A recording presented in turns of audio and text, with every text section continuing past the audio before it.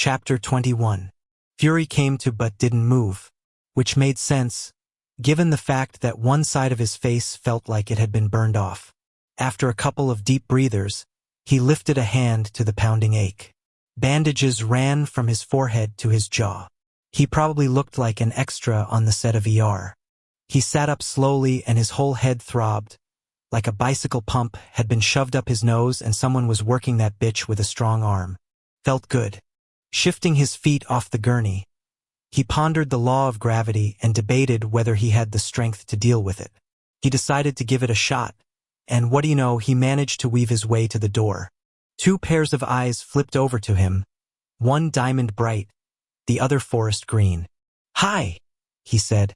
V's woman came up to him, and her stare was all Dr. Scan.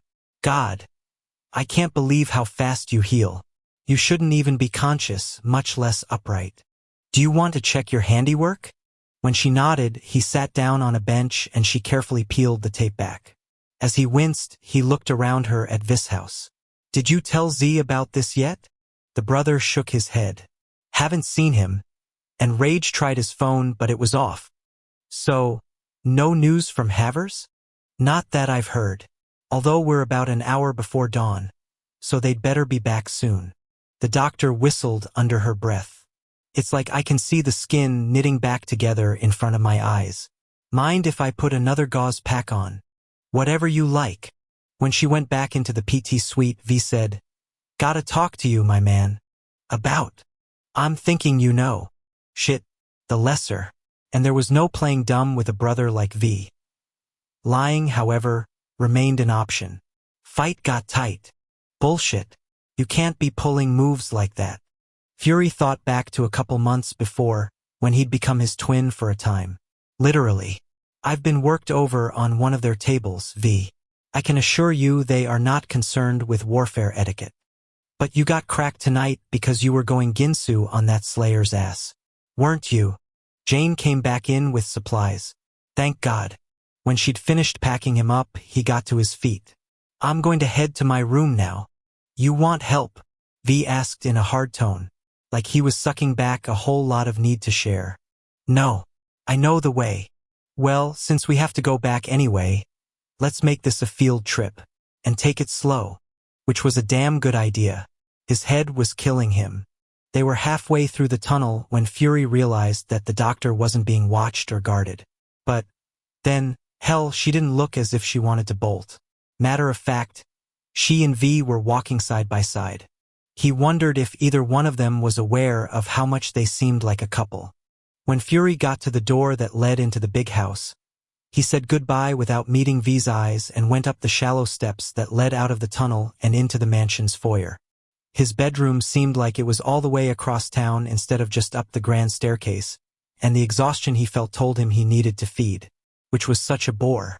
Up in his room, he took a shower and stretched out on his majestic bed. He knew he should be calling one of the females he used for blood, but he so wasn't interested. Instead of picking up the phone, he closed his eyes and let his arms fall to his sides, his hand landing on the firearms book, the one he'd taught class from tonight, the one with his drawing in it. His door opened without a knock, which meant it was Zadist. With news. Fury sat up so fast, his brain went fish tank in his skull, sloshing around, threatening to spill out his ears. He put his hand up to the bandage as pain speared into him. What happened with Bella? Z's eyes were black holes in his scarred face. "What the fuck were you thinking?" "Excuse me?" Getting jumped because, as Fury winced, Z cut the volume down on his boombox routine and shut the door. Relative silence didn't improve his mood. In a hushed voice, he bit out, "I can't fucking believe you played Jack the Ripper and got cracked. Please tell me how Bella is." Z pointed his finger right at Fury's chest. "You need to spend a little less time worrying about my shellin' and a little more worrying about your own sorry ass. Feel me?" Swamped by pain, Fury squeezed his good eye shut. The brother was, of course, right on the money. "Shit." Z spat into the quiet. "Just shit. You're absolutely right." Fury noticed that his hand was clutching the firearms book, and he forced himself to let go of the thing. As a clicking sound started to go off, Fury glanced up. Z was flicking the top of his REZR phone over and over again with his thumb. You could have been killed. I wasn't. Cold comfort. At least for one of us. What about your eye? These docs save it. Don't know. Z walked over to one of the windows. Pushing the heavy velvet drape aside, he stared out across the terrace and the pool. The strain in his ruined face was obvious. His jaw clenched. His brows down low over his eyes. Strange, before it had always been Z who was on the edge of oblivion. Now Fury was standing on that thin, slippery lip, the worrier having become the cause for concern. I'll be okay, he lied, leaning to the side for his bag of red smoke and his rolling papers. He spun a thick one up fast, lit it, and the false calm came right away, like his body had been trained well. Just had an off night. Z laughed, though it was a curse more than anything jolly. They were right. Who? Payback is a bitch. Zadis took a deep breath. You get yourself killed out there and I won't. He inhaled again, not willing to take the vow any further than that. Now please tell me about Bella. She's going on bed rest. Oh God. No, it's good. Z rubbed his skull trim. I mean, she hasn't lost the young yet, and if she keeps quiet she might not. She in your room? Yeah, I'm gonna go get her something to eat. She's allowed to be up for an hour a day, but I don't want to give her excuses to be on her feet. I'm glad she... Fuck my brother. Is this what it was like for you? Fury frowned and tapped the blunt over his ashtray. I'm sorry. I'm fucked in the head all the time. It's like whatever I'm doing moment to moment is only half real because of all the crap I'm worried about. Bella's. It's not just about her. Z's eyes, now back in yellow because he wasn't as pissed off, drifted across the room. It's you. Fury made elaborate work of bringing the blunt to his mouth and inhaling. As he let the smoke out, he searched his mind for words to comfort his twin. He didn't come up with much. Wrath wants us to meet at nightfall, Z said, looking back out the window, as if he knew damn well there would be no meaningful reassurance. All of us. Okay. After Z left, Fury opened the firearms book and took out the drawing he'd done of Bella. He ran his thumb back and forth over his depiction of her cheek, staring at her with his one working eye. The quiet pressed in on him, constricting his chest. All things considered, it was possible he'd already fallen off the ledge, possible that he was already sliding down the mountain of his destruction, bumping against boulders and trees, bouncing and breaking limbs, a mortal blow awaiting him. He stabbed out the blunt. Falling into ruin was a bit like falling in love. Both descents stripped you bare and left you as you were at your core. And in his limited experience, both endings were equally painful. As John stared at the lesser who had appeared out of nowhere, he couldn't move. He'd never been in a car accident before, but he had a feeling that this was what they were like. You were going along, and then suddenly everything you were thinking about before the intersection was put on hold, replaced by a collision that became your one and only priority. Damn, they really did smell like baby powder. And luckily this one was not pale-haired, so he was a new recruit, which might be the only reason John and his friends got out of this alive. Quinn and Blay got in front, blocking the way. But then a second lesser came out of the shadows. A chess piece moved into position by an unseen hand. He was also dark-haired. God, they were big. The first one looked at John. Better run along, son. This is no place for you. Holy shit, they didn't know he was a pre-trans. They thought he was just a human. Yeah, Quinn said, shoving John's shoulder. You got your dime bag. Now get out of here, punk. Except he couldn't leave his. I said, get the fuck out of here. Quinn gave him a hard push, and John stumbled into a stack of tar paper rolls big as couches. Shit, if he ran, he was a coward. But if he stayed, he was going to be worse than no help. Hating himself, he took off at a dead run, heading straight for zero-sum. Like an idiot, he'd left his backpack at Blaze, so he couldn't call home. And it wasn't like he could waste time looking for one of the brothers on the off chance they might be hunting nearby. There was only one person he could think of who would help them. At the club's entrance, he went right up to the bouncer at the head of the wait line. Shex, I need to see Shex. Get me. What the hell are you doing, kid? The bouncer said. John mouthed the word Shex over and over again while signing. Okay. You are pissing me off. The bouncer loomed over John. Get the hell out of here or I'm calling your mommy and daddy. Snickers from the wait line made John more frantic. Please, I need to see Shex. John heard a distant sound that was either a car peeling out or a scream, and as he wheeled around toward it, the dull weight of Blaze Glock bumped into his thigh.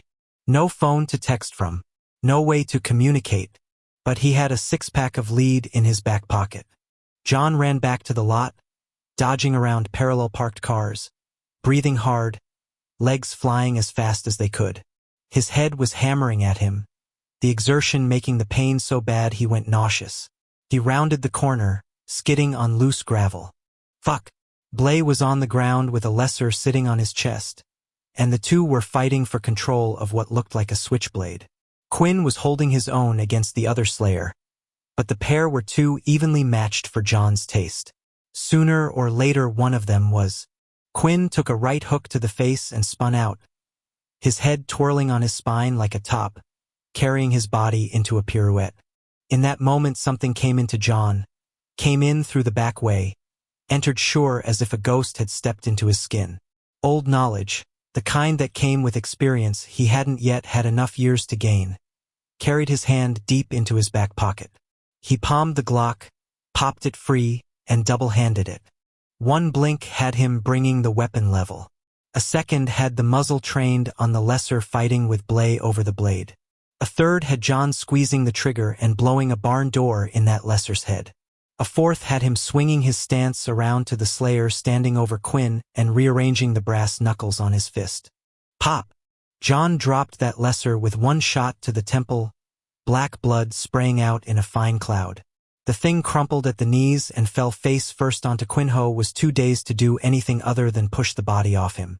John glanced at Blay. The guy was staring up in shock. Jesus Christ, John. The lesser by Quinn let out a gurgling breath, like a coffee pot that had just finished brewing. Metal, John thought. He needed something metal. The knife that Blay had been fighting over was nowhere in sight. Where could he find? A torn-open box of roofing spikes was by the bucket loader. John went over, picked one out of the bunch, and approached the lesser by Quinn. Lifting his hands high, John threw all of his weight and his anger into the slice downward, and in a flash reality shifted like sand. He was holding a dagger, not a length of steel, and he was big, bigger than Blay and Quinn, and he had done this many, many times.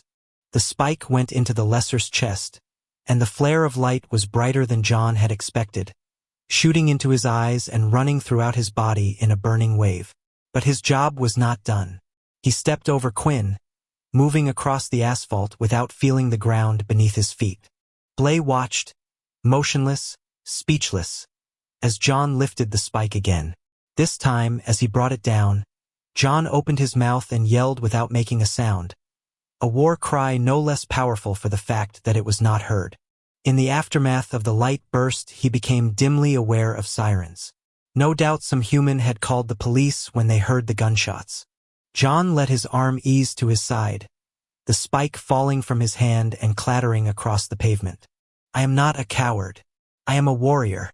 The seizure came on him fast and hard, taking him to the ground, pinning him with invisible arms, making him bounce around in his own skin until he blacked out, the roar of oblivion overtaking him. Chapter 22. When Jane and V were back in the bedroom, she took a seat in what she was coming to think of as her chair, and V stretched out on the bed. Man, this was going to be a long night or day. She was tired and twitchy. Not a good combination. You need food? He asked. You know what I wish I had? She yawned. Hot chocolate. V picked up the phone, hit 3 buttons and waited. You're ordering me some? She said. Yeah. As well, Ashy, Fritz. Here's what I need. After V hung up, she had to smile at him. That's quite a spread. You haven't eaten since. He stopped himself, as if he didn't want to bring up the abduction part. It's okay, she murmured, feeling sad for no good reason. No, there was a good reason. She was leaving soon. Don't worry, you won't remember me, he said. So you won't feel anything after you leave. She flushed. Exactly, how do you read minds? It's like catching a radio frequency. It used to happen all the time whether I wanted it to or not. Used to. Guess the antennae broke. A bitter expression bled into his face, sharpening his eyes. I heard from a good source it's going to fix itself, though. Why did it stop? Why is your favorite question, isn't it? I'm a scientist. I know. The words were spoken on a purr, like she just told him she was wearing sexy lingerie. I love your mind. Jane felt a rush of pleasure, then got all tangled in herself. As if he sensed her conflict, he buried the moment with, I used to see the future, too. She cleared her throat. You did? In what way? Dreamscapes, mostly. No timeline, just events in random order. I specialized in deaths. Deaths? Deaths. Yeah, I know how all my brothers die. Just not when. Jesus Christ. That must be. I have other tricks, too. V lifted up his gloved hand. There's this thing. I've wanted to ask about that. It knocked out one of my nurses when you were in my ER. She was taking your glove off, and it was like she'd been struck by lightning. I wasn't conscious when it happened, right? You were out cold. Then that's probably the only reason she survived. This little legacy from my mother is goddamned deadly. As he clenched up a fist, his voice became hard. His words clipped into place. And she's claimed my future as well. How so? When he didn't answer, some instinct had her saying, let me guess. An arranged marriage? Marriages, as it were. Jane winced. Even though his future meant nothing in the larger scheme of her life, for some reason the idea of him becoming someone's husbanda, a lot of someone's husband, made her stomach roll. Like how many wives? I don't want to talk about it. Okay? Okay. About 10 minutes later, an old man in an English butler's uniform came in rolling a tray full of food. The spread was right off the Four Seasons room service menu. There were Belgian waffles with strawberries, croissants, scrambled eggs, hot chocolate, fresh fruit. The arrival was truly a thing of beauty. Jane's stomach let out a roar, and before she knew what she was doing, she was tucking into a heaping plate like she hadn't seen food in a week. Halfway through her second helping and her third hot chocolate, she froze with her fork to her mouth. God, what V must think of her. She was making a pig out of. I love it, he said. You do? You actually approve of me wolfing back food like a frat boy? He nodded, his eyes glowing. I love seeing you eat. Makes me ecstatic. I want you to keep going until you're so full you fall asleep in your chair. Captivated by his diamond eyes, she said, and then what would happen?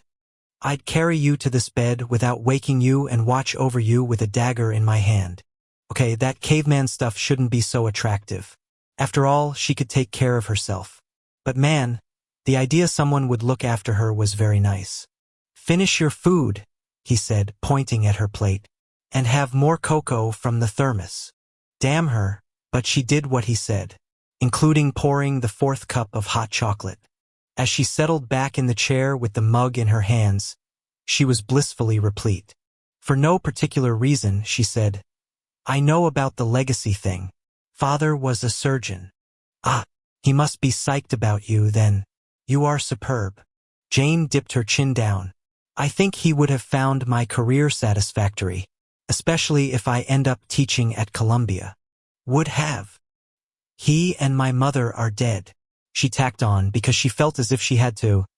It was a small plane crash about 10 years ago. They were on the way to a medical conference. Shit, I am really sorry. You missed them. This is going to sound bad, but not really. They were strangers who I had to live with when I wasn't in school. But I've always missed my sister. God, she's gone too? It was a congenital heart defect. Went quick one night. My father always thought that I went into medicine because he inspired me, but I did it because I was mad about Hannah. Still am. She took a sip from the mug. Anyway, Father always thought medicine was the highest and best use for my life. I can remember him looking at me when I was 15 and telling me I was lucky I was so smart. He knew you could make a difference then. Not his point. He said given my looks, It wasn't as if I would marry particularly well. At V's sharp inhale, she smiled. Father was a Victorian living in the 70s and 80s. Maybe it was his English background, who the hell knows. But he thought women should get married and look after a big house. That was a shitty thing to say to a young girl. He would have called it honest. He believed in honesty. Always said Hannah was the pretty one. Of course, he thought she was flighty. God, why the hell was she talking like this? Anyway, parents can be a problem. Yeah, get that. So fucking get that. When they both fell quiet, she had a feeling that he was doing the family album flip-through in his head. 2. After a while, he nodded to the flat-screen TV on the wall. You want to watch a movie? She twisted around in the chair and started to smile. God, yes. I can't remember the last time I did that. What have you got? I wired the cable so we have everything. In an offhand kind of way, he nodded to the pillows next to him. Why don't you sit here? You won't really be able to see from where you are. Shoot. She wanted to be over next to him. She wanted to beck loose. Even as her brain cramped up over the situation. She went to the bed and settled next to him, crossing her arms over her chest and her legs at the ankles. God, she was nervous the way you were when you were on a date. Butterflies, sweaty palms. Hello, adrenal glands. So what kind of stuff do you like to watch? She asked as he palmed a remote that had enough buttons on it to launch the space shuttle. Today I'm into something boring. Really? Why? His diamond eyes shifted over to her, the lid so low it was hard to read his stare. Oh, no reason. You look tired is all. On the other side, Cormia sat on her cot, waiting. Again. She unfolded her hands in her lap, refolded them, wished she had a book in her lap to distract her. As she sat in silence, she pondered briefly what it would be like to have a book of her own. Maybe she would put her name in the front so that others would know it was hers. Yes, she would like that. Cormia. Or even better, Cormia's book. She would lend it out if her sisters wanted to borrow it, of course. But she would know, as it found other palms to be held in and other eyes to read its print, that the binding and the pages and the stories in it were hers. And the book would know it as well. She thought of the Chosen's library, with its forest of stacks and its lovely leathery sweet smell and its overwhelming luxury of words. Her time there truly was her haven and her joyous reclusion. There were so many stories to know, so many places that her eyes could never hope to behold, and she loved learning, looked forward to it, hungered for it. Usually, this hour differed. As she sat on her cot and waited, she did not want the teaching that was coming for her. The things she was about to know were not what she wanted to learn. Greetings, sister. Cormia looked up. The Chosen who was holding back the doorway's white veil was a model of selflessness and service, a truly upstanding female. And Layla's expression of calm contentment and inner peace was one Cormia envied. Which you were not permitted to do. Envy meant you were separate from the whole, that you were an individual and a petty one at that. Greetings. Cormia stood up, her knees loose with dread at where they were going. Though she had often wanted to see what was inside the Primale's temple, now she wished never to set foot in its marble confines. They both bowed to each other and held the poses. It is my honor to be of aid. In a low voice, Cormia replied, I am grateful for your instruction. Lead onward, if you will. As Layla's head came back to level, her pale green eyes were knowing. I thought perhaps we would talk here for a bit instead of going to the temple right away. Cormia swallowed hard. I would favor that. May I take ease, sister? When Cormia nodded, Layla went over to the cot and sat down, her white robe slitting open to mid-thigh. Join me. Cormia sat down, the mattress beneath her feeling as hard as stone. She could not breathe, could not move, barely blinked. Sister mine, I would seek to allay your fears, Layla said. Truly, you shall come to enjoy your time with the Primale. Indeed. Cormia drew the lapels of her robe closer. Yet he will visit others, won't he? You will be his priority. As his inaugural mate, you will hold special court with him. For the Primale there is a rare hierarchy within the whole, and you shall be first among all of us. But how long until he goes to the others? Layla frowned. It would be up to him, although you may have a say in it. If you please him well, he may stay with only you for a time. It has been known to happen before. I could tell him to find others, however? Layla's perfect head tilted to the side. Verily, my sister, you will like what passes between the two of you. You know who he is, yes? You know the identity of the pre-male? In fact, I have seen him. You have. Indeed. As Layla's hand went to her chignon of blonde hair, Cormia took the gesture as a sign the female was choosing her words with care. He is a warrior should be. Strong. Intelligent. Cormia narrowed her eyes. You withhold to soothe my fears. Do you not? Before Layla could respond, the directrix swept the curtain aside. Without a word to Cormia, she went to Layla and whispered something. Layla stood up, a flush blooming on her cheeks. I shall go right away. She turned to Cormia, an odd excitement in her eyes. Sister, I bid you good leave until my return. As was custom, Cormia rose and bowed, relieved that she had a reprieve from the lesson for whatever reason. Be well. The directrix, however, did not depart with Layla. I shall take you to the temple and proceed with your instruction. Cormia wrapped her arms around herself. Shall I not wait for Layla? Do you question me? The directrix said. Indeed you do. Perhaps then you shall desire to set the agenda for the lesson as well, knowing as much as you do about the history and significance of the position for which you have been chosen. For truth, I should enjoy learning from you. Forgive me, directrix, Cormia replied in total shame. What is there to forgive? As the primale's first mate, you shall be free to order me about, so mayhap I should acquaint myself with your leadership now. Tell me, would you prefer me to walk steps arear of you as we go forth unto the temple? Tears welled. Please, no, directrix. Please, no, what? I would follow you, Cormia whispered with bent head. Not lead. Ishtar was the perfect choice, V thought. Boring as hell. Long as the year. As visually arresting as a salt shaker. This is the worst load of crap I've ever seen, Jane said while yawning again. God, she had a nice throat. As V's fangs unsheathed and he imagined pulling a classic Dracula and rearing up over her prone body, he forced himself to look back at Dustin Hoffman and Warren Beatty trudging through the sand. He'd picked the POS in hopes of getting her to knock out so he could tunnel into her mind and get all over her. He was jonesing to have her come against his mouth, even if it was only in the ether of a dream. While he waited for her to be bored into REM sleep, he found himself staring at the desertscape and perversely thinking of Winter and his transition. It was but a few weeks after the pretrans fell and died in the river that V went through his change. He had been aware of the differences in his body for quite some time before it hit. He was plagued by headaches, constantly hungry yet nauseous if he took food, unable to sleep though exhausted. The only thing that remained alike was his aggression. The camp's demands meant you always had to be prepared to fight, so the sharpening in his temper was not marked by any overt shift in his behavior. It was in the depths of a cruel early snowstorm that he was born into his male self.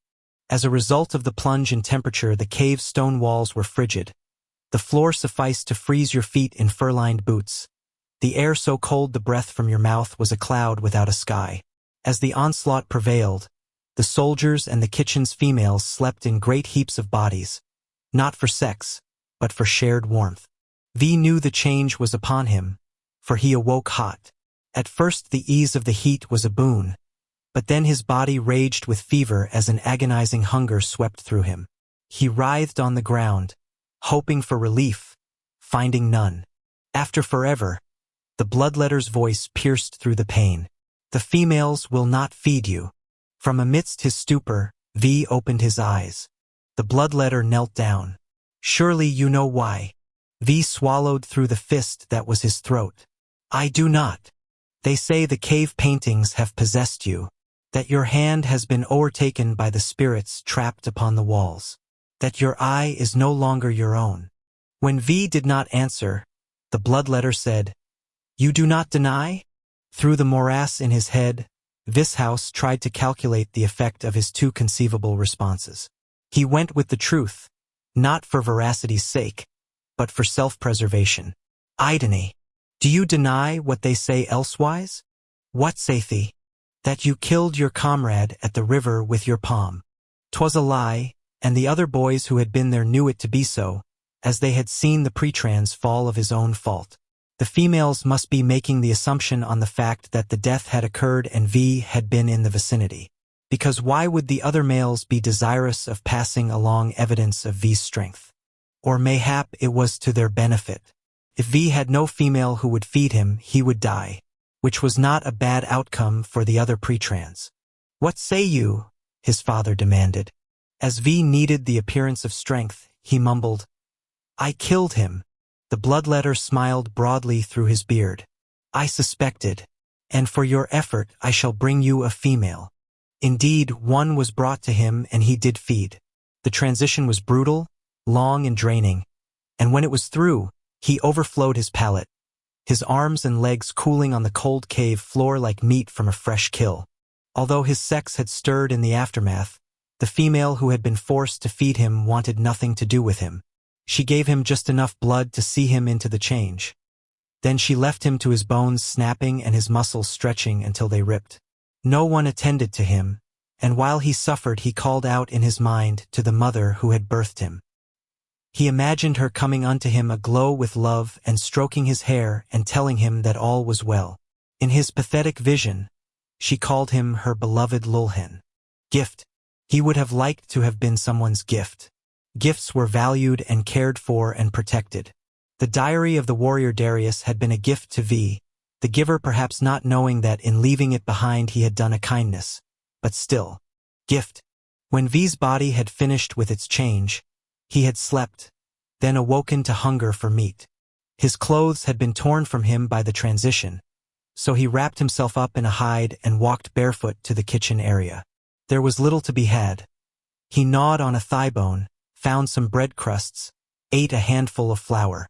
He was licking the white residue off his palm when his father said from behind him, Time to fight. What are you thinking about? Jane asked. You're all tense. V jerked back to the present, and for some reason didn't lie. I'm thinking about my tattoos. When did you get them? Almost 3 centuries ago. She whistled. God. You live that long? Longer. Assuming I don't get cracked dead in a fight and you fool humans don't blow up the planet, I'll be breathing for another 700 years. Wow. Gives a whole new context for ARP. Huh. She sat forward. Turn your head. I want to see the ink on your face. Rattled from his memories, he did as she asked because he wasn't coherent enough to think why he shouldn't.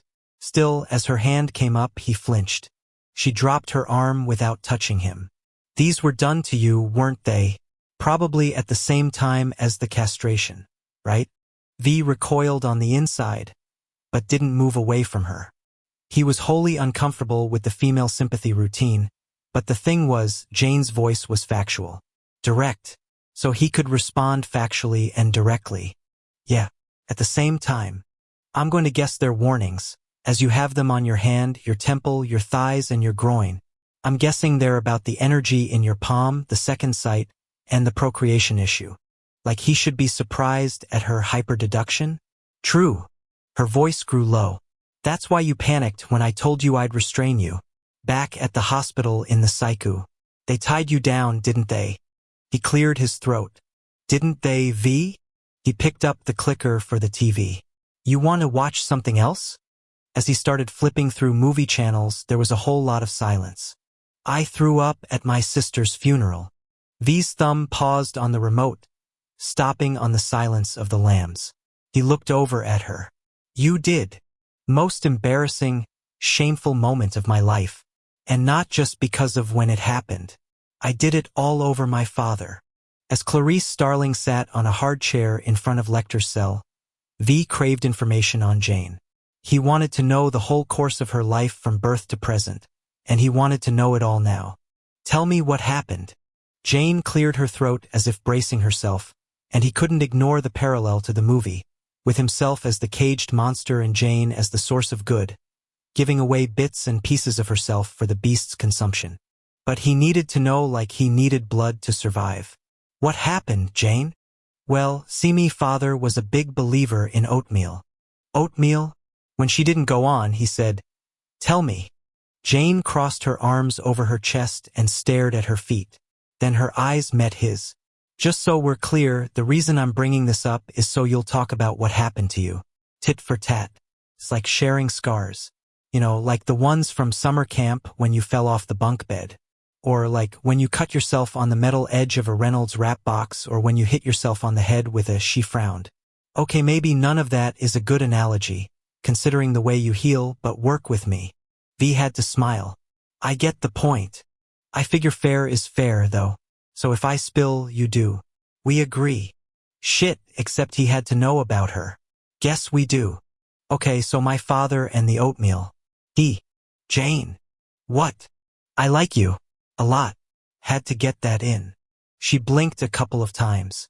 Then she cleared her throat again. Man, that blush looked good on her.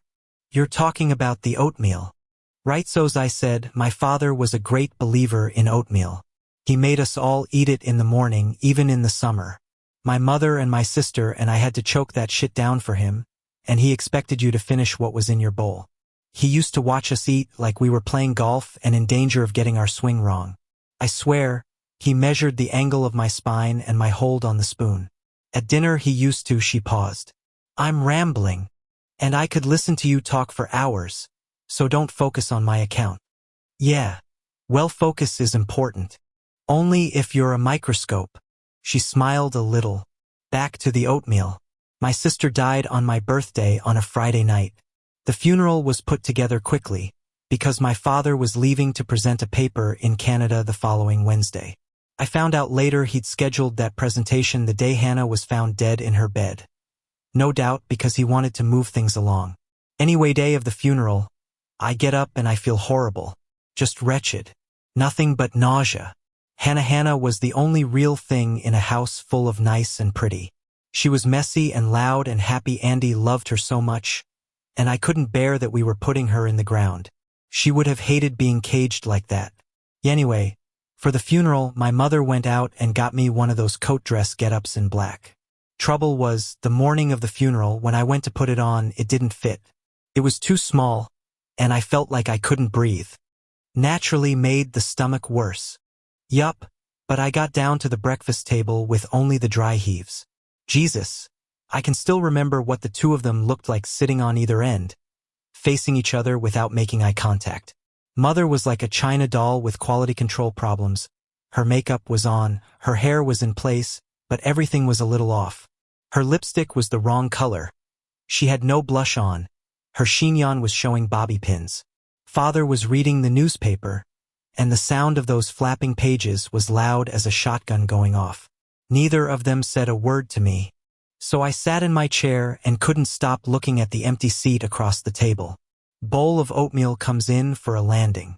Marie, our maid, laid her hand on my shoulder as she put it in front of me, and for a moment I almost broke down. But then my father snapped that paper of his like I was a puppy who'd shit on the rug, and I picked up my spoon and started eating. I forced that oatmeal down until I gagged from it. And then we went to the funeral. V wanted to touch her, and he nearly reached out for her hand. Instead he asked, "How old were you?" 13. Anyway, we get to the church and it's packed, because everyone in Greenwich knew my parents. My mother was being desperately gracious, and my father was all frozen stoic, so that was pretty much business as usual. I remember, I was thinking the two of them were just as they always were except for my mother's piss-poor makeup job and the fact that my father kept playing with the change in his pocket, which was so out of character. He hated ambient noise of any kind, and I was surprised that the restless chiming of coins didn't bother him. I guess it was okay because he was in control of the sound. I mean, he could stop at any time if he wanted to. As she paused and stared across the room, V wanted to try and get into her mind and see exactly what she was reliving. He didn't, and not because he wasn't sure it would work. The revelations she chose to share with him freely were more precious than anything he could take from her. "Front row," she murmured. At the church, we were seated in the front row, right in front of the altar. Closed casket, thank God, though I imagine Hannah was perfectly beautiful. She had strawberry blonde hair, my sister did. The luxurious, wavy kind that came on Barbies. Mine was stick straight. Anyway, V had a passing thought that she used the word anyway like an eraser on a crowded chalkboard.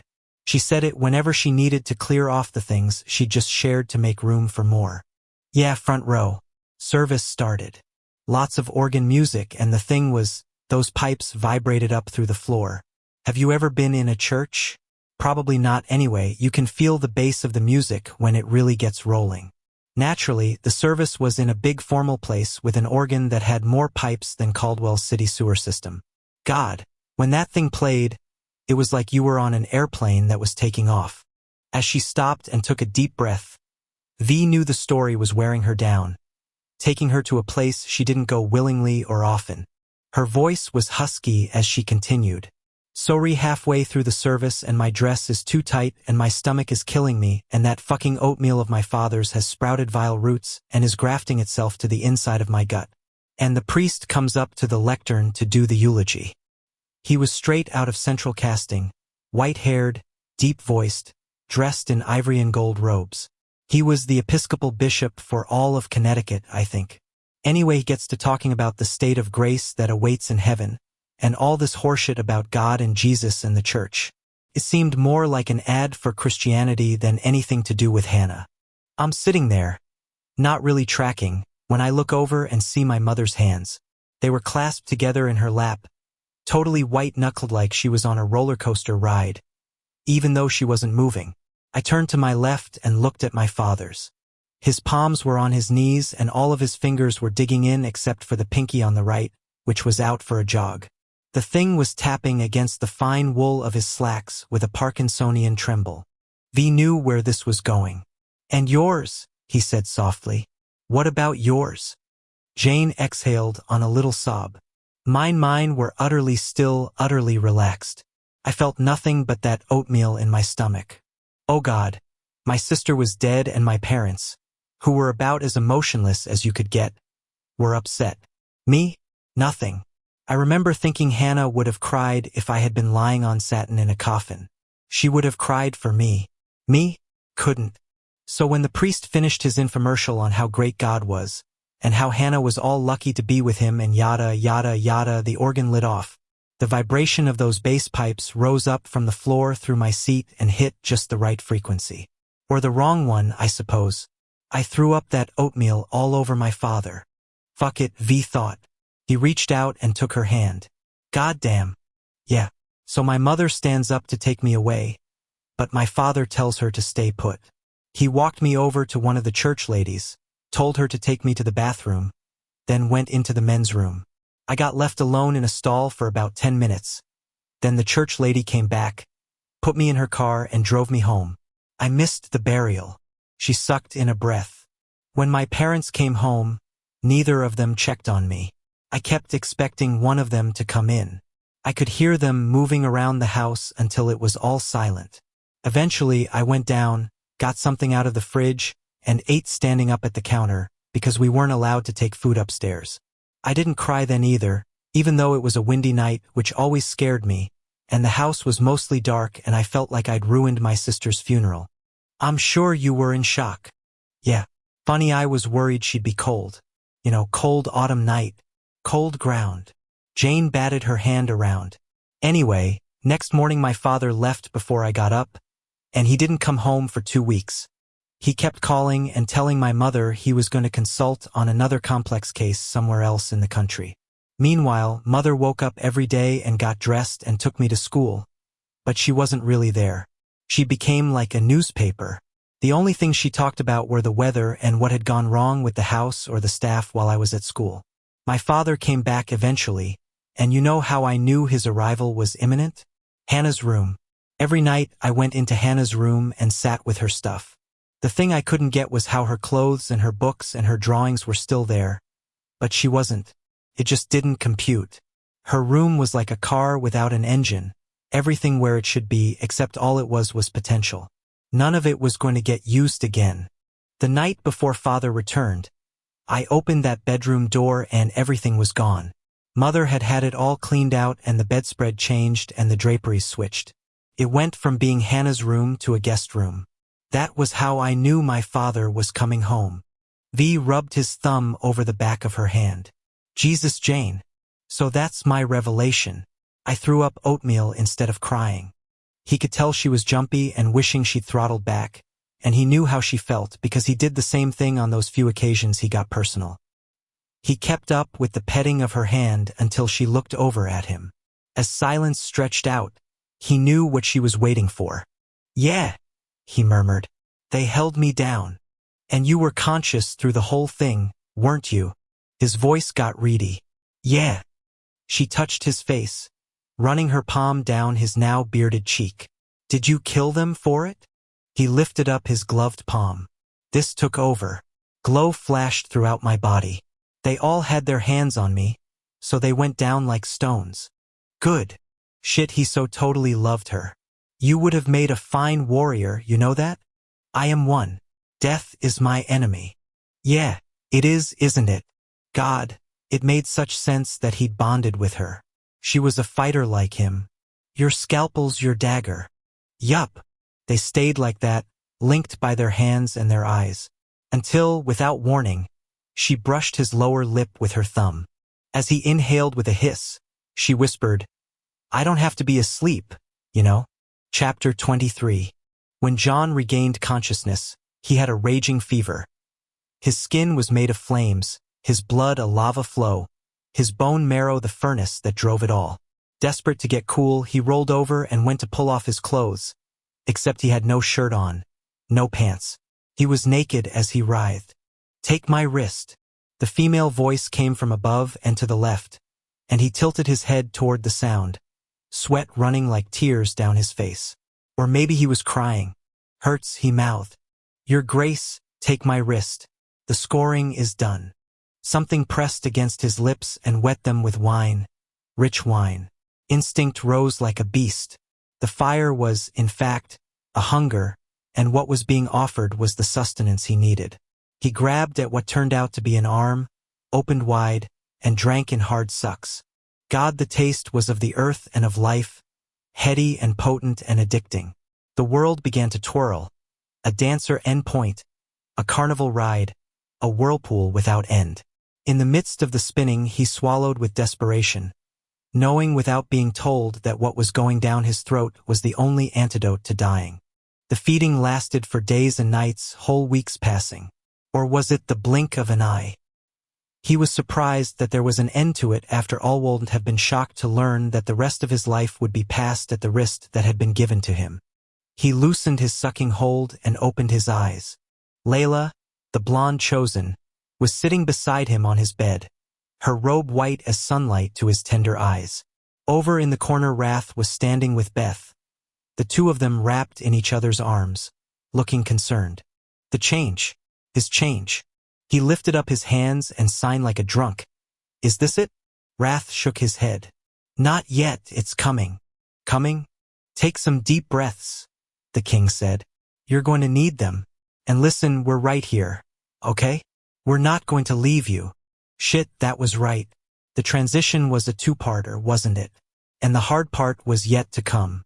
To combat his fear, he reminded himself that Blay had made it through. So had Quinn. So had all the brothers. So had his sister.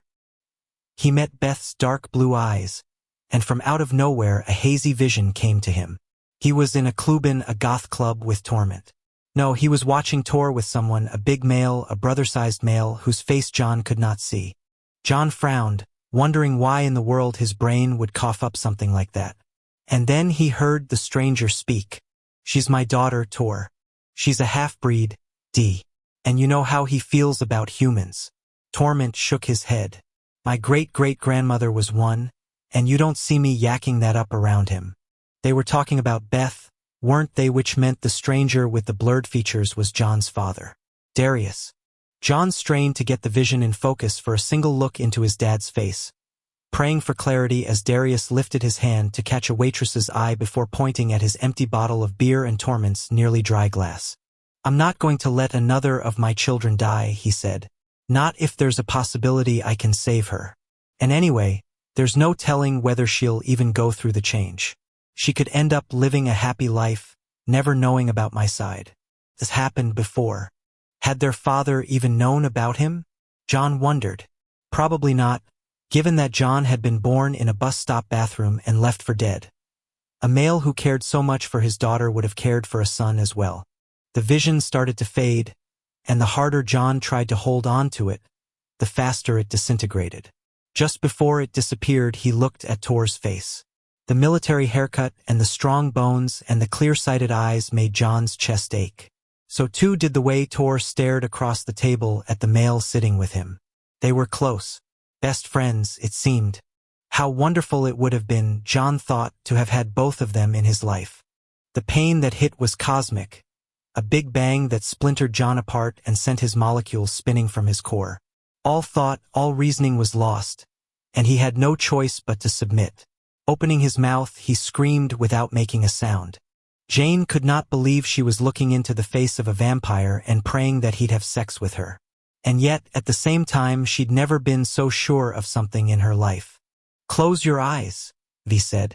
"Because you're going to kiss me for real? Please God, let that be the case." V reached up and ran his ungloved hand down her face. His palm was warm and broad and smelled of dark spice. "Sleep, Jane." She frowned.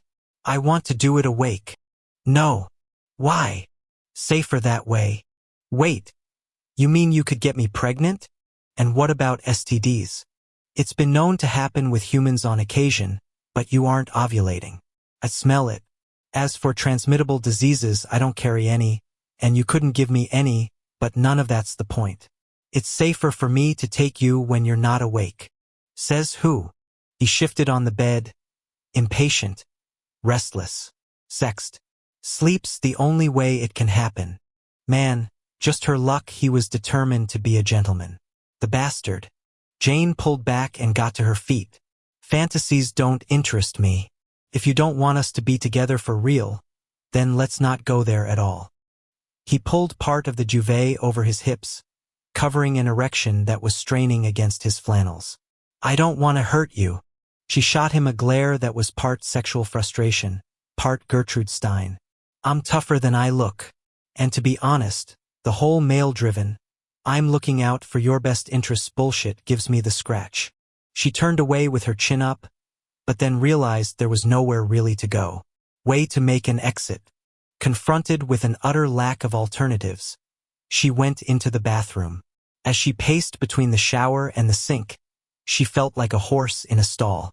With no warning at all, she was tackled from behind, pushed face first into the wall and held in place by a rock-hard body twice the size of her own. Her gasp was first one of shock, then one of sex as she felt V grind into her ass. "I tried to tell you no." He growled as his hand buried itself in her hair and locked on, pulling her head back. As she cried out, she ran wet between her legs. "Tried to be nice. Oh God. Praying's not going to help. Too late for that, Jane." There was regret in his voice as well as erotic inevitability. "I gave you a chance to have it on your terms. Now we'll do this on mine." She wanted this. She wanted him. "Please." "Sure." He cranked her head to the side with a twist of his wrist, exposing her throat. "When I want you to beg, I'll tell you." His tongue was warm and wet as it rode up her neck. "Now ask me what I'm going to do to you." She opened her mouth, but could only pant. He tightened the hold on her hair. "Ask me. Say, what are you going to do to me?" She swallowed. What are you going to do to me?" He wheeled her to one side, all the while keeping his hips tight to her ass. "You see that sink, Jane?" Yes, holy shit, she was going to orgasm. "I'm going to bend you over that sink and make you hold on to the sides. Then I'm going to pull your pants off." "Oh Jesus. Ask me what's next, Jane." He licked up her throat again, then clamped what she knew was a thong onto her earlobe. There was a delicious lick of pain, followed by another rush of heat between her legs. "What's next?" she breathed. "I'm going to get on my knees." His head went down and he nipped her collarbone. "Say to me now." "And then what, V?" She nearly sobbed, so aroused her legs started to fail her. "And then what?" He tugged on her hair. "You forgot the last part." "What was the last part? What was the last, V?" "No, you start over." From the beginning. He pushed his arousal into her, a hard ridge that clearly wanted in her now. Start over, and do it right this time. From out of nowhere an orgasm came bearing down on her, the momentum carried forward by the rasp of his voice in her. Oh no, you don't. He backed off from her body. You don't come now. When I say you can, you will. Not before. Disoriented and aching, she sagged as the need to release receded. Now say the words I want to hear. What were they? And then what, V? I'm going to get on my knees, run my hands up the backs of your thighs, and spread you open for my tongue. That orgasm rushed back at her, making her legs tremble. No, he said in a growl. Not now, and only when I say. He maneuvered her to the sink and did exactly what he'd told her he would. He bent her over, planted her hands on either side of the basin, and commanded, Hold on. She tightened her hands up good and hard. He used both his palms on her, running them up under her shirt, cupping her breasts. Then they were down over her stomach and around to her hips. He yanked her pants down with one sharp pull. Oh fuck, this is what I want. His leather-clad hand gripped her ass and massaged it. Lift this leg. She did, and her yoga sweats disappeared off her foot. Her thighs were pushed apart Andy's. His hands, one gloved, one not, coasted upward. Her core was running hot and needy as she felt herself bared to him. Jane, he whispered reverently. There was no prelude, no easing into what he did to her. It was his mouth, her core, two sets of lips meeting. His fingers dug into her cheeks and kept her in place as he went to work, and she totally lost track of what was his tongue or his goateed chin or his mouth. She could feel herself being penetrated between lapping drags, hear the sounds of flesh on flesh, knew the mastery he had over her. Come for me, he demanded against her core. Right now. The orgasm arrived in a devastating blast that had her bucking against the sink until one of her hands slipped off. She was saved from falling only because V's arm shot out and gave her something to grab onto. His mouth released her, and he kissed both her cheeks, then slid his palm up her spine as she drooped onto her arms. I'm going to come inside you now. The sound of his pajamas being wrenched down was louder than her breath, and the first brush of his erection against the top of her hips nearly made her lose it all over again. I want this, he said in a guttural voice. God, I want this. He entered in a single hard thrust that brought his hips right to her backside, and though she was the one absorbing the tremendous girth of him, he was the one who cried out. With no pause whatsoever, he started to pump in her, leveraging her at the hips, moving her forward and back to meet his thrusts. With her mouth open, her eyes open, her ears eating up the delicious sounds of the sex, she braced herself against the sink, and another orgasm rolled her over. As she came again, her hair was flopping into her face, her head bobbing, their bodies smacking against each other. It was like nothing she'd ever known. It was sex to the millionth power. And then she felt his gloved palm grip her shoulder. As he pulled her upright, he kept riding her hard, in and out, in and out. His hand moved up her throat, locked onto her chin, and tilted her head back. Mine, he growled, pounding into her. And then he bit her. Chapter 24. When John woke up, the first thought that went through his mind was that he wanted a hot fudge sundae with bacon bits on top. Which was just nasty, really. Except, damn, chocolate and bacon would be heaven right about now. He opened his eyes and was relieved to be staring at the familiar ceiling of the room he slept in. But he was confused as to what had happened. It was something traumatic, something momentous. But what? He lifted his hand up to rub his eyes and stopped breathing. The thing that was attached to his arm was huge, a giant's palm. He raised his head and looked down his body or someone's body. Had he been a head donor sometime during the day? 'Cause sure as hell his brain hadn't been plugged into the likes of this before. The transition. How you feel, John? He glanced toward Wrath's voice. The king and Beth were by the bed, looking utterly exhausted. He had to concentrate to make his hands form the words. Did I make it through? Yeah. Yeah, son, you did. Wrath cleared his throat, and Beth stroked his tattooed forearm as if she knew he was struggling with emotion. Congratulations. John blinked quick, his chest constricting. Am I still me? Yes, always. Shall I go? A female voice said. John turned his head. Layla was standing in a dim corner, her perfectly beautiful face and her perfectly beautiful body in the shadows. Instant. Hard-on. Like someone injected steel into his cock. He fumbled to make sure he was covered up, and thanked God when there was a blanket already over him. As he settled back on the pillow, Wrath was talking, but John's sole focus was the throb between his legs and the female across the room. It would be my pleasure to stay, Layla said with a deep bow. Staying was good, John thought. Her staying was... Wait, the hell it was good. He wasn't going to have sex with her, for God's sake. She stepped forward, into the pool of illumination thrown by the lamp on the bedside table. Her skin was white as moonlight, smooth as a satin sheet. It would be soft, too, under his hands, under his mouth, under his body. Abruptly, John's upper jaw tingled on both sides, right in front.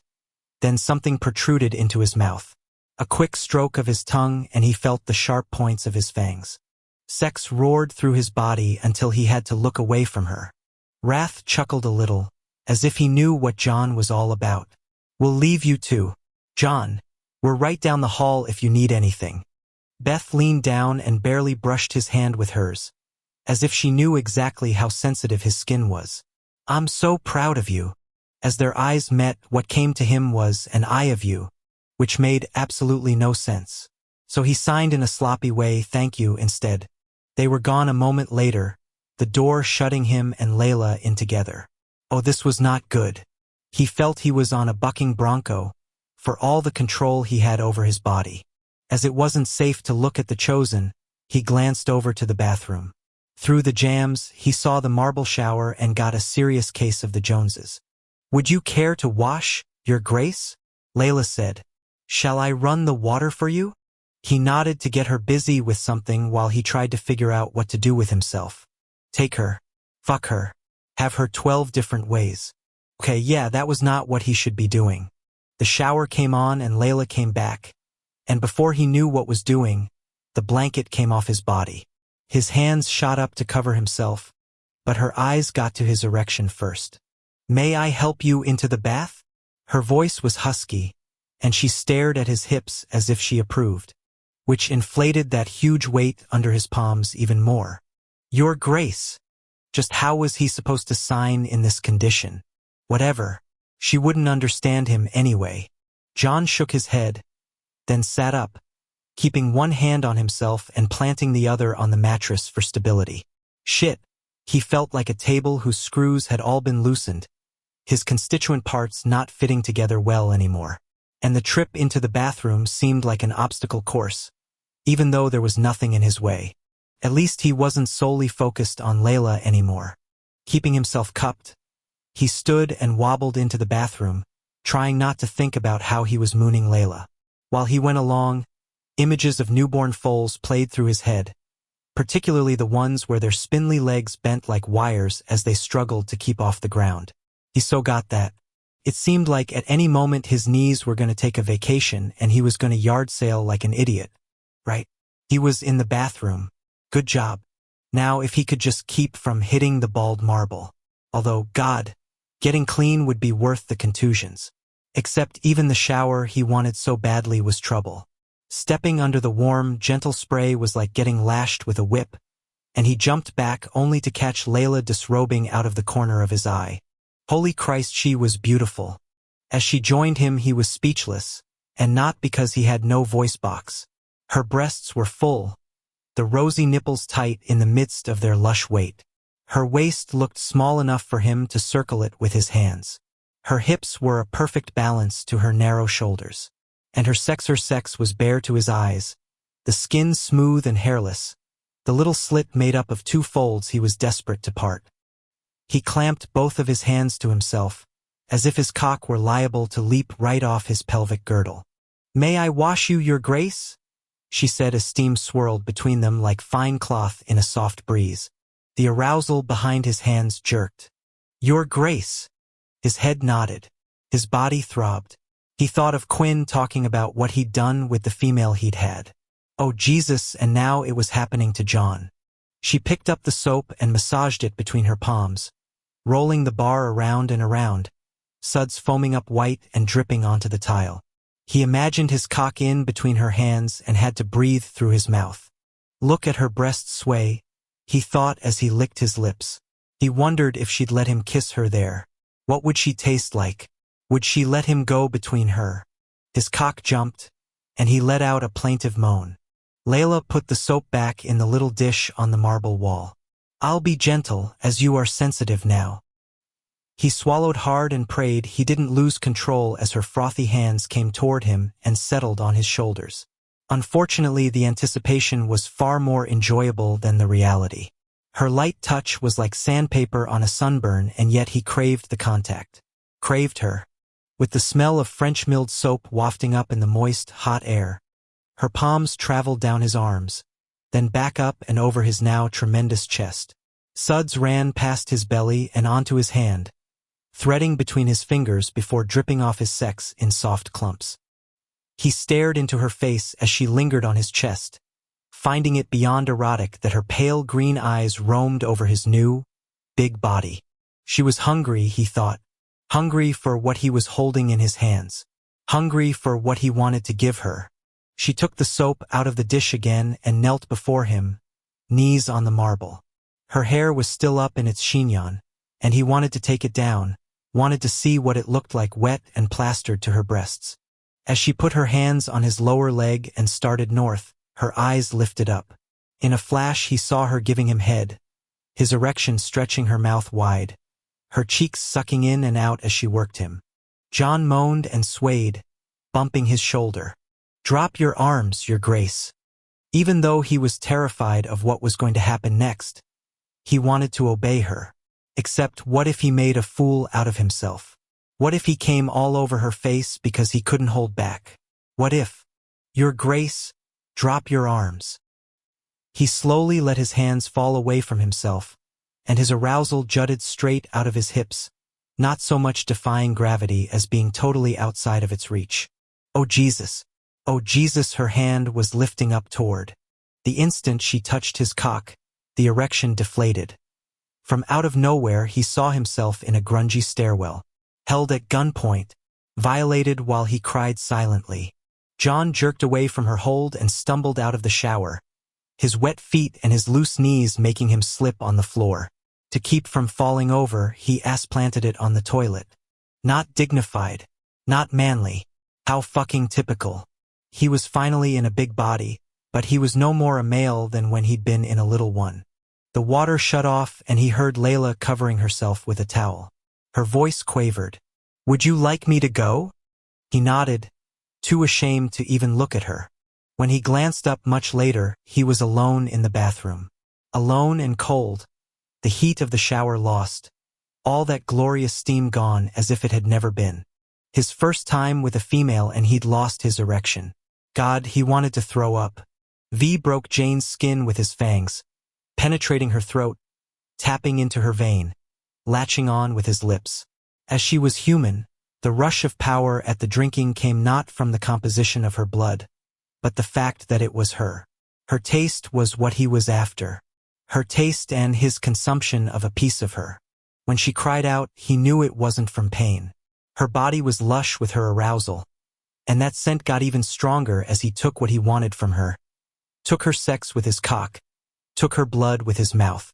Come with me, he said hoarsely, releasing her throat and letting her prop herself up against the sink again. Come with him. Oh God! V locked into her hips as he started to orgasm, and she went over the edge with him, her body sucking on his erection just as he had worked at her neck. The exchange felt fair and satisfying. She was now in him and he was in her. It was right. It was good. Mine. After it was over, they were both breathing hard. Are you all right? He asked on a gasp, very aware that the question had never before come out of his mouth following sex. When she didn't reply, he eased back from her a little. On her pale skin, he could see the marks he'd left on her, red blushes from his rough handling. Nearly everyone he'd ever fucked had ended up with them because he liked it rough, needed it rough, and he'd never been bothered by what he'd left behind on other people's bodies. The marks bothered him now, bothered him even more as he wiped his hand across his mouth and came away with a smudge of her blood. Oh Jesus, he'd used her too hard. It had been way too hard. Jane, I'm so amazing. She shook her head, her cap of blonde hair swinging at her cheeks. That was amazing. Are you sure I didn't? Just amazing. Although I'm afraid to let go of this sink because I'll fall over. Relief went to his head, a drunken buzz. I didn't want to hurt you. You overwhelmed my butt in the way that if I had a good girlfriend I would call her up and be like, oh, my God, I just had the sex of my life. Good. That's good. He so didn't want to leave her core, especially if she was talking like that. But he moved his hips back and slipped his erection free so she had a break. From the back she was exquisite, temple-pounding beautiful, totally takeable. His arousal beat like a heart as he pulled his pajama bottoms up and stuffed himself into the flannel. V straightened Jane slowly and looked at her face as it came up in the mirror. Her eyes were glassy, her mouth open, her cheeks flushed. On her neck his bite mark was just where he wanted it. Right where everyone could see. He turned her around to face him and ran his gloved forefinger up her throat, catching the thin trail of blood from the punctures. He licked the black leather clean, savoring the taste of her, wanting more. I'm going to seal this closed, okay? She nodded and he dipped his head. As he delicately ran his tongue over the holes, he closed his eyes and got lost nuzzling her. Next time he wanted to go between her legs and tap into the vein that ran down the juncture of her hips, tap into it so he could alternate between sucking at her blood and licking at her sex. He leaned to the side and turned the shower on, then stripped off the button-down shirt she wore. Her breasts were covered in white lace, the pink tips visible through the lovely pattern. Bending down, he suckled one of her nipples through the fine weave and was rewarded with her hand easing into his hair and a moan bubbling up her throat. He growled and slipped his palm between her legs. What he'd left behind was on the inside of her thighs, and though it made him a crass bastard, he wanted it to stay there. He wanted to leave that stuff where it was and put more inside of her. Ah yes, the instincts of the bonded male. He wanted her to wear him like she did her own skin. All over. He took her bra off her and eased her into the shower, holding her by the shoulders, getting her under the spray. He stepped in, his pajama bottoms getting wet, his feet feeling the smooth marble floor, sweeping his hands over her hair and taking the short blonde waves back from her face. He looked into her eyes. Mine. I haven't kissed you yet, he said. She arched against him and used his chest for balance, just as he wanted her to. Not on the mouth, no. May I? Please. Shit, he was nervous as he looked at her lips, which was so strange. He'd had so much sex over the course of his life, all different kinds and combinations, but the prospect of kissing her properly wiped all of that away. He was the virgin he'd never been, clueless and weak-kneed. So are you going to? She asked as he stalled out. Oh shit. With a smile like the Mona Lisa's, she put her hands to his face. Come here. She pulled him down to her, tilted his head, and brushed her lips against his. Vicious's body shuddered. He had felt power before his own in his muscles, his godforsaken mother's in his destiny, his kings in his life, his brothers in his job, but he'd never let any of it overcome him. Jane overcame him now, held total sway as she cradled his face in her palms. He gathered her close and pressed his lips tighter on hers, the communion of sweetness he never would have believed he'd want, much less revere. When they broke apart, he soaped up her sleek curves and rinsed her off, shampooed her hair, cleaned between her legs. Handling her with care was like breathing in automatic function of his body and brain that he didn't have to think about. He shut off the water, toweled her dry, then picked her up and carried her back to the bed. She sprawled out on his black duvet, arms over her head, legs slightly parted, nothing but flushed female skin and muscle. She stared at him from underneath lowered lids. Your pajamas are wet. Yeah. You're hard. I am. She arched on the bed, the undulation riding up her torso from her hips to her breasts. You going to do anything about it? He bared his fangs and hissed, "If you'll let me." She moved one of her legs to the side, and his corneas nearly started bleeding. She was glistening at her core, and not from the shower. "Does this look like a no to you?" she said. He ripped off his bottoms and was on her in a heartbeat, kissing her deep and long, lifting his hips, positioning himself, sinking in. She was so much better like this, in reality, not a dream state. As she came for him once, twice more, his heart broke. For the first time, he was having sex with someone he loved. He felt a momentary blind panic at his exposure. How the fuck had this happened? But then, this was his last, only shot at the love thing, wasn't it? And she wasn't going to remember a thing, so it was safe. Her heart wasn't going to be broken at the end. Plus, her lack of memory made it safe for him, too, didn't it? Kind of like that night he and Wrath had gotten shit-faced and V had talked about his mother. The less people knew about him, the better. Except damn. Why the hell did the thought of cleaning out Jane's mind make his chest hurt? God, she was going so soon. Chapter 25. On the other side, Cormia stepped out of the Primal's temple and waited as the directrix shut the enormous gold doors. The temple was on top of a raised knoll, a gilded crown on the head of a small hill, and from here the whole of the Chosen's compound was visible. The white buildings and the temples, the amphitheater, the covered walkways. The stretches between landmarks were carpeted with cropped white grass that never grew, never changed, and as always, the vista offered little in the way of horizon, just a diffused blurring of the distant white forest boundary. The only color to the composition was the pale blue of the sky, and even that faded at the edges. "Thus ends your lesson," the directrix said as she divested her neck of her graceful chain of keys and locked the doors.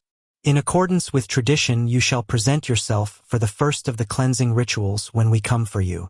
Until then you shall ponder the grace you have been given and the service you will provide for the benefit of us all." The words were spoken in the same hard tone the directrix had used to describe what the Primal would do to Cormia's body. Over and over again.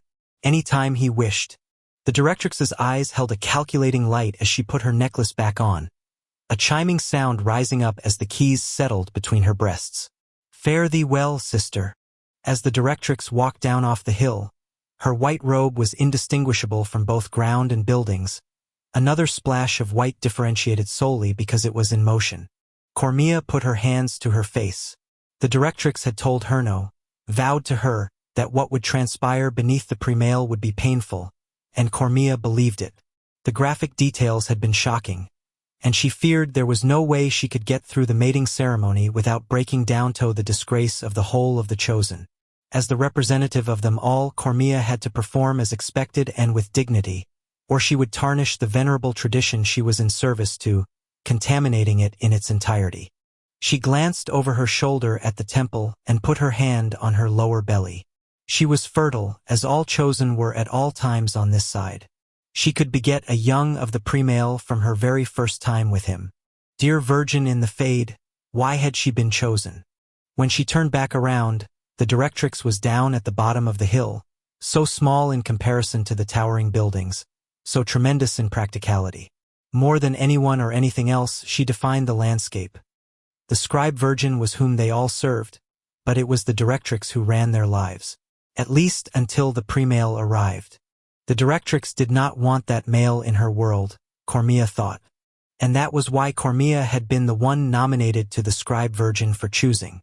Of all the females who might have been picked and would have been thrilled, she was the least welcoming, the least accommodating. A passive-aggressive declaration against the change in supremacy.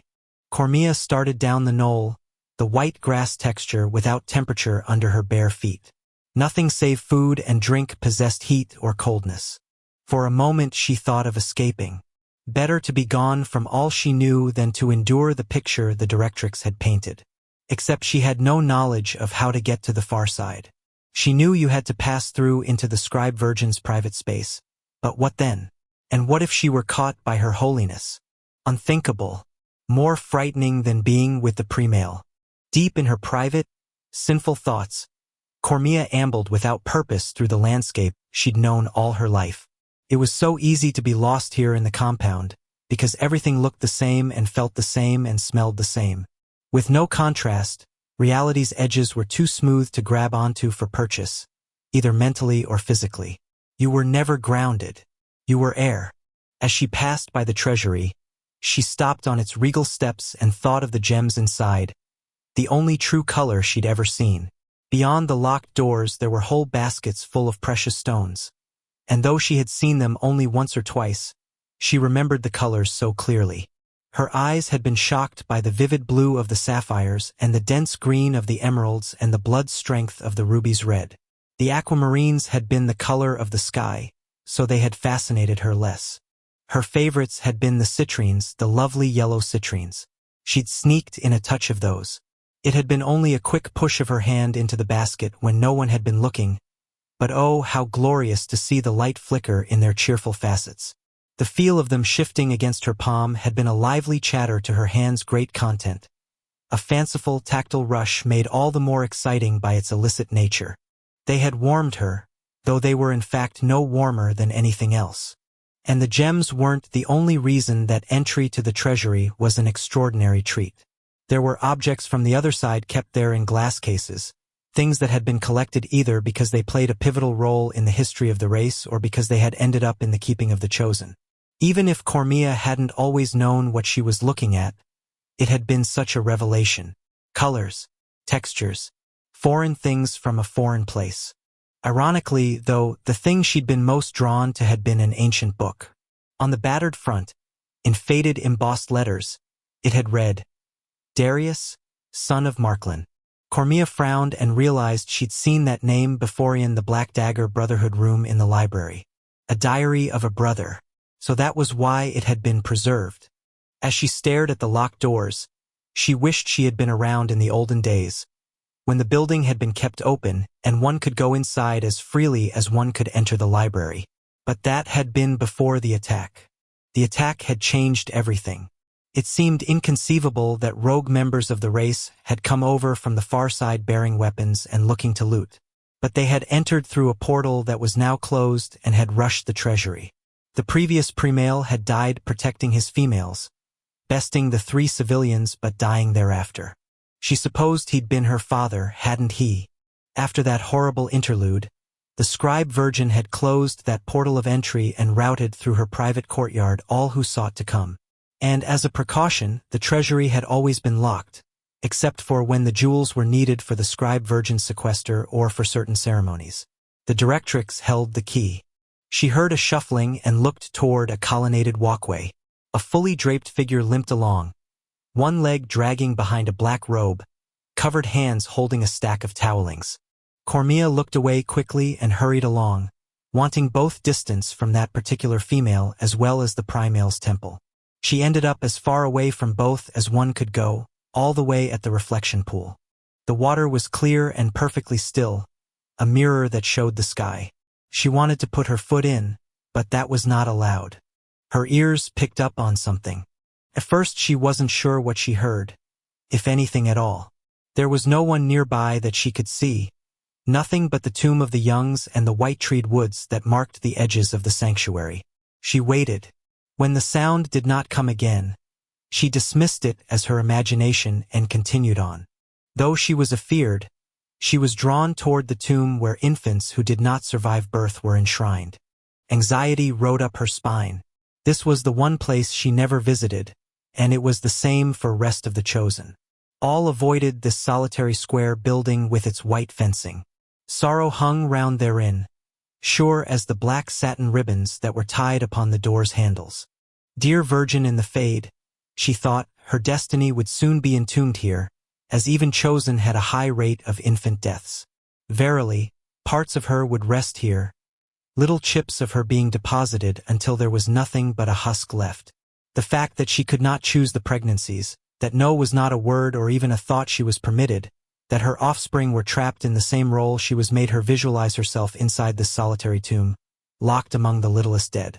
She pulled the lapels of her robe closer to her neck and shivered as she stared through the gates. Before now, she had found this place disconcerting, feeling as if the tender ones were lonely even though they were in the Fade and should have been happy and at peace. Now the temple was a horror. The sound she'd heard came again, and she jumped back, ready to run from the woeful spirits who dwelled herein. Except, no, that wasn't the spectral young. It was a catching of breath. Not at all ghostly, but very real. She went around the corner silently. Layla was sitting on the grass with her knees to her chest and her arms around herself. Her head was tucked in, her shoulders shaking, her robe and hair wet. "My sister," Cormia whispered. "How fare thee?" Layla's head shot upright, and she quickly scrubbed her cheeks until they were free of tears. "Leave, please." Cormia went over and knelt down. "Tell me, what has happened?" "Nothing of which you need be." "Layla, speak unto me." She wanted to reach out, but you were not permitted to do so, and she did not want to add to the upset. Instead of touch, she used gentle words and tone. "My sister, I would ease you. Please talk to me. Please." The Chosen's blonde head went back and forth, her ruined chignon falling further apart. "I failed." "How?" "I failed. This night I failed to please. I was turned away." "From what?" "The male whose transition I saw through. He was ready to mate, and I touched him and he lost his impulse." Layla's breath went in on a sob. "And two shall have to report unto the king what transpired, as is tradition. I should have done so before I left, but I was so horrified. How will I tell his majesty? And the directrix?" Her head dropped down again, as if she hadn't the will to hold it up. "I was trained by the great ones to please, and I failed us all."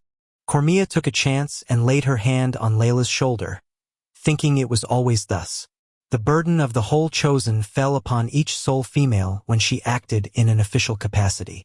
There was, therefore, no private and personal disgrace, only the great weight of monumental failure. "My sister, I shall go into reflection after I speak to the king and the directrix." Oh, no reflection was 7 cycles of no food, no light, no contact with others, meant for atonement of infractions of the highest order. The worst of it, or so Cormia had heard, was the lack of illumination, as Chosen craved light. "Sister, are you sure he did not desire you? Males' bodies lie not in that regard. Merciful Virgin, perhaps it is for the best. I may well have not pleased him." Pale green eyes shifted over. "It is well and good I was not your instructor. I am trained in theory, not practice, so I could have imparted no visceral knowledge unto you. I would rather have had you. Then you are unwise." The Chosen's face abruptly grew old, ancient. "And I have learned my lesson. I shall take myself out of the pool of arrows, as I am clearly incapable of upholding their sensual tradition." Cormia didn't like the dead shadows in Layla's eyes. Perhaps it was he who was at fault? There is no issue of fault on his side. He was not pleased by me. My burden, not his. She wiped a tear away. "I shall say unto you, there is no failure such as the sexual one. Nothing cuts so deep as the denial of your nakedness and your instinct for communion by one you would wish to mate. To be shunned in your skin is the worst sort of refusal. So I should leave the arrows not just for their fine tradition but for me. I would not go through this again. Ever. Now please go and say nothing. I must collect myself." Cormia wanted to stay, but arguing didn't seem right. She stood and removed her outer robe, draping it around her sister. Layla looked up in surprise. "Verily, I am not cold." This was said as she drew the cloth tight to her neck. "Fare thee well, my sister." Cormia turned and walked up past the reflecting pool. As she looked up at the milky blue sky, she wanted to scream. This house rolled off Jane's body and positioned her so she was tucked into his chest. He liked her up close on his left side, with his fighting hand free to kill for her. Lying here now, he'd never felt more focused, never had his life's purpose so clear. His one and only priority was keeping her alive and healthy and safe, and the strength with which he held that directive made him feel whole. He was who he was because of her. In the short time they'd known each other, Jane had barged into that secret chamber in his chest, shoved Butch out of the way, and slammed herself in good and tight. And it felt right. The fit felt right. She made a little murmuring noise and wheedled her way in even closer to him. As he stroked her back, he found himself thinking, for no good reason, about the first fight he'd had, a face-off that was closely followed by the first time he'd had sex. In the war camp, males just through their transitions were given a limited amount of time to find their strength. And yet, as Vicious's father stood before him and pronounced that he was to fight, V was surprised. Surely he should have had a day to recover. The bloodletter smiled, showing fangs that were always distended. And you shall pair off with Grot. The soldier V had stolen the dear leg from, the fat one whose prowess was of the hammer. With exhaustion weighing upon him, and his pride all that kept him on his feet, V proceeded over to the fighting ring that was set back from where the soldiers slept. The ring was an uneven circular sinkhole in the cave's floor, like a giant had pounded its fist into the earth out of frustration. Waist deep, with its sides and bottom dark brown from blood having been spilled, you were expected to fight until you couldn't stand. No conduct was barred, and the only rule pertained to the loser and what he had to present himself for to address his deficiency in combat. This house knew he wasn't ready to fight. Virgin in the fade, he could barely get down into the ring without falling over. But then, that was the purpose in this, was it not? His father had engineered the perfect power maneuver. There was only one way V could hope to win, and if he used his hand, the whole camp would see for themselves what they had only heard in rumor and shun him completely. And if he lost, then he would not be perceived as any threat to his father's dominion. So either way, the bloodletter supremacy would remain intact and unchallenged by his son's new maturity. As the fat soldier jumped in with a lusty shout and the swing of a hammer, the bloodletter loomed at the lip of the ring. "What weapon shall I give my son?" he asked the assembled crowd. "I think perhaps," he looked over at one of the kitchen females, who was leaning on a broom. "Give me." The female fumbled to comply and dropped the thing at the bloodletter's feet.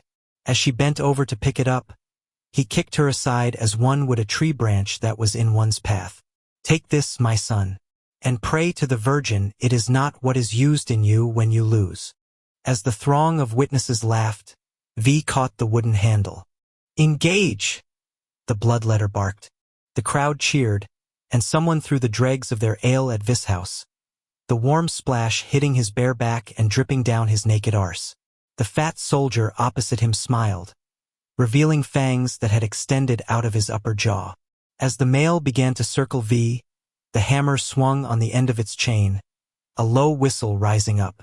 V was clumsy while he tracked his opponent, finding it difficult to control his legs. He focused primarily on the male's right shoulder, the one that would tense before the hammer was thrown out, while with his peripheral vision he kept track of the crowd. Mead would be the least of what they might pitch at him. It turned out not to be as much a fight as a dodging contest, with V on the shoddy defensive and his opponent all showy aggression. Whilst the soldier displayed his proficiency with his weapon of note, V learned the predictability of the male's actions as well as the hammer's rhythm. Even as strong as the soldier was, he had to brace his feet square before the hammer's head-sized spiked ball was sent forward.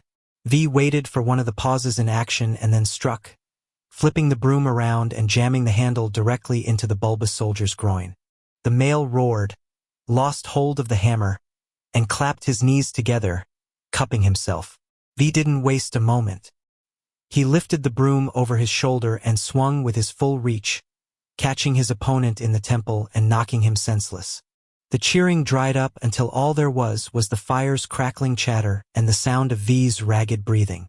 He dropped the broom and stepped over his opponent, ready to get out. His father's boots planted on the lip of the circle, blocking his way. The bloodletter's eyes were narrow as blades. "You haven't finished. He shall not rise." "Not the point." The bloodletter nodded to the soldier on the floor. "Finish him." As his opponent moaned, V's house assessed his father. If V said no, the game his father was playing would be fulfilled. The alienation the bloodletter was after complete, though not in the way the male had probably expected. V would become a target for the simple staple that he would be perceived as weak for not punishing his opponent. If he finished, however, his position in the camp would be as stable as it could buntle the next test. Exhaustion overtook him.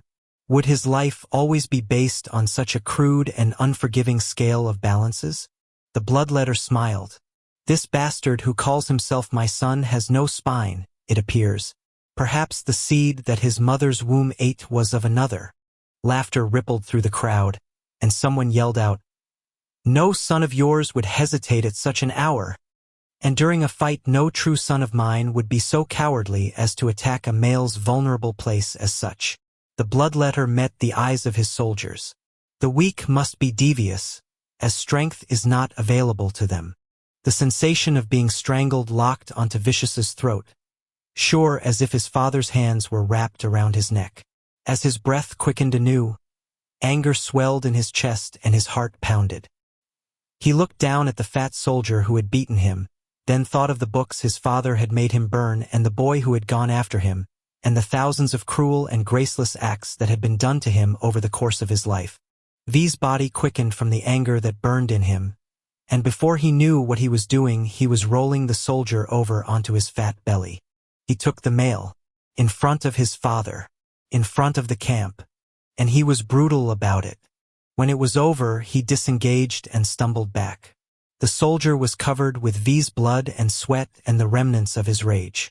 With a scramble like a goat, he got himself out of the ring, and though he knew not what time of day it was, he ran through the camp to the main way out of the cave.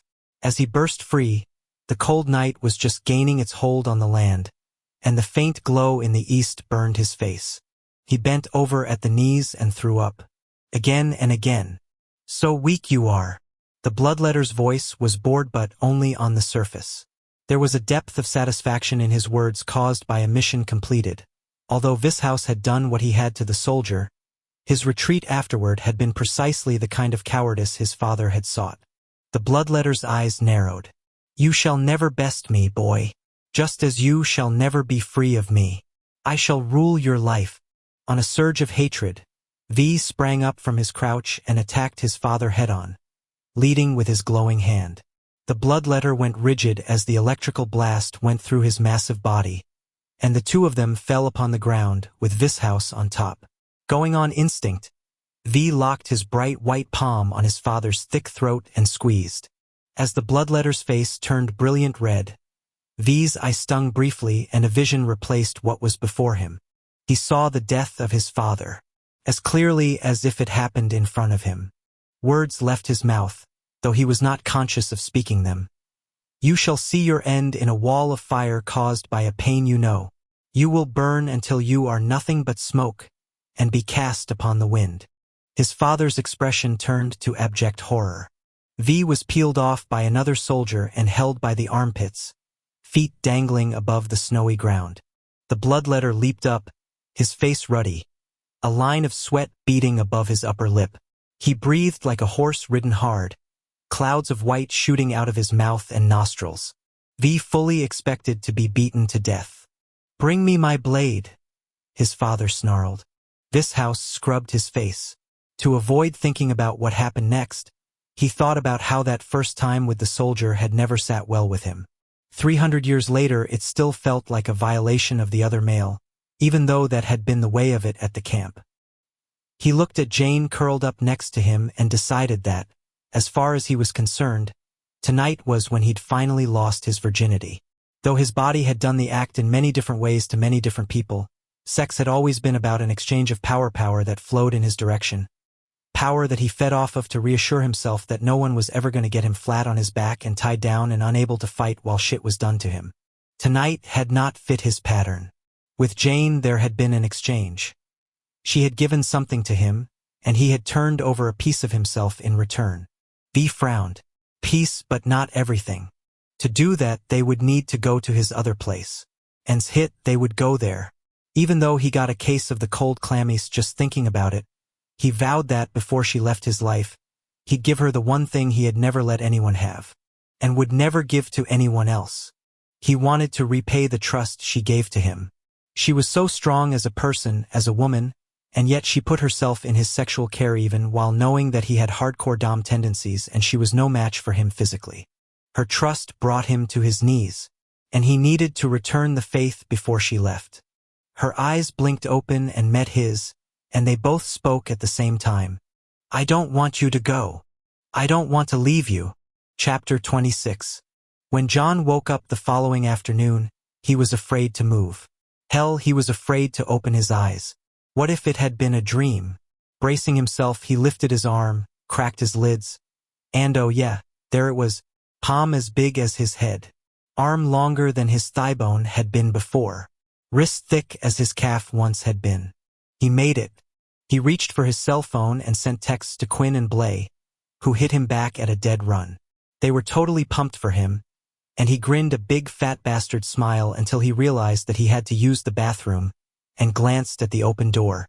Looking through the jams, he saw the shower. Oh God, had he really choked in there last night with Layla? He tossed the phone onto the comforter, even though the thing was beeping that there were texts waiting for him. Rubbing his strangely broad chest with his new Shaquille O'Neal hand, he felt like hell. He should apologize to Layla, but for what? Being a lame ass who went soft? Yeah, that was a conversation he was dying to have, as she was no doubt totally unimpressed with him and his performance. Was it better to let it go? Probably. She was so beautiful and sensual and perfect in every way. There was no chance she'd ever think it was her fault. All he'd do would be embarrass himself into an aneurysm as he wrote what he'd say if he'd had a voice box. He still felt like hell, though. His alarm clock went off, and it was just too freaking weird to reach over with this man-arm and silence the thing. When he stood up, it was even more freaky. His vantage point was totally different, and everything seemed smaller. The furniture, the doors, the room. Even the ceiling was shorter. Just how big was he? As he tried to take a few steps, he felt like one of those circus stilt walkers. Gangly, loose, in danger of falling.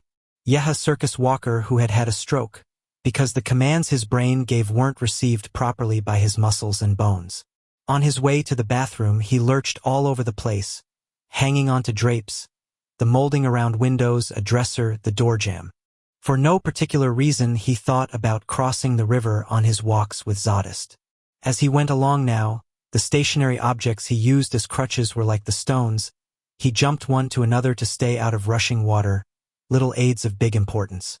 The bathroom was pitch dark, as the shutters were still down for the day, and he turned all the lights off after Layla left. With his hand on the switch, he took a deep breath, then flipped on the recessed lights. He blinked hard, his eyes supersensitive and way more acute than they'd been before. After a moment, his reflection came into focus like an apparition, emerging from the glare, like a ghost of himself. He didn't want to know. Not yet. John shut the lights off and went to the shower.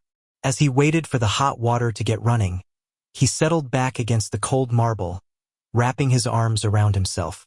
He had this absurd need to be held at the moment, so it was a good thing he was alone. Although he'd hoped the change would make him stronger, it appeared to have Nancied him out even more. He thought back to killing those lessers.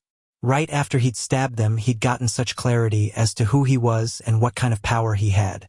But that had all faded, so much so that he wasn't sure he'd ever really felt that way. He pushed open the shower door and stepped inside. Christ, ow.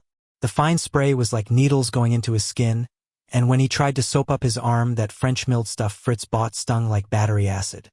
He had to force himself to wash his face, and though it was cool to have stubble on his jaw for the first time in recorded history, the idea of taking a razor to his puss was utterly repellent, like drawing a cheese grater down his cheeks. He was washing his body off, being as gentle as he could, when he got to his privates. Without thinking much of it, he did what he had done all of his life, a quick sweep under his sack, then down himself. This time the effect was different. He got hard. Hiska got hard. God, that word seemed weird to use, but well, that thing was definitely a cock now, something a man had, something a man used. The erection came to a halt, just stopped swelling and lengthening. The curling ache in his lower belly went away, too. He rinsed the soap off himself, determined not to open the can of worms about him and sex. He had enough problems. His body was a remote-controlled car whose antenna was broken. He was going to class where everyone was going to stare at him, and it dawned on him that Wrath must know about the gun he'd had on him downtown. After all, he'd been brought back here somehow, and Blay and Quinn would have had to explain what was doing with the scene. Knowing Blay, the guy would try to protect John about the 9 and cop to its being his, but what if that got the guy kicked out of the program? No one was supposed to have weapons when they were out and about. No one. When John got out of the shower, Toweling off wasn't an option. Even though it was cold as hell, he let himself air dry as he brushed his teeth and clipped his nails. His eyes were super acute in the dark, so finding what he wanted in the drawers wasn't a problem. Avoiding the mirror was, though, so he went into his bedroom. Opening up his closet, he took out a bag from Abercrombie & Fitch. Fritz had turned up at his door with the thing weeks ago, and when John had taken a gander at the clothes, he'd figured the butler had lost his mind. Inside were a pair of brand-new distressed jeans, a fleece the size of a sleeping bag, an XXXL t-shirt, and a pair of size 14 Nike Air Shokes in a shiny new box. Turned out Fritz, as usual, had been right. All of it fit, even the boat-sized shoes. As John stared down at his feet, he thought, man, those Nikes needed to come with PFDs and a frickin' anchor.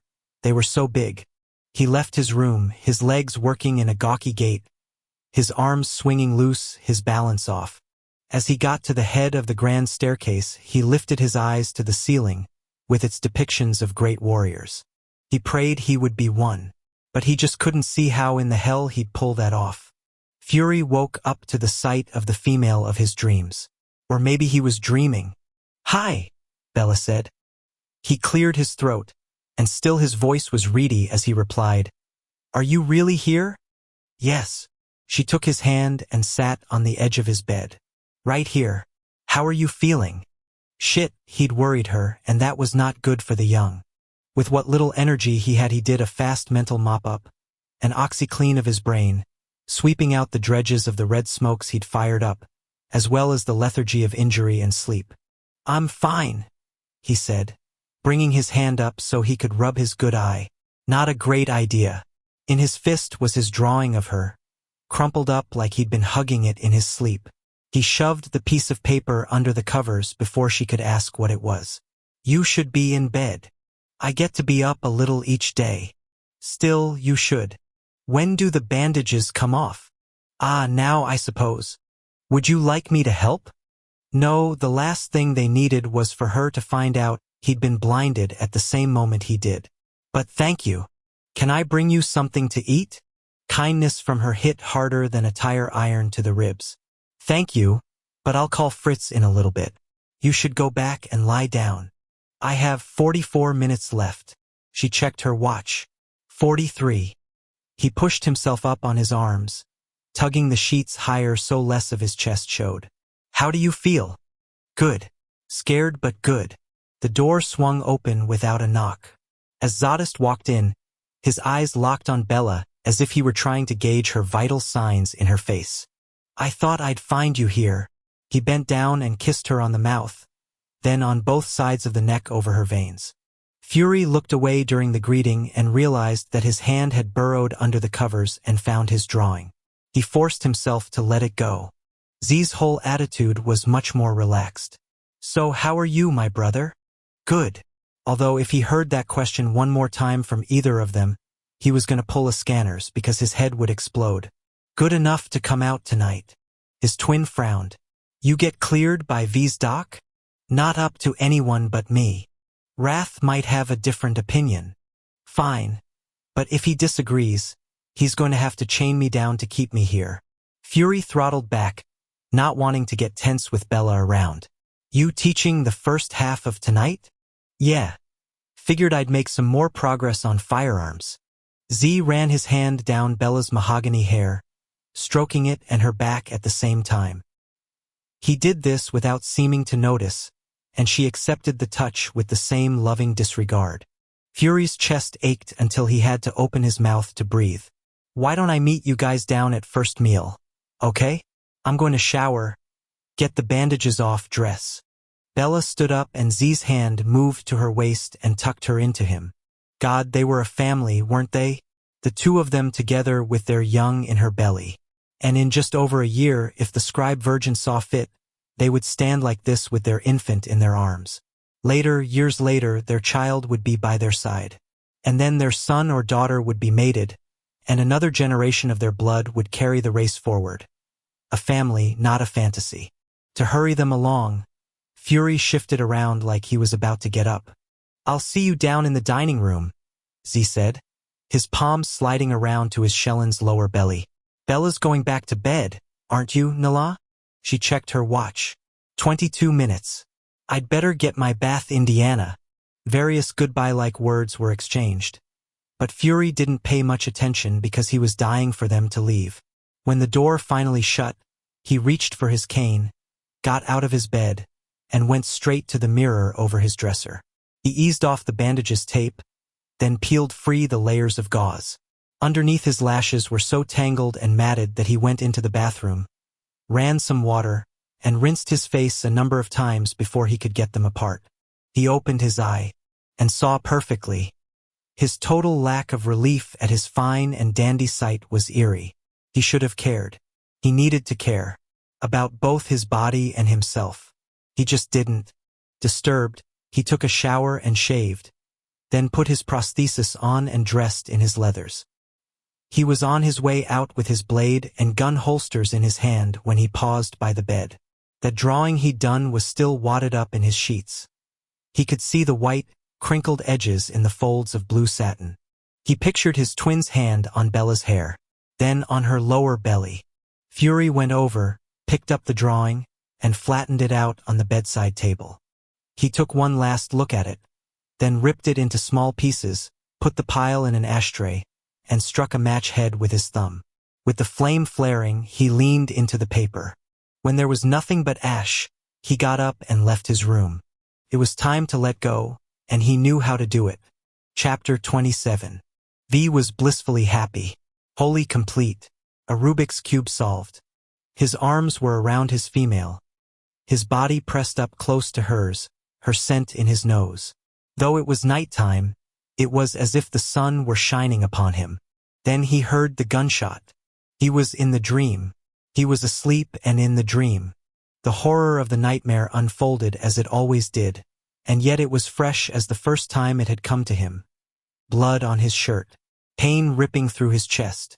A descent to the ground until he was on his knees, his life over. V shot upright in bed, screaming. Jane launched herself at him to calm him down just as the door flew open and Butch rushed in with gun drawn. Both of their voices mixed together. A fruit salad of words spoken fast. "What the fuck? Are you okay?" V fumbled with the sheets, tearing them off his torso so he could see his chest. The skin was unmarked, but he ran his hand down it anyway.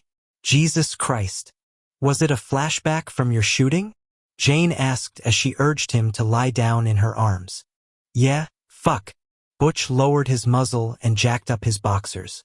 "Scared the piss out of me and Marissa. You want some goose to chill?" "Yeah." "Jane? Anything for you." She was shaking her head when V cut in with, "Hot chocolate. She'd like some hot chocolate. I had Fritz bring some mix over. It's in the kitchen." When Butch left, V scrubbed his face. "Sorry about that." "God, don't apologize." She ran her hand up and down his chest. "You okay?" He nodded. Then, like a total sap, he kissed her and said, "I'm glad you're here." "Me too." She wound her arms around him and held him like he was precious. They were quiet until Butch came back a little later with a glass in one hand and a mug in the other. "I want a nice tip. I burned my pinky on the stove." "You want me to look at it?" Jane tucked the sheet under her arms and reached forward for the cocoa. "I think I'll live, but thanks, Doc Jane." Butch handed the goose to V. "How about you, big guy? You cool now?" "Not hardly. Not after the dream. Not with Jane leaving." "Yeah." Butch shook his head. "You're a bad liar." "Fuck you." There was no heat to V's words at all, and no conviction as he tacked on, "I'm tight." The cop went over to the door. "Oh, speaking of strong, guess Fury showed up at first meal, all ready to go out and fight tonight. Z stopped by here a half hour ago on the way to class to thank you, Doc Jane, for everything you did." Fury's face looks good and the brother's eyes working just fine. Jane blew over the top of the mug. "I'd feel better if he'd go see an optometrist to be sure. Z said he pushed for that and got shut down. Even Wrath took a shot at it." "I'm glad our boy came out okay," V said, and truly meant it. Trouble was, Jane's only excuse to stay had just vaporized. "Yeah, me too. I'll leave you two alone. Later." As the door shut, V listened to the sound of Jane blowing across her hot cocoa again. "I'm going to bring you home tonight," he said. She stopped blowing. There was a long pause, then she took an inhaling sip. "Yes, it's time." He swallowed half the goose in the glass. "But before I do, I'd like to take you somewhere first." "Where?" He wasn't sure how to tell her what he wanted to happen before he let her go. He didn't want her to bolt, especially as he contemplated the years and years ahead of him and all of the dishonest, disinterested sex he was going to have. He finished his goose. "Somewhere private." As she drank from the mug, her brows dropped down low. "So you're really going to let me go, huh?" He stared at her profile and wished they had met under different circumstances. Except how in the fuck would that have ever happened? "Yeah," he said quietly. "I am." Standing in front of his locker 3 hours later, John wished Quinn would shut his damn piehole. Even though the locker room was loud from the sounds of metal doors banging shut and clothes flapping and shoes dropping, he felt like his buddy had a bullhorn stapled to his upper lip. "You're flippin' huge, JM. For real. Like a ginormous. That is not a word." John shoved his backpack in like he usually did and realized none of the clothes he was crushing would fit him anymore. "The hell it isn't. Back me up, Blay." Blay nodded as he pulled on his G. "Yeah, you fill out? You're going to be, like, brother-sized. Gigundous." "Okay, also not a word, asshole." "Fine, really, really, really big. How's that?" John shook his head as he put his books on the floor and deep-sixed the little duds in the nearest trash can. As he came back over, he sized up his friends and realized he was bigger than both of them by a good 4 inches. Hell, he was as tall as Z. He glanced down the aisle at Lash. Yup, topped Lash too. The bastard looked over as he took his shirt off, as if sensing John's stare. In a smooth move, the guy deliberately flexed his shoulders, the muscles curling up tight under his skin. He had a tattoo across his stomach that hadn't been there 2 days before, a word in the old language John didn't recognize. "John, getcha ass out in the hall for a sec." The whole place went silent, and John jerked his head around. Zadist was standing in the door to the locker room, all business. "Shit," Quinn whispered. John put his backpack away, shut his locker, and tugged his shirt into place. He walked over to the brother as quickly as he could manage, stepping around other guys as they pretended to keep doing what they were doing. Z held the door wide as John went out into the hallway. After the thing was closed, he said, "Tonight, you and me are meeting before dawn, just like usual. We're only going to skip the walking. You'll come to the weight room while I lift. We need to talk." Shit was right. John signed. "Same time? 4 a.m. As for training tonight, I expect you to sit it out in the gym, but participate at the shooting range. Feel me?" John inclined his head, then grabbed Z's arm as the male turned away. "Is it about last night?" "Yup." The brother walked away, punching open the double doors to the gym. When the two halves shut, they made a clanking sound. Blaylock and Quinn came up behind John. "What's doing?" Blay asked. "I'm gonna get shit for capping that lesser," John signed. Blay pushed a hand into his red hair. "I should have covered for you better." Quinn shook his head. "John will take up for you, my man. I mean, it was my idea to go to the club. And my gun." John crossed his arms over his chest. "It's going to be okay." Or at least he hoped it would. He was on the thin edge of getting kicked out of the program as it stood. "By the way," Quinn put his hand on John's shoulder. "Haven't gotten a chance to thank you." Blay nodded. "Me neither. You were righteous last night. Totally righteous. You fucking saved us." "Shit. You totally knew what you were doing." John felt his face go red. "Well, ain't this cozy?" Lash drawled. "Tell me something. Do you 3 draw straws to decide who'll be on the bottom? Or is it always John?" Quinn smiled, baring his fangs. "Has anyone ever shown you the difference between good touch and bad touch? 'Cause I'd love to demonstrate. We could start right now." John stepped in front of his friend, going face to face with Lash. He said nothing, just looked down at the guy. Lash smiled. "You got something to say to me?" "No? Wait, you still have no voice? God, what a bummer." John could feel Quinn gearing up for a lunge, the heat and the impulse rolling off his friend. To stop the collision from happening, John reached behind and put a hand on his buddy's abs to keep him in place. If anyone was going after Lash, it was John. Lash laughed and tightened the belt on his G. "Don't front like you have game, John boy. The transition doesn't change you on the inside or fix your physical defects. Right, Quinn?" As he turned away, he said under his breath, "Mismatched motherfucker." Before Quinn could jump the guy, John wheeled around and grabbed him around the waist just as Blay locked onto one of the guy's arms. Even with their combined weight, it was like keeping back a bull. "Chill," Blay grunted. "Just relax. I'm going to kill him one of these days," Quinn hissed. "I swear to God." John glanced over as Lash sauntered into the gym. Taking a vow to himself, he marked the guy for a beating, even if it got him kicked out of the program for good. He'd always felt that if you fucked with his friends, you were going to get served. End of story. Thing was, now he had the equipment to deliver the job. Chapter 28. Around midnight, Jane found herself in the back of a black Mercedes on her way home. Up front, on the other side of the partition that was in place, the uniformed driver was that butler who was older than God and as cheerful as a terrier. Beside her, V was dressed in black leather, as silent and grim as a tombstone. He hadn't said much, but he wouldn't let go of her hand. The car's windows were darkened to such a degree she felt like she was in a tunnel, and in an effort to ground herself she hit a button on the door next to her. As her slice of glass went down, a shocking rush of cold pushed inside and replaced the warmth, a bully scattering the good kids at a playground. She stuck her head out into the breeze and looked at the pool of illumination thrown by the headlights. The landscape was blurry, like a photograph out of focus, although by the downward angle of the road she knew they were coming off a mountain.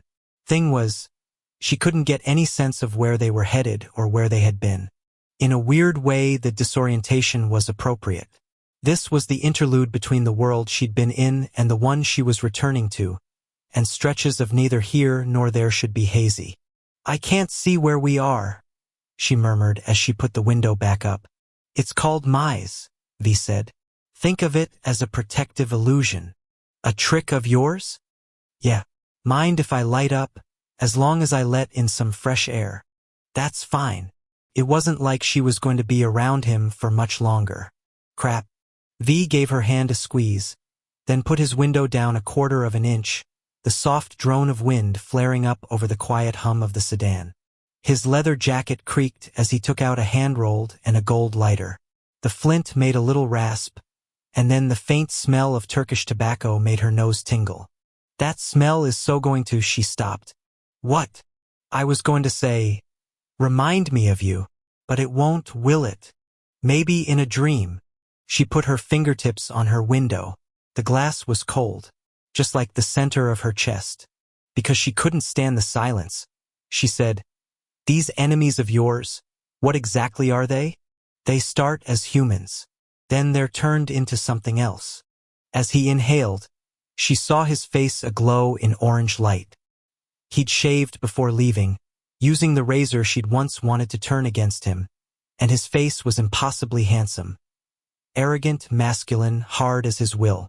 The tattoos at his temple were still beautifully done, but now she hated them, knowing them for the violation they were. She cleared her throat. "So tell me more?" "The lessening society, our enemy, chooses its members through a careful screening process. They look for sociopaths, murderers, amoral Jeffrey Dahmer types. Then the Omega steps in." "The Omega?"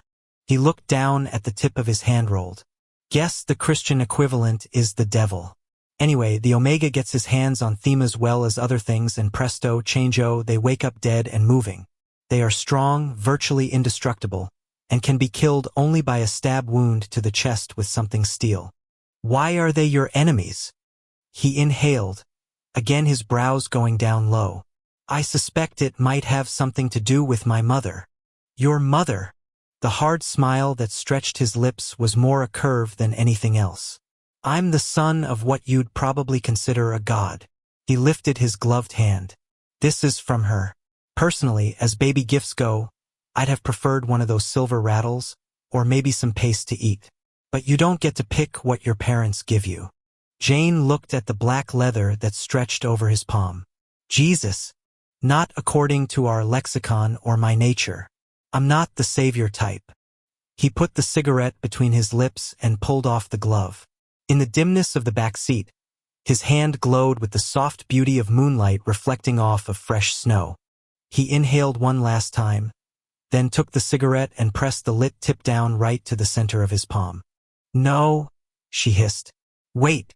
The butt was ashed in a flare of light, and he blew off the residue, a fine powder that dispersed in the air. I would give anything to get rid of this piece of shit. Although I will say, it's damn handy when I don't have an ashtray. Jane felt woozy for a whole host of reasons, especially as she thought about his future. Is your mother forcing you to get married? Yup. I sure as fuck wouldn't volunteer for it. V's eyes shifted to her, and for a split second she could have sworn he was going to say that she'd be the exception to that rule. But then he glanced away. God, the idea of him with someone else, even if she wouldn't remember him, was like being kicked in the gut. How many? Jane asked hoarsely. You don't want to know. Tell me. Don't think about it. I sure as hell try not to. He looked over at her. They're going to mean nothing to me. I want you to know that. Even though you and I can't, yeah, well anyway, they won't mean jack. It was horrible of her to be glad of that. He put the glove back on, and they were silent as the sedan ghosted through the night. Eventually they stopped. Started up again. Stopped. Started up again. We must be downtown, huh? She said. Because this feels like a lot of traffic lights. Yeah. He leaned forward, hit a button, and the partition went down so she could see out the windshield. Yup. Downtown Caldy. She was back. As tears speared into her eyes, she blinked them away and stared down at her hands. A little later the driver stopped the Mercedes in front of what looked like the service entrance to a brick building. There was a sturdy metal door marked private in white paint, and a concrete ramp that went up to a loading dock. The place was clean in the way well-kept urban places were, which was to say it was grungy, but without any loose trash around. V opened his door. Do not get out yet. She put her hand on the duffel bag with her clothes in it. Maybe he'd decided to just take her back to the hospital? Except this was no entry she knew of at St. Francis. Moments later he opened the door and reached in with his bare hand. Leave your things. Fritz, we'll be back in a while. It is my pleasure to wait, the old man said with a smile. Jane got out of the car and followed V over to a set of concrete stairs next to the ramp. The whole time he was on her like a slipcover, tight against her back, guarding her. Somehow he opened the sturdy metal door without keys. He simply put his hand on the push bar and stared at the thing. Oddly, once they were inside he didn't relax at all. He led her quickly down a corridor to a freight elevator, checking left and right as they went along. She had no idea they were in the luxurious Commodore building until she read a notice from the property managers that was posted on the concrete wall. You have a place here? She asked, even though it was self-evident. Top floor's mine. Well, half of it. They got in a service elevator and stood on worn linoleum under caged lights. I wish I could take you in the front way, but that's too public. There was a lurch as the lift engaged, and she reached out for the elevator wall. V caught her upper arm first, holding her steady, and he didn't let go. She didn't want him to. V remained tense when they came to a jerking halt and the elevator opened. The plain hallway was nothing special, with just 2 doors and a stairway exit to give it purpose. The ceiling was high but not ornate, and the carpeting was the kind of low-napped, multicolored variety she recognized from the hospital's waiting rooms. I'm down here. She followed him to the end of the corridor and was surprised to see him take out a gold key to unlock the door. Whatever was on the other side was pitch black, but she went inside with him without fear. Hell, she felt like she could walk into a firing squad with him by her side and come out all right. Plus, the place smelled nice like lemon, as if it had recently been cleaned. He didn't turn on any lights, just took her hand and urged her forward with a tug. I can't see anything. Don't worry. Nothing will hurt you, and I know the way. She hung onto his palm and wrist and shuffled along behind him until he stopped. With the way their footsteps echoed, she had a sense of great space, but no idea of the contours of the penthouse. He turned her to face to the right and then stepped away. "Where are you going?" She swallowed hard. A candle flared over in the far corner, some 40 feet away from her. It didn't illuminate much, however. The walls, and the ceiling and the floor, it was black. All black, as was the candle. V stepped into the lee of the light, nothing but a looming shadow. Jane's heart pounded. "You asked about the scars between my legs," he said. "How they happened." "Yes," she whispered. So that was why he wanted everything dark as night. He wasn't going to want her to see his face. Another candle came on, this one on the opposite side of what she realized was a vast room. "My father had it done to me, right after I almost killed him." Jane inhaled sharply. "Oh God." This house stared at Jane but saw only the past and what had come after him, taking his father down to the ground. "Bring me my blade," the bloodletter said. V fought against the soldier who was holding his arms and got nowhere. As he struggled, 2 more males appeared. Then another pair. Now 3 others. The bloodletter spat on the ground as someone put a black dagger into his hand, and V braced himself for the stabbing that was coming, except the bloodletter just streaked the blade across his palm, then sheathed the knife in his belt. Bringing both hands together, he rubbed them one against the other, then slammed his right one into the center of V's chest. V looked down at the print on his skin. Expulsion. Not death. But why? The bloodletter's voice was hard. "You shall be ever unknown to those who dwell herein, and death shall come to any who aid you." The soldiers started to let Vishouse go. "Not yet. Bring him into the camp." The bloodletter turned away. "And get the blacksmith. It is incumbent upon us to warn others of this male's evil nature." V bucked wildly as another soldier swept up his legs, and he was carried like a carcass into the cave. Behind the screen, the bloodletter told the blacksmith, "We shall do this afore the painted wall." The male blanched, but took his rough wooden tray of tools around the partition. Meanwhile, V was laid out on his back with a soldier at the end of each of his limbs and one holding his hips down. The bloodletter stood over V, his hands dripping bright red. "Mark him." The blacksmith looked up. "In what manner, great one?" The bloodletter spelled out the warnings in the old language, and the soldiers held V down as his temple and his groin and his thighs were tattooed. He fought the whole of it, but the ink sank into his skin, the characters permanent. When it was finished, he was utterly drained, weaker than when he'd come out of his transition. His hand. "Do it upon his hand as well." The blacksmith started to shake his head. "You will do it, or I will get another blacksmith for the camp, as you will be dead." The blacksmith shook all over, but was of care not to touch V's skin, so the marking was completed without incident. When it was done, the bloodletter stared down at V. "There is one more necessary task, methinks. Spread wide his legs. I shall do the race a favor and ensure he never procreates." V felt his eyes pop as his ankles and his thighs were yanked apart. His father once more unsheathed the black dagger from his belt, but then paused. "No, something else is needed." He ordered the blacksmith do the deed with a pair of pliers. Vishouse screamed as he felt the metal clamp onto his thinnest skin. There was a spearing pain and a tearing, and then, "Sweet Jesus," Jane said. V shook himself back to the present. He wondered how much he'd said out loud, and decided that, going by the look of horror on her face, it had been pretty much everything. He watched the candlelight flicker in her dark green eyes. They weren't able to finish. "Not out of decency," she said softly. He shook his head and raised his gloved hand. "Even though I was about to pass out, my whole body lit up. The soldiers who were holding me down were killed instantly. So was the blacksmith was using a metal tool, and it conducted the energy right into him." She closed her eyes briefly. "Then what happened? I rolled over, threw up some more, and dragged myself to the exit. The whole camp watched me go in silence.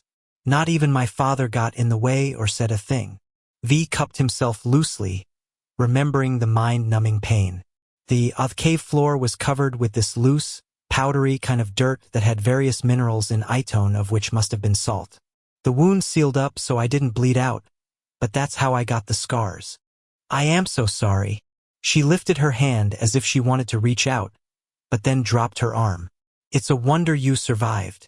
I barely made it through that first night. It was so cold. I ended up using a branch to help me walk, and went as far as I could in no particular direction. Eventually I collapsed. My will to keep going was there, my body was not. I'd lost blood, and the pain was exhausting. Some civilians of my race found me just before dawn. They took me in, but only for a day. The warnings, he tapped his temple. The warnings on my face and my body did what my father wanted them to. They made me a freak to be feared. At nightfall I left.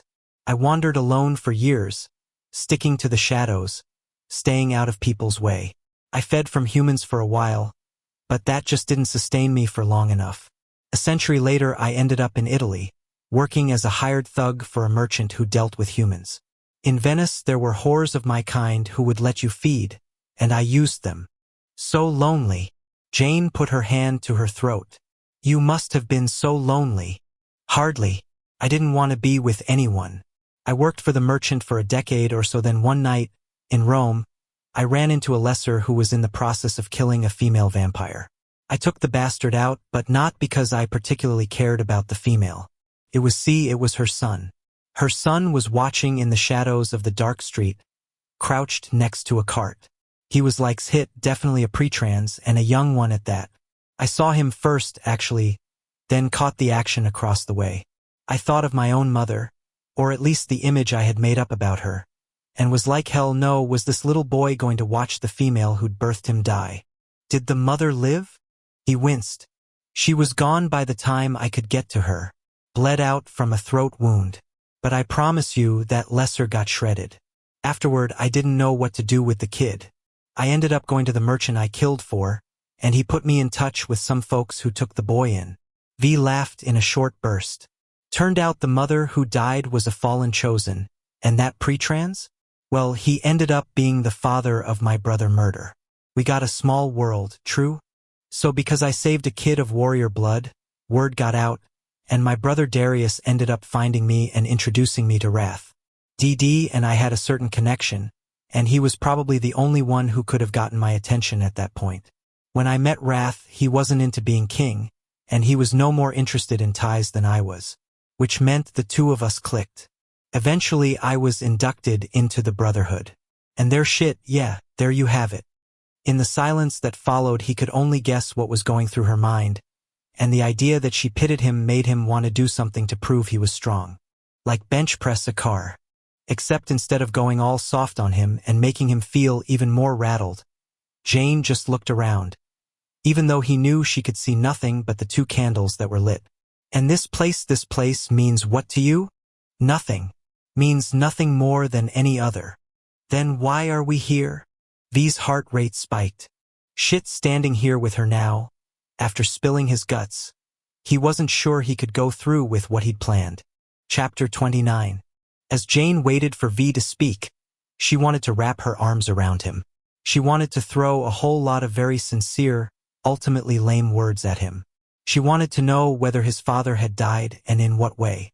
She hoped the bastard had gone badly and with pain. When the silence continued, she said, I don't know if this will help, probably won't, but I have to say something here. I can't stomach oatmeal. To this day, it makes me sick. She prayed she wasn't going to say the wrong thing. It is okay that you're still struggling with everything that was done to you. Anyone would. It doesn't make you weak. You were violently maimed by someone who should have protected and nurtured you. The fact that you're still standing is a miracle. I respect you for it. V's cheeks went pink. I don't really see it that way. Fine. But I do. To give him a break, she cleared her throat and said, You going to tell me why we're here?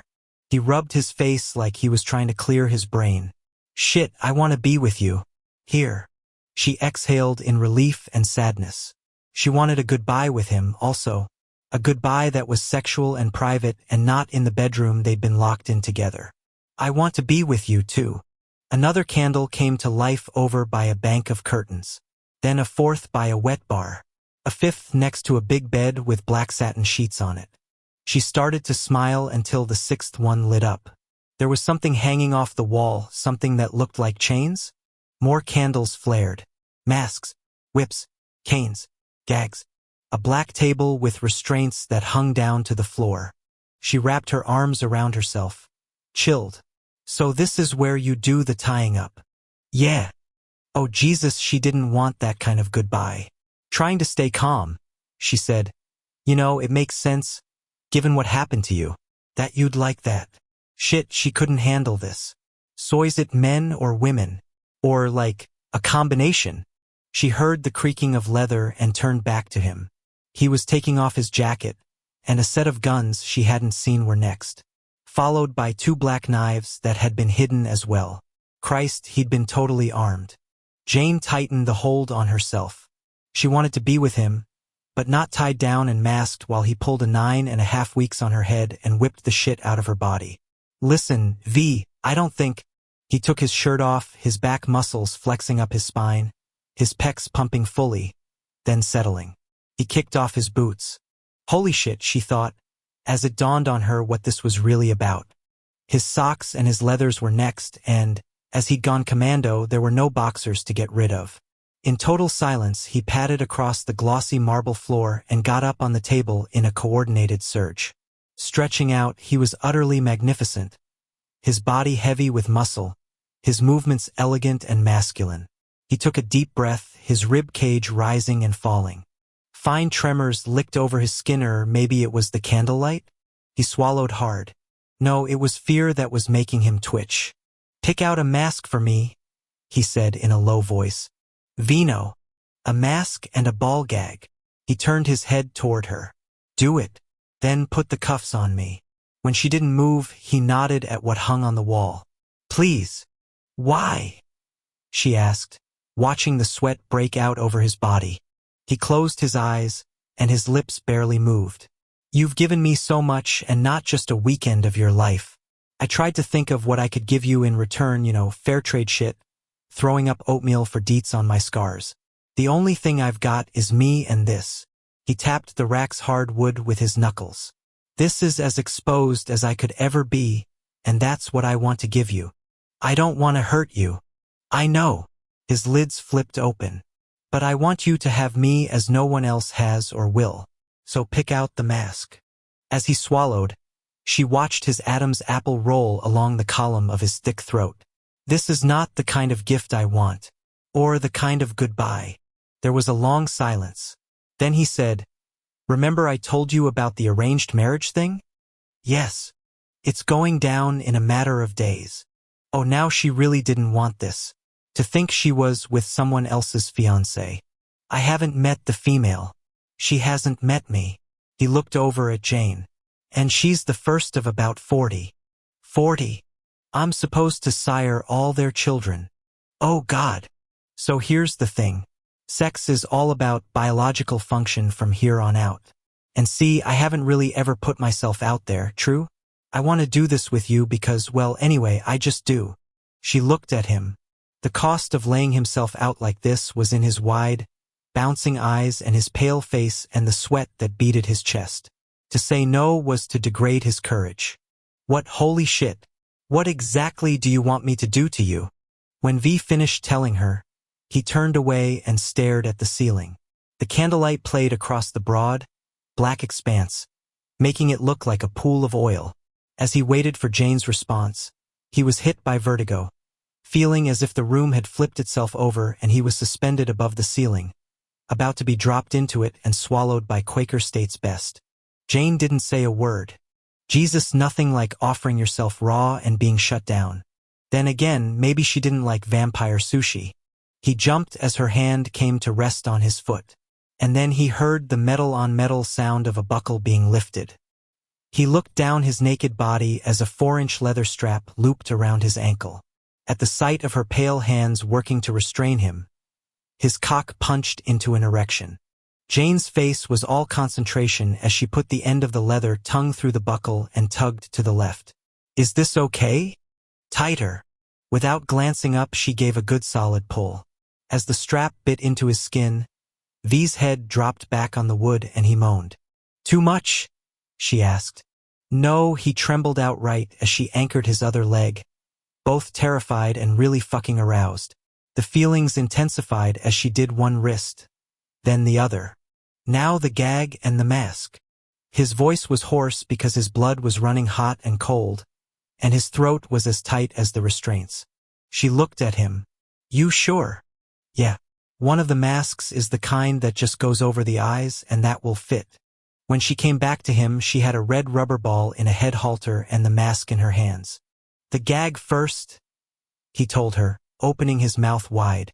Her eyes shut for a moment, and he wondered if she was going to stop, but then she leaned forward. The ball tasted like latex, a stinging, bitter bite on his tongue. As he lifted his head so she could strap it on him, his breath whistled through his nose. Jane shook her head. I can't do the mask. I need to see your eyes. I can tell I won't do this without eye contact. Okay? It was probably a good idea.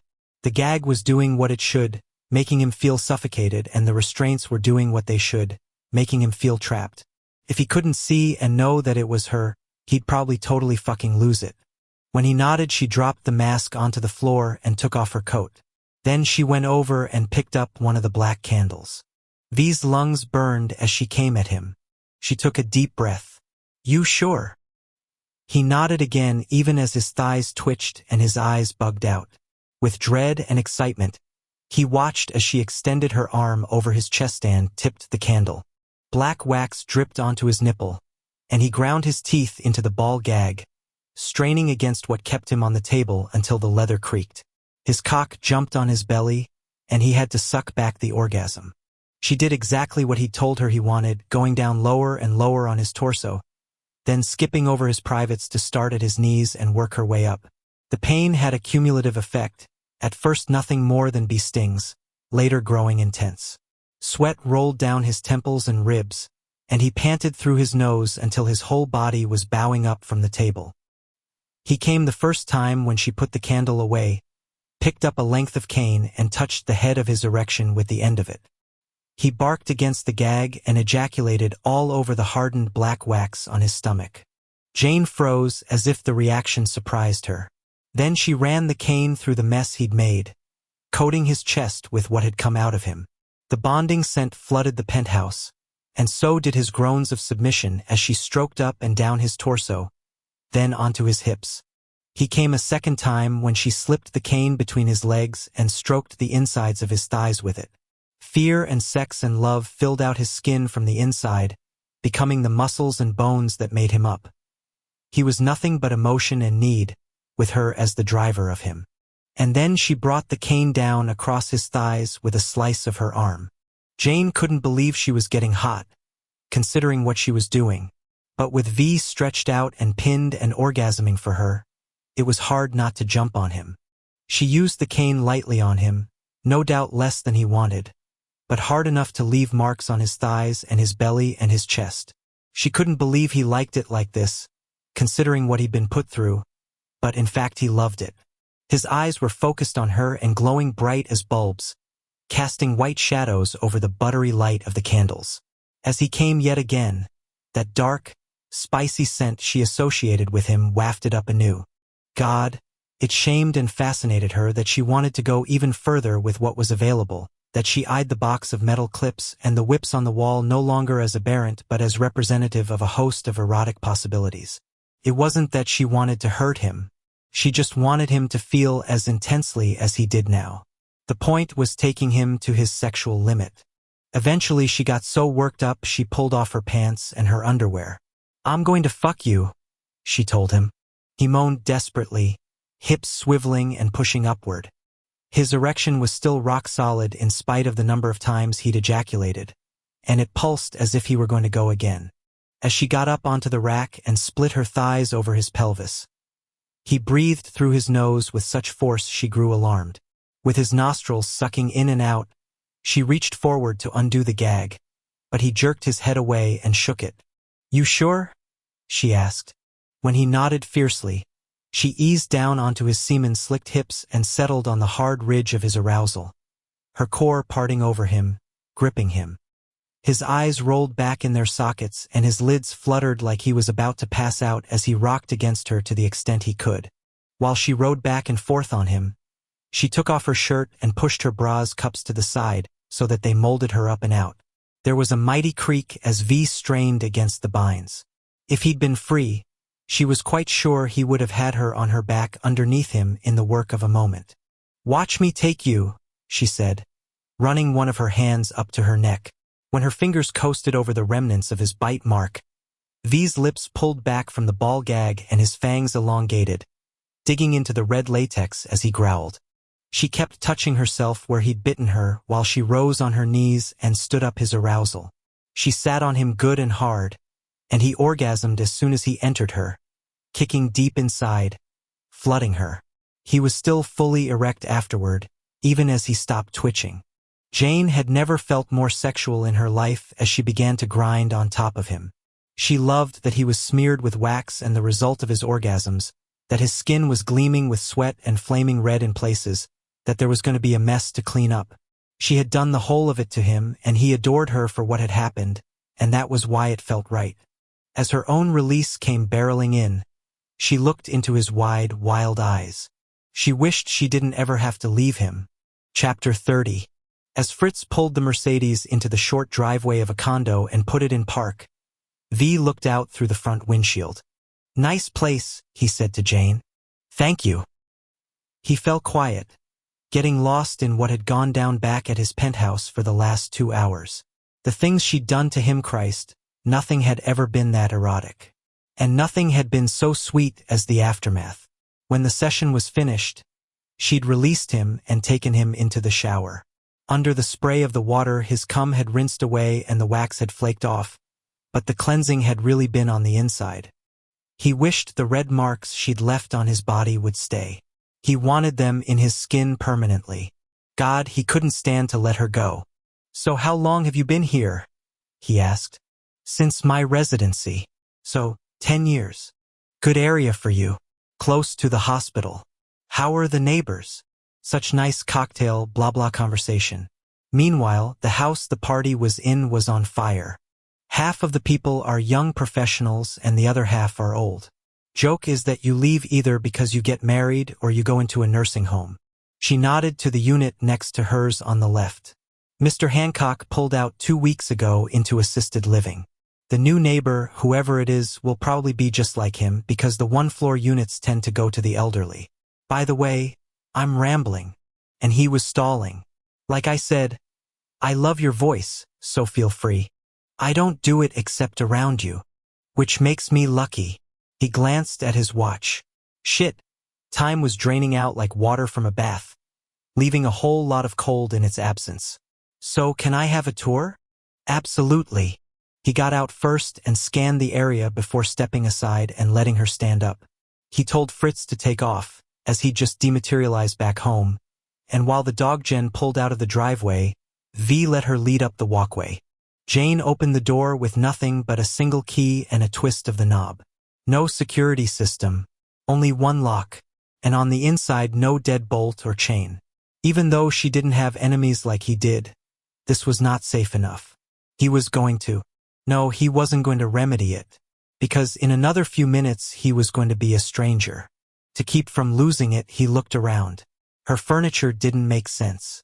Against the ivory walls of the condo, all the mahogany and the oil paintings made the place feel like a museum. From the Eisenhower era. "Your furniture was my parents'," she said as she put down her coat and duffel. "After they died, I moved what could fit here from the house in Greenwich. It was a mistake. I feel like I'm living in a museum. You and I can see your point." He walked around her living room, checking out the kind of stuff that belonged in a doctor's colonial house in a Bruce Wayne part of town. The shit dwarfed the condo's lines, choking rooms that might otherwise have been airy. "Don't know why I'm keeping it all, really. I didn't like living with it when I was growing up." She took a little spin, then stalled out. Shit, he didn't know what to say either. He knew what to do, though. "Soy, our kitchen is that way, true?" She walked over to the right. "It's not much. But it was nice," V thought as he walked in. Like the rest of the condo, the kitchen was white and cream, But at least here you didn't feel like you needed a docent. The table and chairs in the breakfast nook were pale pine and the right size for the space. The granite countertops were sleek. The appliances were stainless steel. I did it over last year. There was more cocktail blah-blahing as they both ignored the fact that Game Over was flashing on their screen. V went over to the stove and taking a chance, he opened the upper cupboard to the left. Bingo! The hot chocolate mix was right there. He snagged it, put it on the counter, then went to the refrigerator. "What are you doing?" she asked. "You got a mug? Pan?" He grabbed a container of milk from the icebox, cracked the top, and gave it a sniff. As he walked back to the stove, she told him the wares what in a low voice, like she was suddenly having trouble holding it together. He was ashamed to admit it, but he was glad she was upset. Made him feel less pathetic and alone in the midst of this hellacious goodbye. Man, he was an asshole. He took out an enameled saucepan and a thick diner-style mug, then popped up a low flame on the stove. As the milk heated, he stared at the assembled crap on the counter and felt his brain go on a little vacation. The setup looked like a commercial for Nestle, the kind of thing where suburban mom was holding down the fort while the kids played in the snow until they got red noses and cold hands. He could just picture it. The chilly crew would come screaming in just as the self-satisfied mominator put out the kind of warm-up spread capable of cranking Norman Rockwell into a saccharine submission hold. He could just hear the voiceover. "Nestle makes the very best." Yeah, well, no kids or mom here. No happy hearth either, though the condo was nice enough. This was real-life cocoa. The kind you gave someone you loved because you couldn't think of anything else to do and both of you were a mess. It was the kind you stirred while your gut was knotted and your mouth was dry and you were thinking seriously of crying. But you were too much of a male for that kind of display. It was the kind you made with all the love you hadn't expressed and might well not have the voice or the chance to speak of. "I won't remember anything?" she asked roughly. He added a little more powder and circled the spoon, watching the swirl of chocolate get absorbed in the milk. He couldn't reply, just couldn't say it. "Nothing?" she prompted. "From what I understand, you might get feelings once in a while that are triggered by an object or a scent, but you won't be able to place them." He stuck his forefinger in to test for temperature, sucked it clean, and kept stirring. "You're more likely to have vague dreams, though, because your mind is so strong. What about the missing weekend? You won't feel as if you missed it at all." "How's that possible?" "Because I'm going to give you a weekend to replace it." When she didn't say anything further, he glanced over his shoulder. She was standing against the refrigerator, arms wrapped around herself, eyes shimmering. Fuck. Okay, he changed his mind. He didn't want her to feel as bad as he did. He'd do anything to keep her from being this heartbroken. And he had it in his power to fix her, didn't he? He tested what he was warming, approved of the temp, and killed the flame. As he filled the mug, the gentle gurgle promised the relaxation and satisfaction he wanted for his female.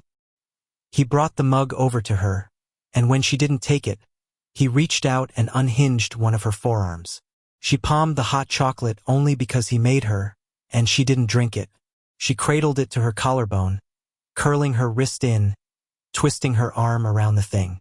"I don't want you to go," she whispered, tears in the achy pitch of her voice. He put his bare hand to her cheek and felt the softness and warmth of her face.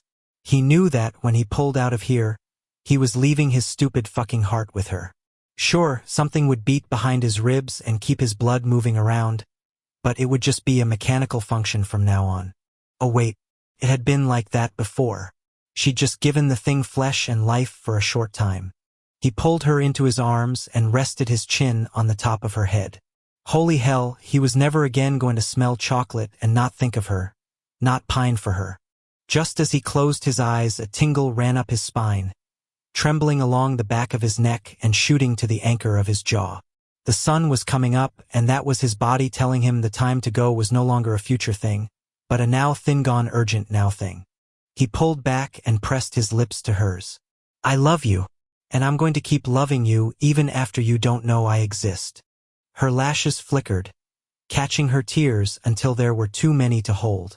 He brushed his thumbs over her face. 6. He waited for a heartbeat.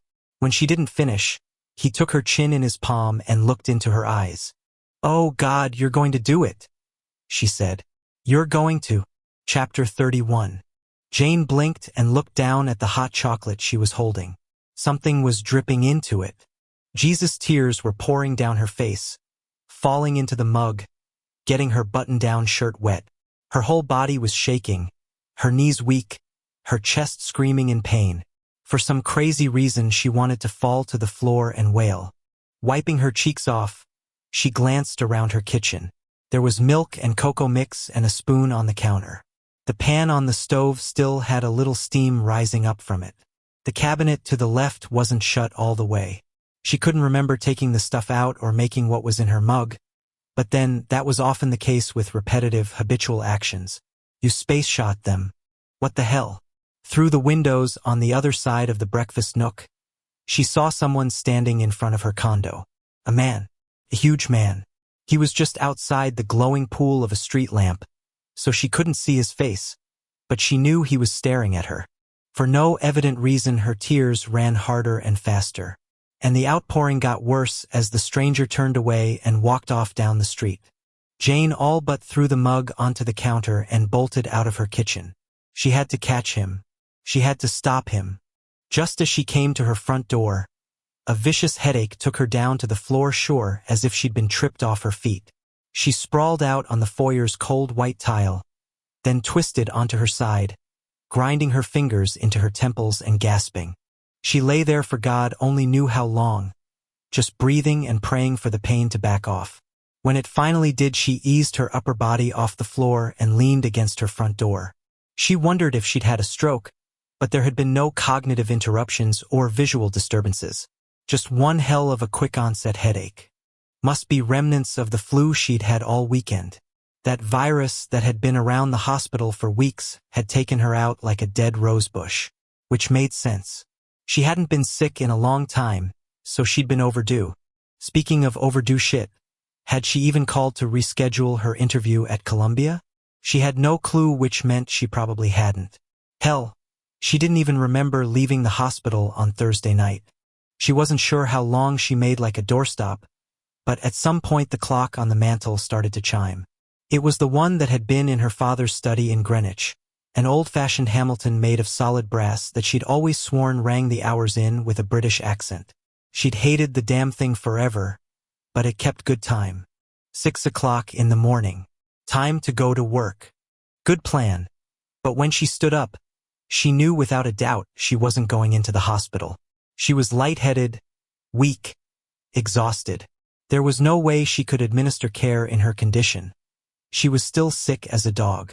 Damage had to call in. Where were her pager and her phone?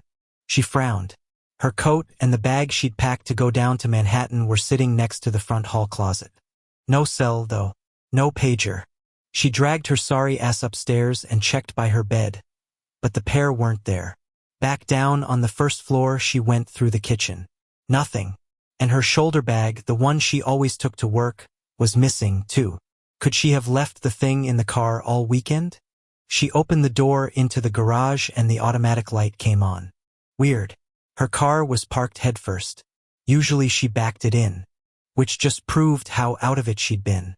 Sure enough, her bag was in the front seat, and she cursed herself as she went back into the condo while dialing. How could she have gone for so long without calling in? Even though she was covered by other attendings, she was never out of touch for more than 5 hours. Her service had a number of messages, but luckily none of them were urgent. The important ones concerning patient care had been turfed to whoever was on call, so the rest of it was stuff she could handle later. She was heading out of the kitchen, making a beeline for her bedroom, when she looked at the mug of chocolate. She didn't have to touch it to know it had gone cold, so she might as well ditch the thing. She went and picked it up, but paused over the sink. For some reason she couldn't bear to throw it out. She left it right where it was on the counter, though she did return the milk to the refrigerator. Upstairs in her bedroom she ditched her clothes, letting them land where they did, pulled on a t-shirt and got in bed. She was settling between her sheets when she realized her body was stiff, especially her inner thighs and lower back. Under different circumstances she would have said she'd had a lot of terrific sex, either that or climbed a mountain. But instead it was just the flu. Shit. Columbia. The interview. She'd call Ken Falchuk later this morning, apologize for what she hoped was the second time, and reschedule. They were hungry for her to come on board, but not showing for an interview with the chairman of the department was insulting as hell. Even if you were sick. Rearranging herself against her pillows, she couldn't get comfortable. Her neck was tight, and she reached up to massage it only to frown. There was a sore spot on the right side in front. A real what the hell? She had a pattern there, some raised bumps. Whatever. Rashes were not unheard of with the flu. Or maybe a spider had done her in. She closed her eyes and told herself to rest. Resting was good. Resting would get rid of this bug faster. Resting would bring her back to normal, a reboot for her body. Just as she drifted off, an image came to mind. An image of a man with a goatee and diamond eyes. His mouth was moving as he looked at her, framing the words, "I love you." Jane struggled to hold on to what she saw, but she was sliding fast into sleep's dark arms. She fought to stay with the image and lost the battle. The last thing she was aware of were tears flowing onto her pillow as the blackness stole her away. Well, wasn't this awkward? John sat on the bench press in the weight room and watched as Zadis did bicep curls across the way. The huge loads of iron made a subtle clinking sound as they went up and down, and that was it for noise. There had been no talking so far.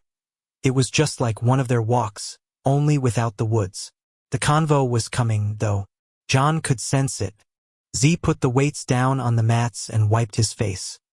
His bare chest gleamed, his nipple rings rising and falling as he breathed.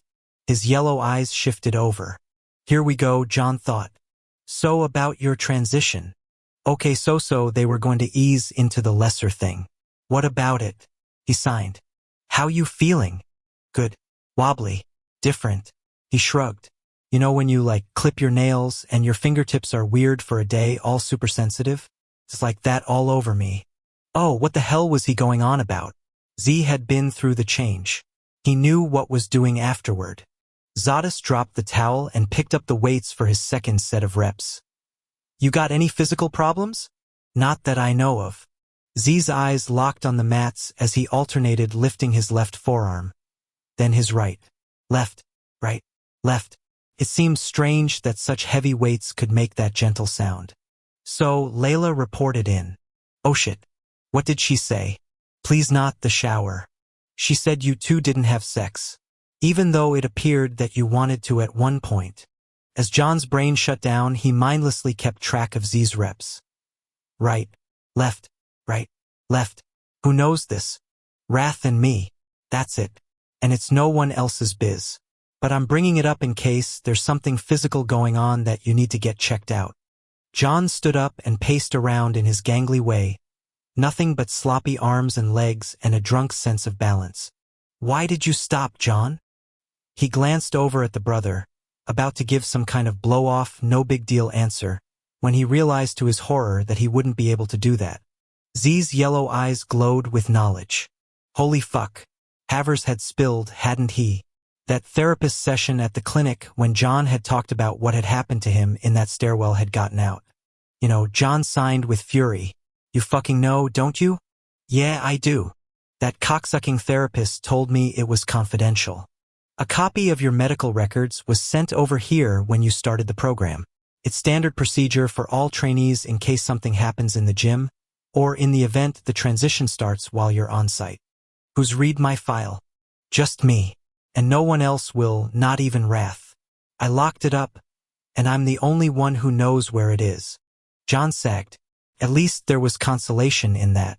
When did you read it?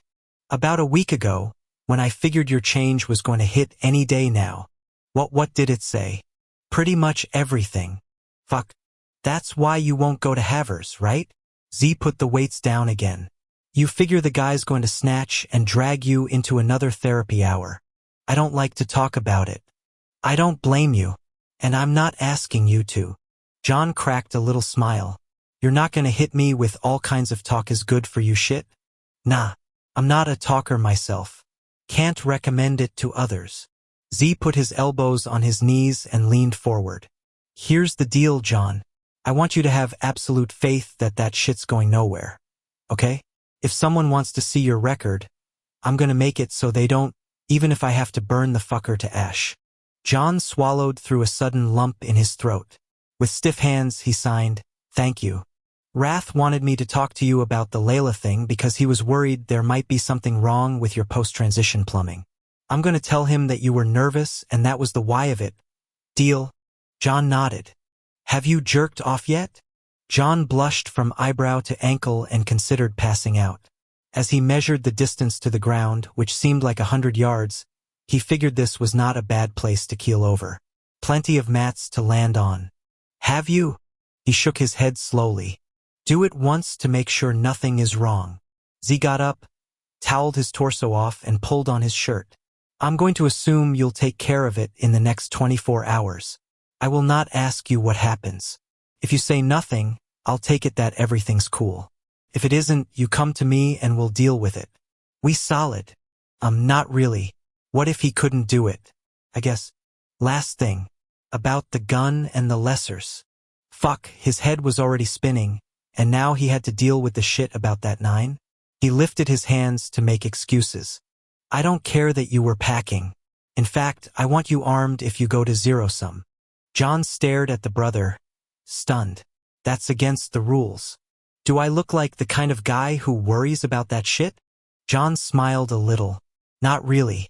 If you get in the crosshairs of one of those slayers again, you do him just like you did.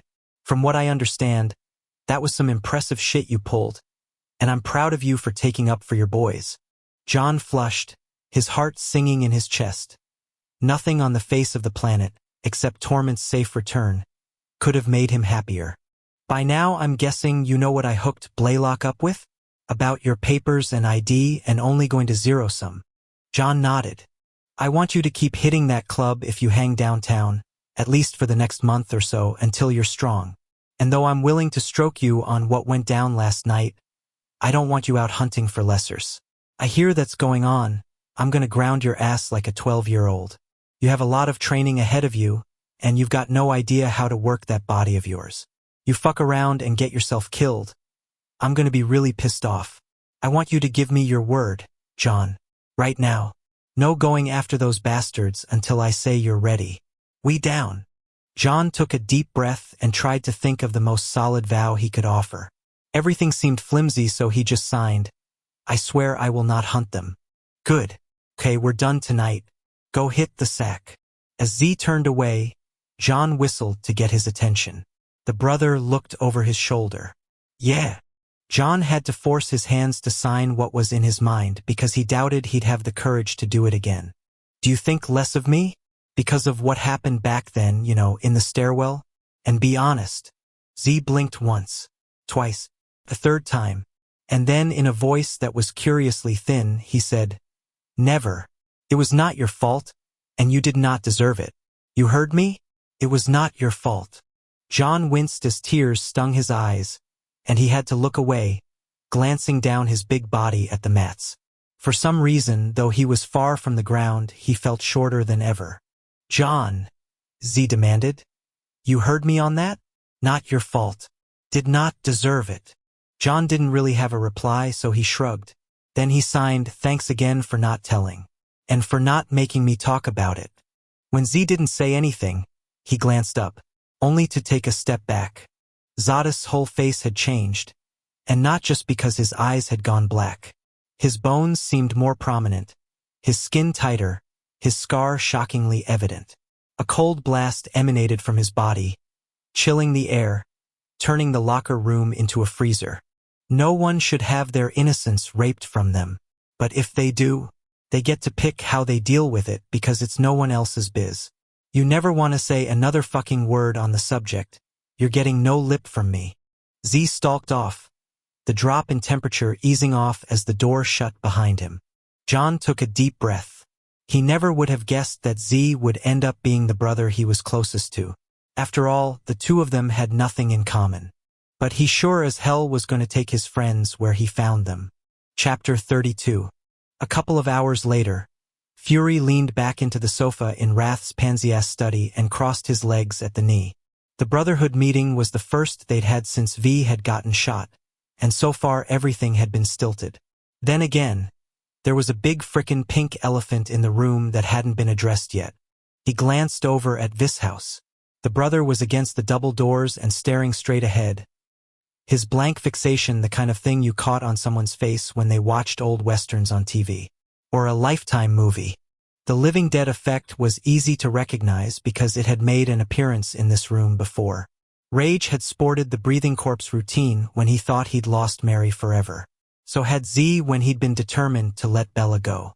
Yebonded male vampires without their females were empty vessels. Nothing but muscle and bone held in by a thin skin. And though you had to mourn for anyone who was like that, given the load of shit V was carrying with the pre-male thing, the loss of Jane seemed especially cruel. Except how the hell could it have possibly worked long-term between those two? Human doctor. Warrior vampire. No middle ground. Wrath's voice rang out. V? Yo, Vishouse. V's head jerked up. What? You're going to the Scribe Virgin this afternoon, right? V's mouth barely moved. Yeah. You're going to need a rep from the Brotherhood to go with you. I'm assuming Butch, right? V glanced over at the cop, who was sitting in a pale blue love seat. You mind? Butch, who was clearly worried about V, immediately manned up. Of course not. What do I need to do? When V said nothing, wrath filled the void. Human equiv's probably best man at a wedding. You'll go for the viewing today and then the ceremony, which'll be tomorrow. Viewing? Like this woman is a painting or some shit. Butch grimaced. I'm so not feeling this whole chosen thing. I gotta be honest. Old rules. Old traditions. Wrath rubbed his eyes under his sunglasses. Lot needs to change, but it's the Scribe Virgin's territory, not mine. All right, sortation. Fury, I want you sitting out tonight. Yeah, I know you're tight after being hurt, but I just noticed you missed your last 2 scheduled breaks. When Fury just nodded, Wrath cocked a smirk. No fight on that? Nope. Actually, he had something he had to do, so it was fucking perfect. On the other side, in the sacred marble bathing chamber, Cormia wished she could leave her own skin, which was a bit ironic, as it had been so carefully prepared for the pre-male. One would think she would wish to stay within it now that it was so purified. She had been steeped in a dozen different ritual baths, had her hair cleansed and re-cleansed, had her face put in masks of rose-smelling unguents, then ones that smelled of lavender, then still others of sage and hyacinth. Oil had been rubbed all over her, while incense had burned in honor of the pre-male and prayers were chanted. The process had made her feel like something in a ceremonial buffet, a piece of meat, seasoned and prepared for consumption. He will be here on the hour, the directrix said. Waste not the time. Cormia's heart stopped in her chest, then pounded. The numb state induced by all the steam and the warm waters retreated, leaving her painfully and horribly aware that her last moments of life as she had always known it were about to be over. Ah, the robing is here, one of the chosen said with excitement. Cormia looked over her shoulder. Across the vast marble floor a pair of chosen came through gold doors with a white hooded robe hanging between them. The garment was embroidered with diamonds and gold, and it shimmered in the candlelight, alive with color. Behind them another chosen held a stretch of translucent cloth in her arms. Bring the veil forward, the directrix commanded, and put it on her. The diaphanous sheath was draped over Cormia's head, and it landed upon her with the weight of 1,000 stones. As it fell before her eyes, the world around her fogged. Stand, she was told. She got to her feet and had to steady herself, her heart beating hard behind her ribs, her palms growing sweaty. The panic grew worse as the heavy robing was borne forward by the 2 chosen. As the ceremonial dress was laid upon her from behind, it clamped onto her shoulders, not so much settling onto her frame as locking onto her body. She felt as though some giant stood at her back with his massive, paw-like hands pressing her down. The hood was lifted over her head and everything went black. The front of the robe was buttoned in place over the tail end of the hood, and Cormia tried not to think about when and in what manner those fastenings were going to be freed again. She tried to take slow, deep breaths. Fresh air came in through some vents at her neck, but it wasn't enough. Not by a measure and a half. Under her dressings all sound was muffled, and it would be difficult for anyone to hear her speak. But then, she had no personal role in either the presentation ceremony or the mating ritual that was to come. She was a symbol, not a female, so her individual response was not required or encouraged. The traditions reigned supreme. Perfect, one of her sisters said. Resplendent. Worthy of us. Cormia opened her mouth and whispered to herself, I am me. I am me. I am me. Tears welled and fell, but she couldn't reach her face to wipe them off, so they ran down her cheeks and her throat, getting lost in the robing. With no warning, her panic suddenly got away from her. A wild animal set loose. She wheeled around, hobbled by the heavy robes, but driven by a need to flee that she could not harness.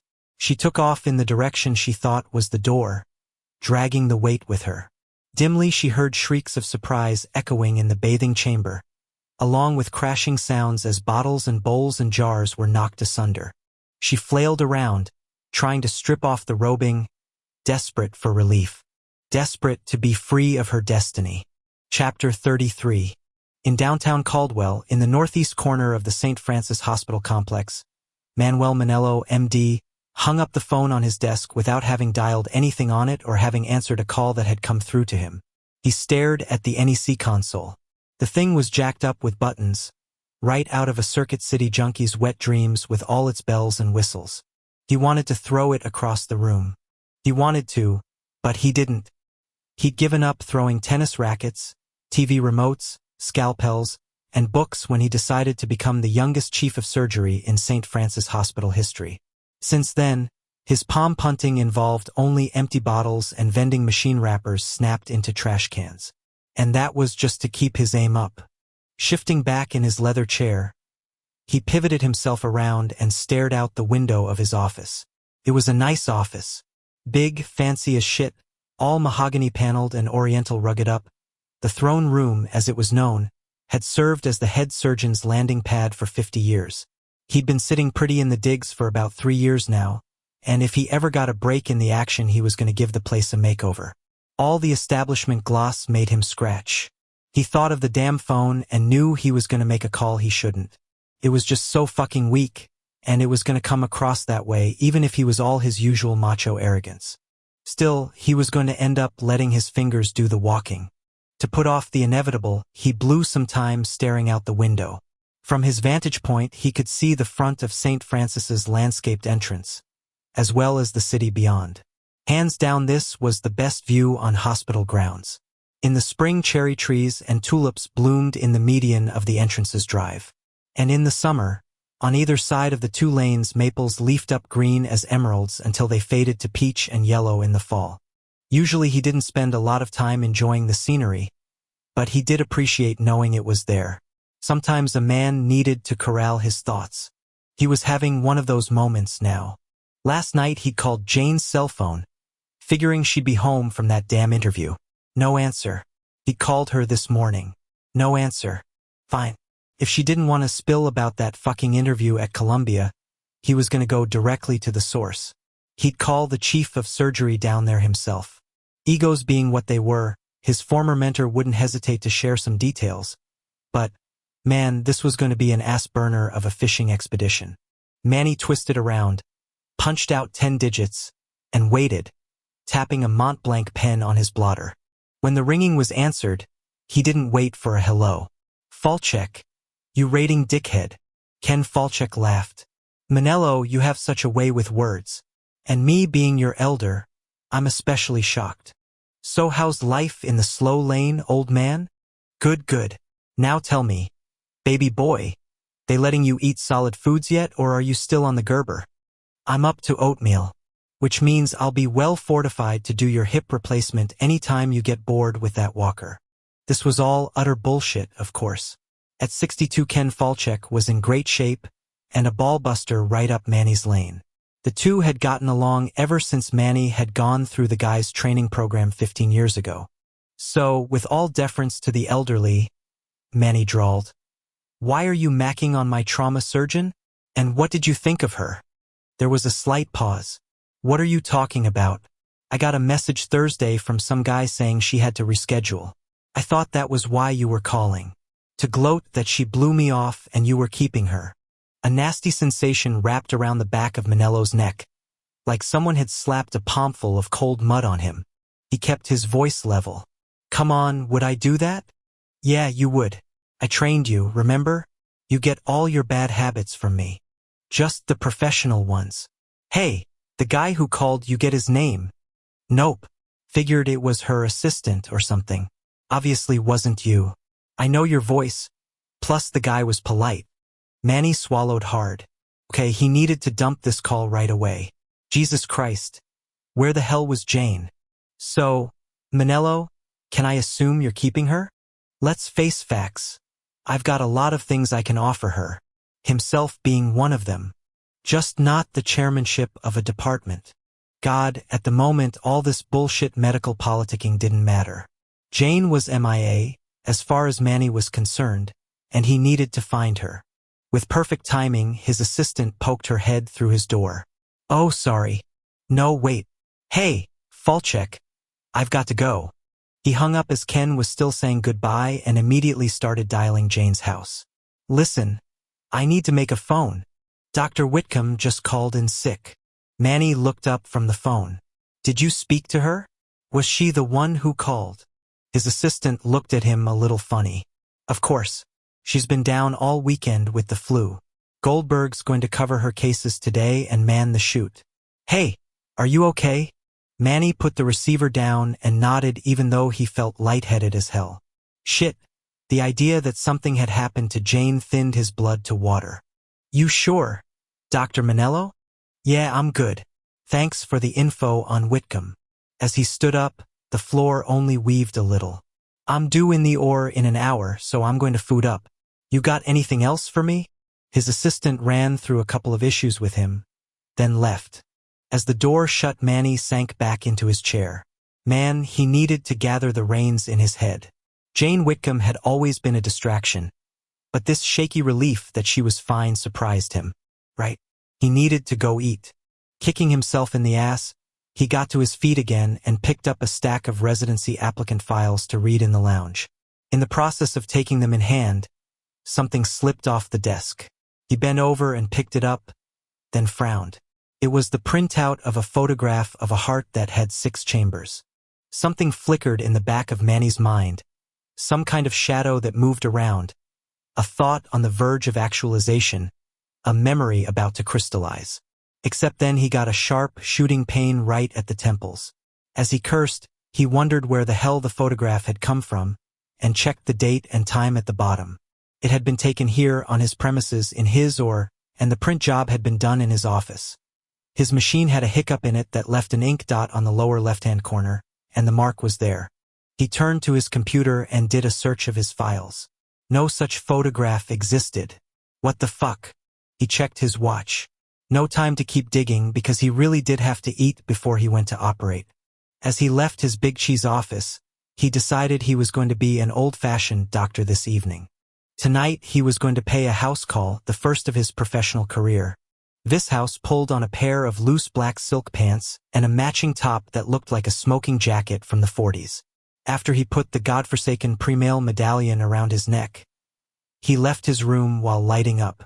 On his way down the hall he heard Butch swearing out in the living room, the rolling, under-the-breath litany marked by a lot of F-words and an interesting twist on a-hole V was going to have to remember. V found the guy on the couch, glowering over Marissa's laptop. What's doing, cop? I think this hard drive has bitten it. Butch glanced up. Jesus Christ, you look like Hugh Hefner. So not funny. Butch winced. I'm sorry. Shit V. I'm S. Shut up and let me look at the PC. V picked the thing up off Butch's lap and did a quick maintenance scan. Dead. Should have known. Safe Place is in a clusterfuck of IT shit. Their server's down. Now this. Meanwhile, Marissa's up at the mansion with Mary trying to figure out how to hire more staff. Man, she doesn't need this. I put 4 new Dells in the supply cabinet outside Rath's study. Tell her to go get one, true? I'd set it up for her now, but I gotta go. Thanks, man. And yeah, I'll get ready to come with you. You don't have to be there. Butch frowned. Fuck that. You need me. Someone else can stand in. I'm not abandoning you. Wouldn't be abandonment. Vishouse wandered over to the foosball table and spun one of the rods. As the row of little men did backflips, he exhaled. It's kind of like, I don't know, if you're there, it's all too fucking real. So you want somebody else to back you? V spun the rod again, a whirring noise rising up from the table. He'd chosen Butch on a knee-jerk, but the truth was, the male was a complication. V was so damned close to the guy it was going to be harder to front his way through the presentation and the ritual. V looked across the living room. Yeah, I think I want someone else. In the short silence that followed, Butch assumed the look of someone holding a plate of food that was too hot, uneasy and insecure. Well, as long as you know I would be there for you, no matter what was doing. I know you're solid. V went to the phone, thinking over his choices. Are you Sue? Yes, he said, dialing. When Fury answered his call, V said, You mind standing in with me today? Butch is going to hang back. Yeah. Thanks, man. He hung up. It might be an odd choice, because the two of them had never been particularly close. But then, that was the point. Fury's going to do it, no problem. I'm going to bounce to his room now. V. Shut it, cop. I'll be back in a couple hours. I wish like hell you didn't have to. Whatever. This isn't going to change things. After all, Jane would still be gone. He would still be a bonded male without his mate. So yup, nothing different, nothing mattered. You're absolutely positive you don't want me to go? Just be here with the goose when I get back. I'm going to need a drink. V left the pit through the underground tunnel, and as he walked over to the mansion, he tried to give himself some perspective. This chosen he was mating was just a body. Same as he was. The two of them were going to do what needed to be done, when it was necessary. It was just male parts meeting female parts. Then thrust and repeat until the male ejaculated. And as for his complete and utter lack of arousal, not a problem. The chosen had salves to ensure an erection and incense that made you come. So even though he had absolutely no interest in sex, his body would do what it was born and bred to do, ensure that the best lines in the species survived. Shit, he wished it could be clinical all cup and baster. But vampires had tried IVF in the past to no success. Young had to be conceived the good old-fashioned way. Man, he did not want to think of how many females he was going to have to be with. He just couldn't go there. If he did, he was going to. Vishouse stopped in the middle of the tunnel, opened his mouth, and screamed until his voice gave out. Chapter 34. When Vishouse and Fury crossed over to the other side together, they took form in a white courtyard surrounded by a white arcade of Corinthian columns. In the center was a white marble fountain that splashed crystal-clear water into a deep white cistern. In the far corner, on a white tree with white blossoms, a flock of rainbow-colored songbirds was gathered as if they'd been sprinkled on top of a cupcake.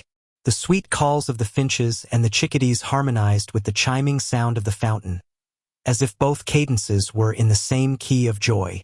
Warriors! The scribe virgin's voice came from behind V and made his skin pull like plastic over his bones. Kneel and I shall greet you. V ordered his knees to bend, and after a moment they hinged like rusty legs on a card table. Fury, on the other hand, didn't seem to be suffering from a case of the stiffs and went down smoothly. Then again, he wasn't hitting the floor in front of a mother he despised. Fury, son of Agony, how fare thee?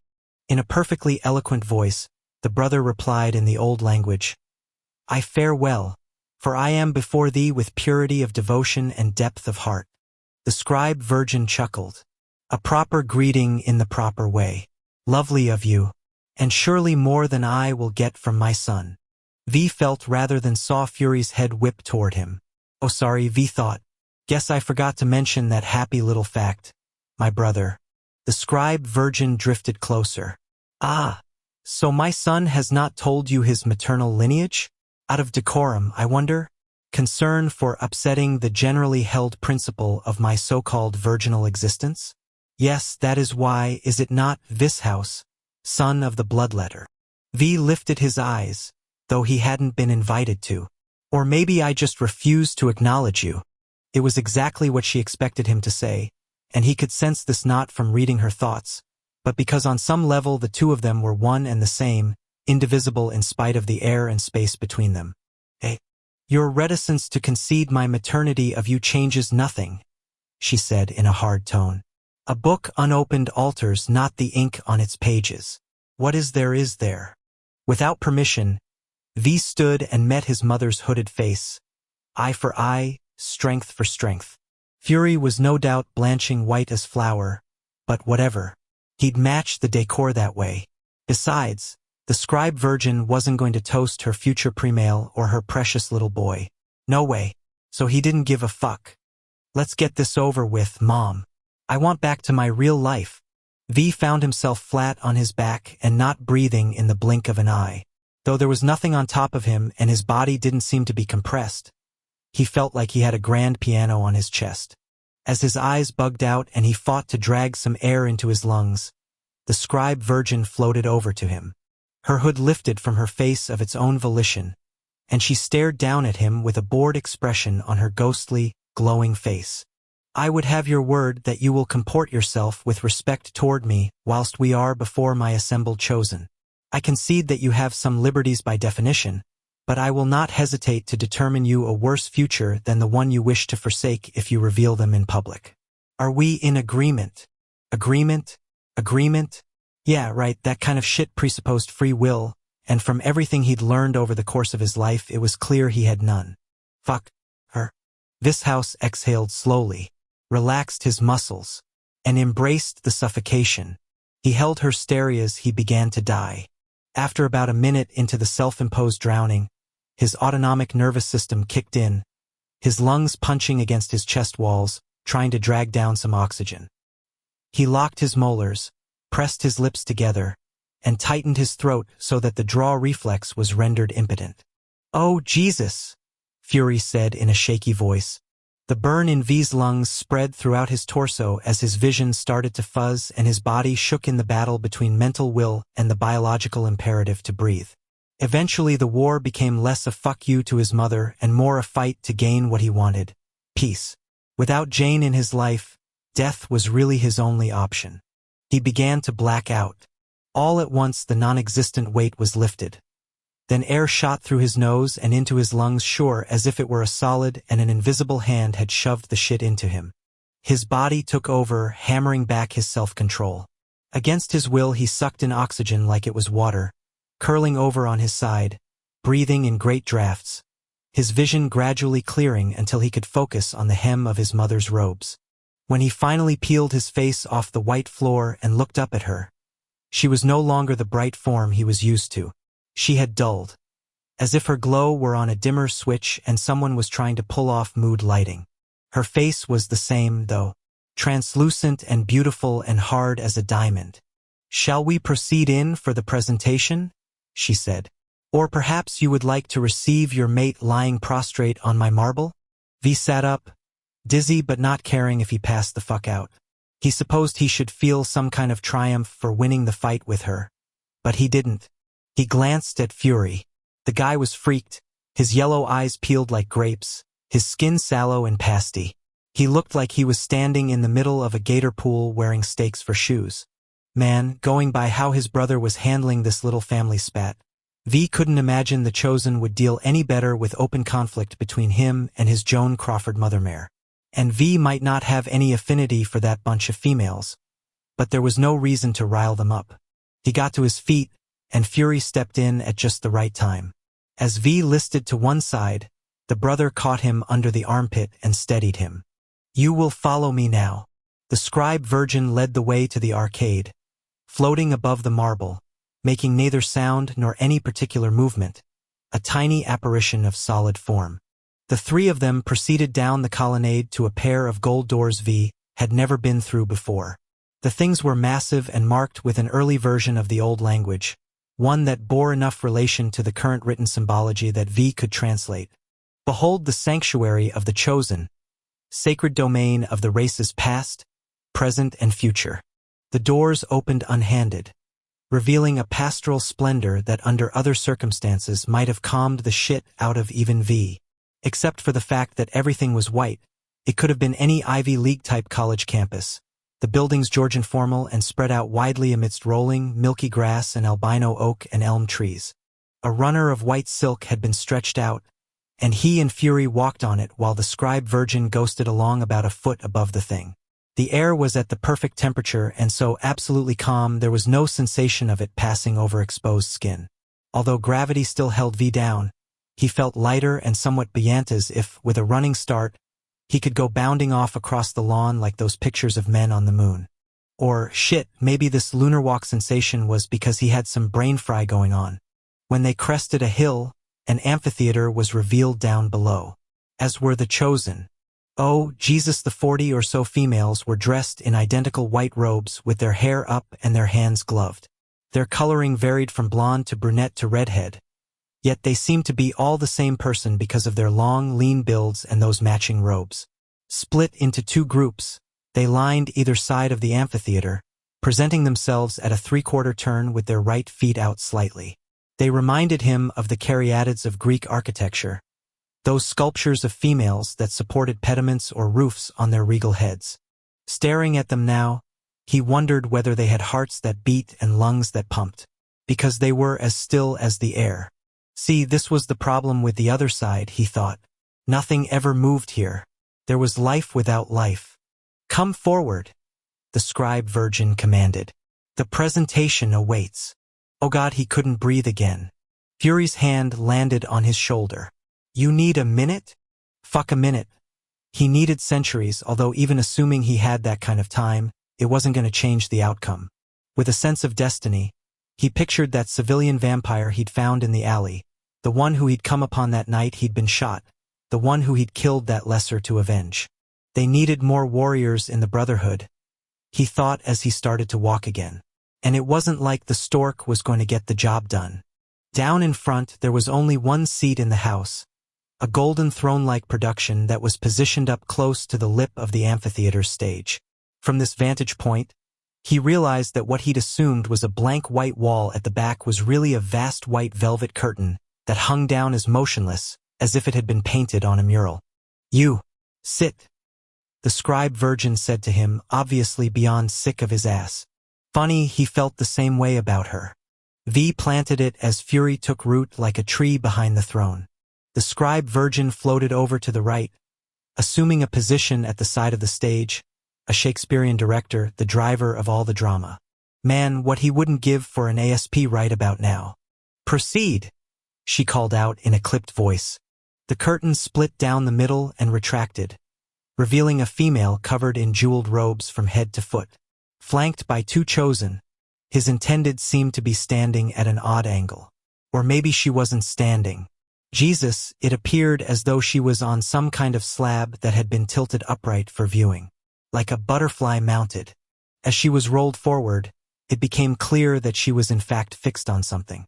There were bands around her upper arms, ones that were camouflaged with jewels to match her robes, ones that appeared to be holding her up. Must be part of the ceremony. Because what was under that robe was not only prepared for this presentation and the mating ritual that would follow, but no doubt was psyched as hell to be the number one female. The Primale's first chosen had special rights, and he could only imagine what a rocking good time that would be for her. Even though it might not be fair, he resented the hell out of what was under that splendor. The scribe virgin nodded, and the chosen to the left and the right of his intended started to undo the robing. As they went to work, a rush of energy rippled through the stillness of the amphitheater, the culmination of decades of the chosen waiting for the old ways to start up again. V watched with no care whatsoever as the jeweled robes were pulled back to reveal a stunningly beautiful female form draped in a gossamer thin sheath. His intended's face was kept hooded, according to tradition, for it was not her that was being given but all of the chosen. Is she to your liking? The scribe virgin asked dryly, as if she knew that the female was utter perfection. Whatever. A murmur of disquiet went through the chosen, a chilly breeze through stiff reeds. Perhaps you shall choose your words anew? The scribe virgin snapped. She'll do. After an awkward pause, a chosen came forward with an incense burner and a white feather. As she chanted, she wafted smoke over the female from hooded head to bare feet, going around once for the past, once for the present, once for the future. As the ritual progressed, V frowned and leaned forward. The front of his intended's gossamer thin sheath was wet. Probably oils from when she'd been prepared for him. He eased back in the throne. Shit, he hated the ancient ways. Hated this whole fucking thing. Underneath the hood, Cormia was in a state of desperation. The air she breathed was hot and wet and smothering, worse in that regard than having nothing at all to inhale. Her knees were loose as blades of grass, her palms wringing wet. If not for the restraints, she would have crumpled. Following her panicked bid for escape in the baths, and her eventual capture, a bitter drink had been forced down her throat at the directrix's command. It had calmed her for a time, but the elixir was now wearing weak, and her fear was spiking once again. As was the degradation. When she'd felt hands going down the front of the robing to free the golden toggles, she'd wept for the violation of a stranger's gaze upon her private skin. Then the two heavy halves of the robe had been pulled apart from her body, and she'd felt coolness on her skin. Something that was in no way a relief from the weight of what had been draped all over her. The Primal's eyes had been upon her as the scribe virgin's voice had called out, "Is she to your liking?" Cormia had waited for the brother's response, praying for some warmth within it. There was absolutely none. "Whatever. Perhaps you shall choose your words anew?" "She'll do." Upon hearing the reply, Cormia's heart stopped beating, fear replaced by terror. Vishouse, son of the bloodletter, had a cold voice, one that suggested proclivities far worse than even his father's reputation had detailed. How would she survive the mating, much less represent well the venerable chosen during the course of it? In the bath, the directrix had been brutal in her wording of all that Cormia would disgrace if she did not comport herself with appropriate dignity, if she didn't carry out her responsibility, if she was not the proper representative of the whole. How could she bear this all? Cormia heard the scribe virgin speak again. "Vishouse, your stead has not tendered his gaze. Fury, son of Agony, you must view the chosen that is offered as the Primal's witness." Cormia trembled, afeared of yet another set of unknown male eyes upon her form. She felt unclean, though she had been so carefully washed. Dirty, though no filth dripped from her. Under the hood she wished she were small, so small she would shame the head of a pin. For if she were small, their eyes wouldn't find her. If she were tiny, she could hide amongst larger things, disappear from all of this. Fury's eyes were glued to the back of the golden throne, and he really didn't want them anywhere else. This whole thing was wrong. All wrong. Fury, son of Agony? The scribe virgin pronounced his father's name as if the weight of the family's entire lineage rested on whether Fury got with the program. He flipped his lids up to the female. Every one of his mental processes ground to a halt. His body was what responded. Instantly, he thickened in his silk pants, his erection popping up fast as a breath even as he was utterly ashamed of himself. How could he be so cruel?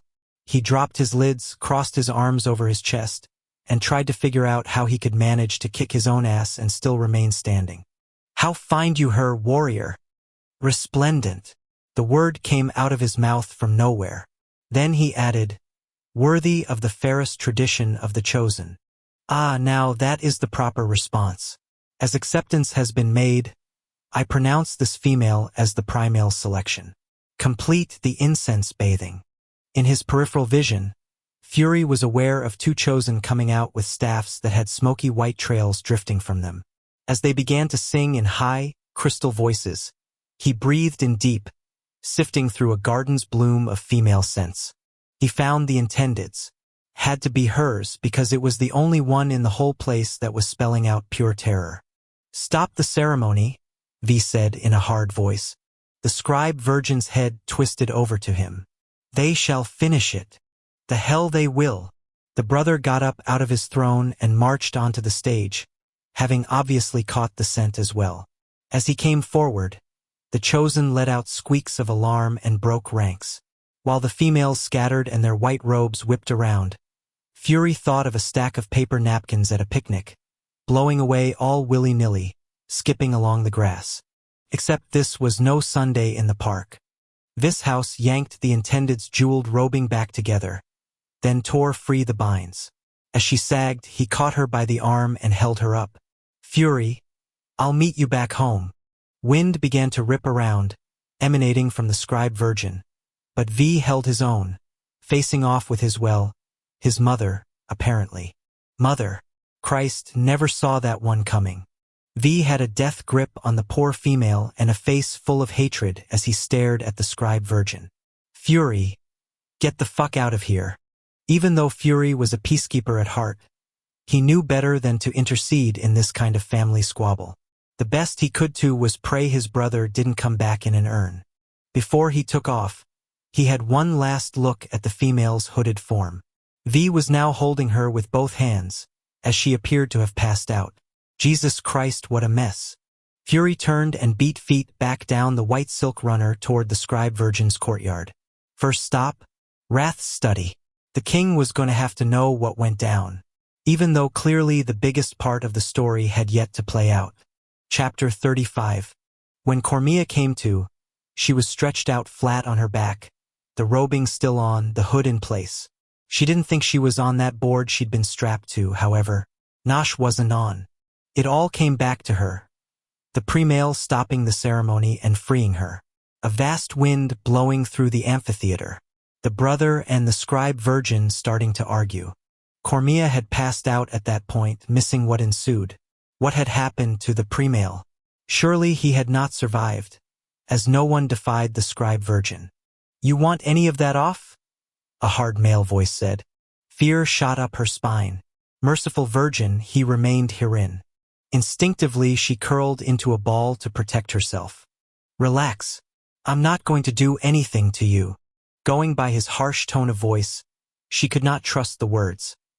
Anger marked the syllables he spoke, turning them into verbal blades, and though she could not see his form, she could sense the awesome power in him.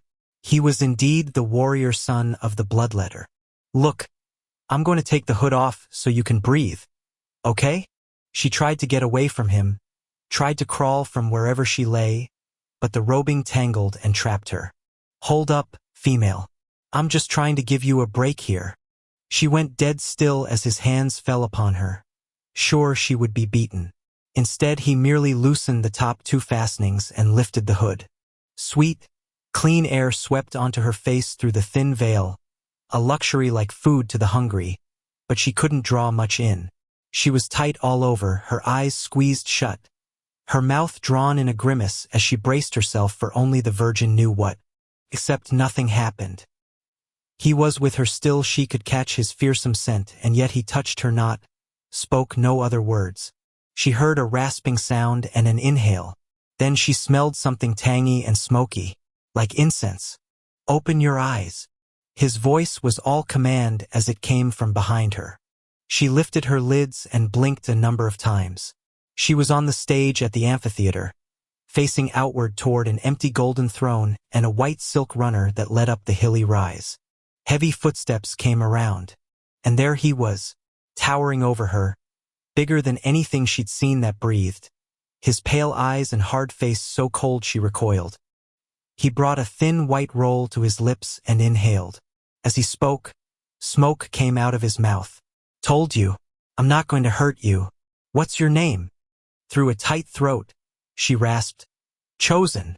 That's what you are, he snapped. I want your name. I want to know your name. Was he allowed to ask her that? What was she thinking? He could do anything he wanted. He was the pre-male. Cici Cormia. Cormia. He inhaled on the white thing again, the orange tip flaring up brightly. Listen to me. Don't be scared, Cormia. Okay? Are you? Her voice cracked. She wasn't sure whether she could question him, but she had to know. Are you a god?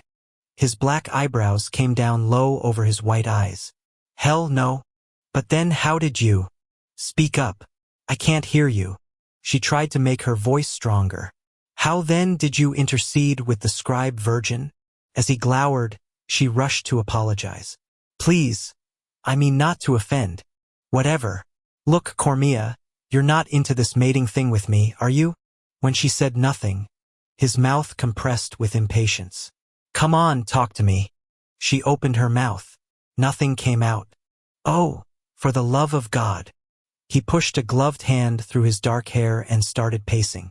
Surely he was a deity of some kind. He looked so fierce she wouldn't have been surprised if he called lightning from the sky. He stopped and loomed over her. I told you, I'm not going to hurt you. Goddamn, what do you think I am? A monster? I have never seen a male before, she blurted. I know not what you are. That stopped him cold. Jane woke up only because she heard a garage door squeaking, the high-pitched whine coming from the condo to the left of hers. Rolling over, she looked at the clock. 5 in the afternoon. She'd slept most of the day. Well, kind of slept. For the most part, she'd been trapped in a bizarre dreamscape, one in which images that were half-formed and hazy tormented her. A man was involved somehow, a big man who felt at once a part of her and yet utterly alien. She'd been unable to see his face, but she knew his smell. Dark spices up close, in her nose, all around her, all over her. That bone crusher of a headache flared up, and she dropped what she was thinking of like it was a hot poker and she was holding the wrong end. Fortunately, the pain behind her eyes eased off. At the sound of a car engine, she lifted her head off the pillow. Through the window next to the bed, she saw a minivan back down the driveway beside hers. Someone had moved in next door, and God, she hoped it wasn't a family. The walls between units were not as thin as in apartment buildings, but they weren't bank-safe solid by a long shot. And screaming kids she could do without. Sitting up, she felt beyond wretched and into a whole new category of dreck. Her chest was aching something fierce, and she didn't think it was muscular. Shifting around from side to side, she had some inclination that she'd felt like this once before, but she couldn't place when or where. Showering was an ordeal. Hell, just making it into the bathroom was a chore. The good news was that the soap and rinse routine revived her a little, and her stomach seemed open to the idea of some food. Leaving her hair to air dry, she went downstairs and fired up some coffee. The plan was to get her head into first gear, then return some phone calls. Come hell or high water, she was going to work tomorrow, so she wanted to clear the decks as best she could before she went into the hospital. With mug in hand, she headed into the living room and sat down on the couch, cradling her coffee between her palms, hoping Captain Caffeine would come to her rescue and help her feel human. As she glanced down at the silk cushions, she winced. These were the ones her mother had smoothed out so often, the ones that had served as a barometric meter of whether all was well or not, and Jane wondered when she'd sat on the damn things last. God, she supposed that would be never. For all she knew, the last but that had taken a load off here might well have been one of her parents. No, probably a guest. Her parents had sat only on the matching chairs in the library, her father on the right with his pipe and his newspaper, her mother on the left with a square of Petit Point on her lap. The two had been like something out of Madame Tussauds wax museum, part of an exhibit on affluent husbands and wives who never spoke to each other. Jane thought of the parties they'd thrown, all those people milling around that big colonial house with uniformed waiters passing crepes and things stuffed with mushroom paste. It had been the same crowd and the same conversation and the same kind of little black dresses and Brooks Brothers suits every time. The only difference had been the seasons, and the only break in the rhythm occurred after Hannah's death. Following her burial, the soirees had stopped for about 6 months on her father's orders. But then it was right back on the bandwagon. Ready or not, those parties started up again, and even though her mother had seemed brittle enough to crack, she'd put on her makeup and her little black dress and stood by the front door, all fake smiled and pearled up. God, Hannah had loved those parties. Jane frowned and put a hand over her heart, realizing when she'd felt this kind of chest pain before. Not having Hannah anymore had created the same kind of achy pressure. Odd that she would wake up out of the blue and be in mourning. She hadn't lost anyone. Taking a sip of the coffee, she wished she'd made hot chocolate. A blurry image of a man holding out a mug came to her. There was hot cocoa in the thing, and he'd made it for her because Wash was leaving her. Oh God, he was leaving. A sharp pain shot through her head, cutting off the tumbling vision just as her doorbell went off. As she rubbed the bridge of her nose, she shot a glare down the hall. She was so not feeling social right now. The thing went off again. Forcing herself to her feet, She shuffled to the front door. As she flipped the lock free, she thought, man, if this was a missionary, she was going to give them a communion with. Manello? Her chief of surgery was standing on her front stoop with his typical bravado, like he belonged on her welcome mat just because he said so. Dressed in surgical scrubs and Crocs, he was also sporting a fine suede coat that was the rich brown color of his eyes. His Porsche took up half of her driveway. I came to see if you were dead. Jane had to smile. Jesus, Manello, don't be such a romantic. You look like shit. And now with the compliments. Stop. You're making me blush. I'm coming in now. Of course you are, she muttered, stepping aside.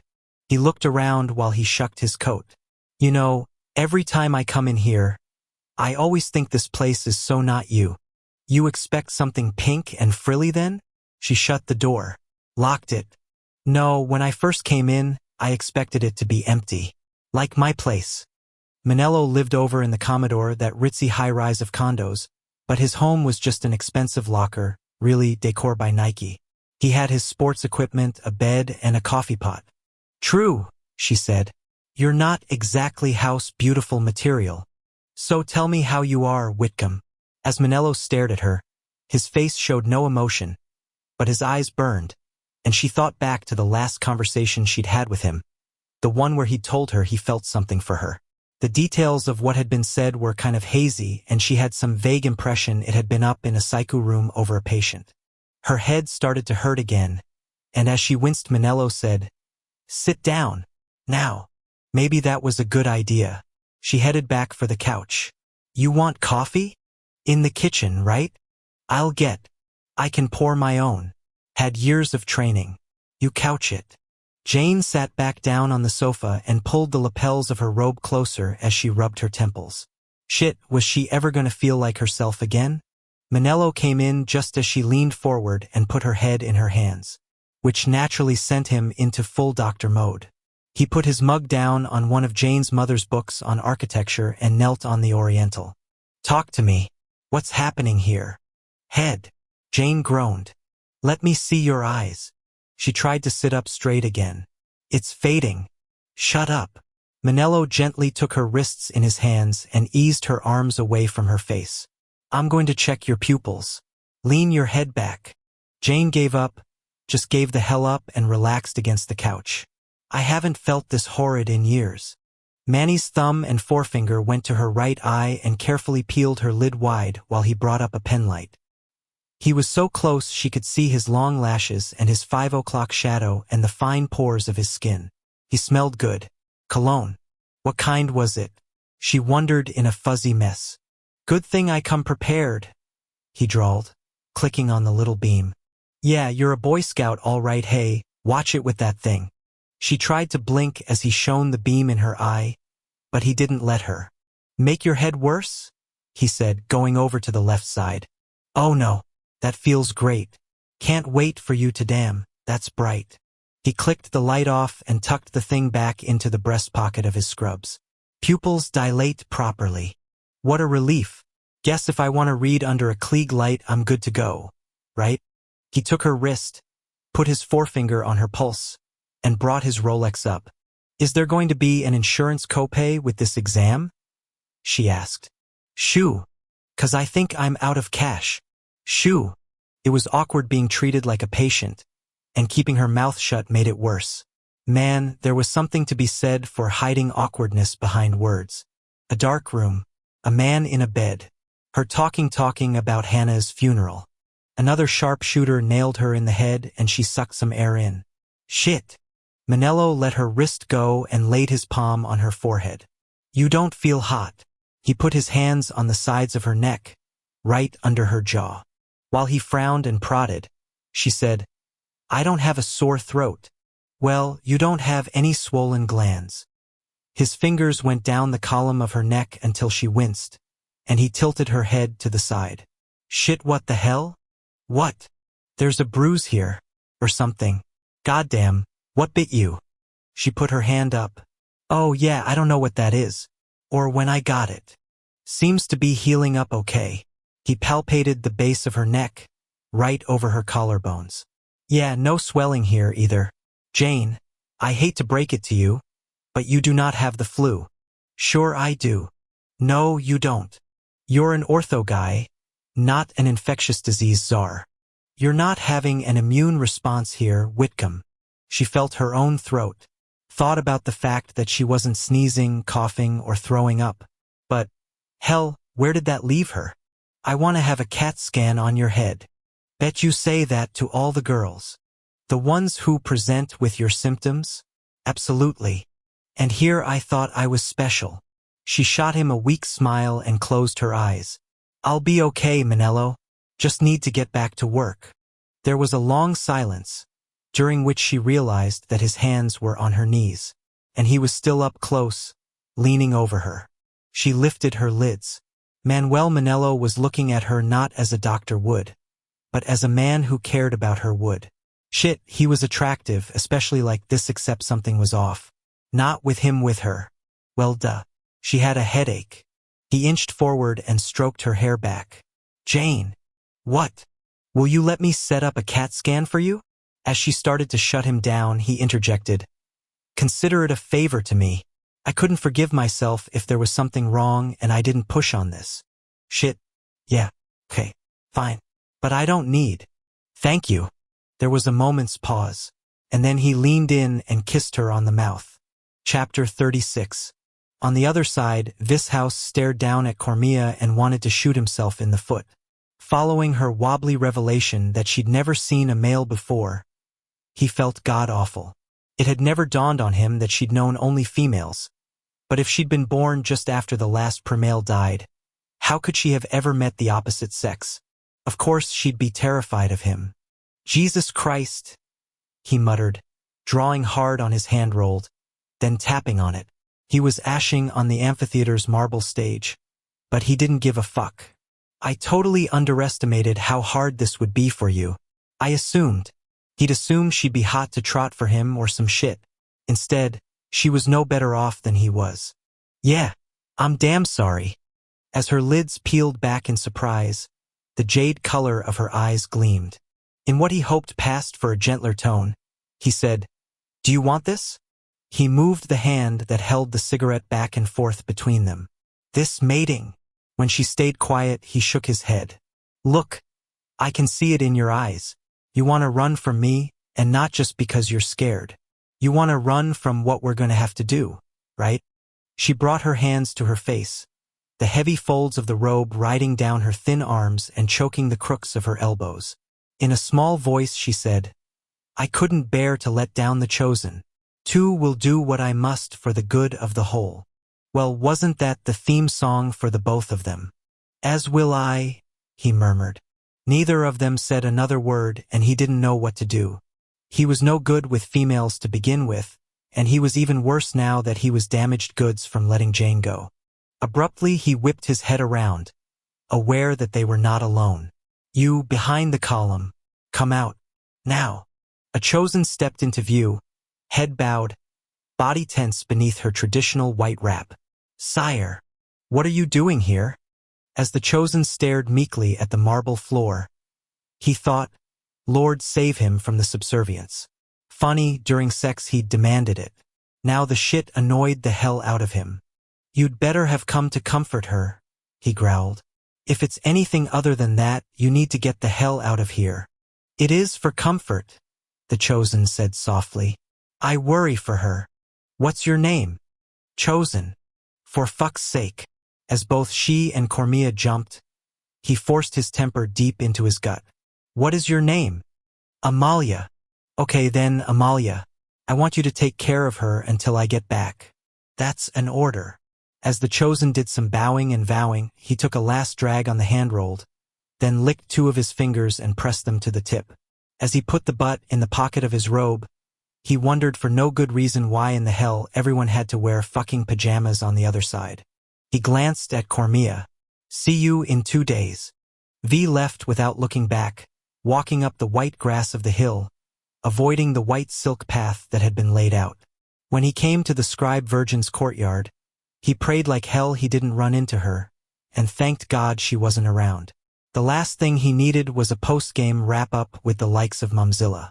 Under the watchful eyes of all those songbirds, he launched himself back to the real world, but he didn't go to the mansion. He went exactly where he didn't need to be.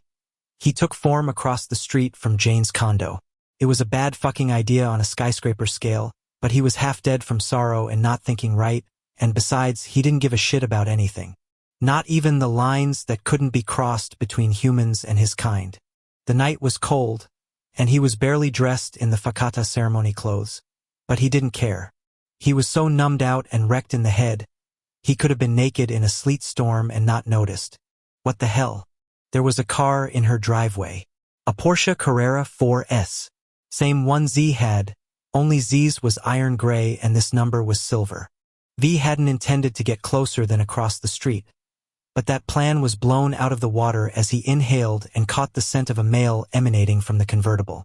It was that doctor, the one who'd pulled the Lothario shit with her in the hospital room. V materialized to the maple in her front yard and looked in through the kitchen window. Coffee pot was on. Sugar was out. There were 2 spoons on the counter. Oh hell no. Hell motherfucking no.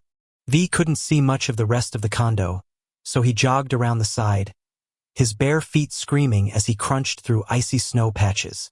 As an old woman from the condo next door peered out her window as if she'd seen him, he threw some maize around as a precaution and because he figured he should do something that proved he had a brain. This stalker routine sure as shit wasn't gonna get him on jeopardy. As he came up to the back windows and got a look-see into the living room, he saw the death of another as clearly as if he'd committed the murder in real time. That human male, that doctor, was on his knees and pressed up close to Jane as she sat on her sofa. The guy had one hand on her face, the other on her neck, and he was focused on her mouth. V lost his concentration, dropped the maize and moved without thinking, without reasoning, without hesitation. He was nothing but screaming, bonded male instinct as he went for the French doors, prepared to kill. From out of nowhere Butch stepped in front of him, derailing the attack by grabbing him around the waist and dragging him away from the condo. It was a dangerous move even between best friends. Unless you were an 18-wheeler, you didn't want to get in between a bonded male and the target of this kind of aggression. V's attack instinct shifted its focus instantly. He bared his fangs, hauled off, and punched his nearest and dearest in the side of the head. The Irishman dropped V like a beehive, whipped back his fist, and threw a low higher that caught V on the underside of his chin. As his jaw slammed into his skull and his teeth sang like a choir of angels, he caught fire sure as a dry meadow, instantly into overburn. "Mize, you fucker," Butch spat. "You mize this place first before we do this." V slammed the visual block down and the two of them went at it hardcore. No holds barred, blood popping from noses and mouths as they pummeled the shit out of each other. Halfway through, V realized this wasn't just about Jane being lost. It was about him being utterly alone. Even with Butch around, it wouldn't be the same without her, so it was as if V was left with nothing. When it was all over, he and the cop lay flat on their backs side by side, chests heaving, sweat not so much drying on them as freezing. Shit, V could already feel the swelling. His knuckles and his face were going Michelin Man on him. He coughed a little. "I need a cigarette. I need an ice pack and some Neosporin." V rolled to the side, spat out some blood, then flopped back to where he'd been. He wiped his mouth with the back of his hand. "Thanks. I needed that." "No PR," Butch groaned. "No problem. Damn. Did you have to pound out my liver like that? As if the scotch ain't enough of a problem for the thing. How did you know where I was? Where else would you be? Fury came back alone and mentioned shit was going down. So I figured you'd eventually end up here." Butch cracked his shoulder and cursed. "Let's face it, the cop in me's like a radio tower for stupid morons. And no offense, but you're not winning any awards in the Smarty division. I think I would have killed that man. I know you would have." V lifted his head. When he couldn't see through Jane's windows, he pushed himself up on his elbows to get a clear shot. The sofa was empty. He let himself fall down onto the ground again. Were the two of them making love upstairs in her bed? Right now? As he lay ruined on her back fucking lawn? "Shit, I can't deal. I'm sorry, V. I really am." Butch cleared his throat. Listen, it might be a good idea not to come here anymore, said the jackass who did drive-bys on Marissa for how many months? It's dangerous, V. For her. V glared at his best friend. If you are going to insist on being reasonable, I'm going to stop hanging with you. Butch popped a misshapen Smillian account of the crack in his upper lip. Sorry, buddy. You can't shake me even if you tried. V blinked a couple of times, horrified at what he was about to say. God, you're going for sainthood, you know that? You've always been there for me. Always. Even when you what? You know. What? Fuck. Even when I was in love with you.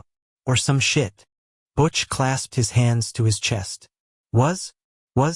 I can't believe you've lost interest. He threw one arm over his eyes, all Sarah Bernhard. My dreams of our future are shattered. Shut it, cop.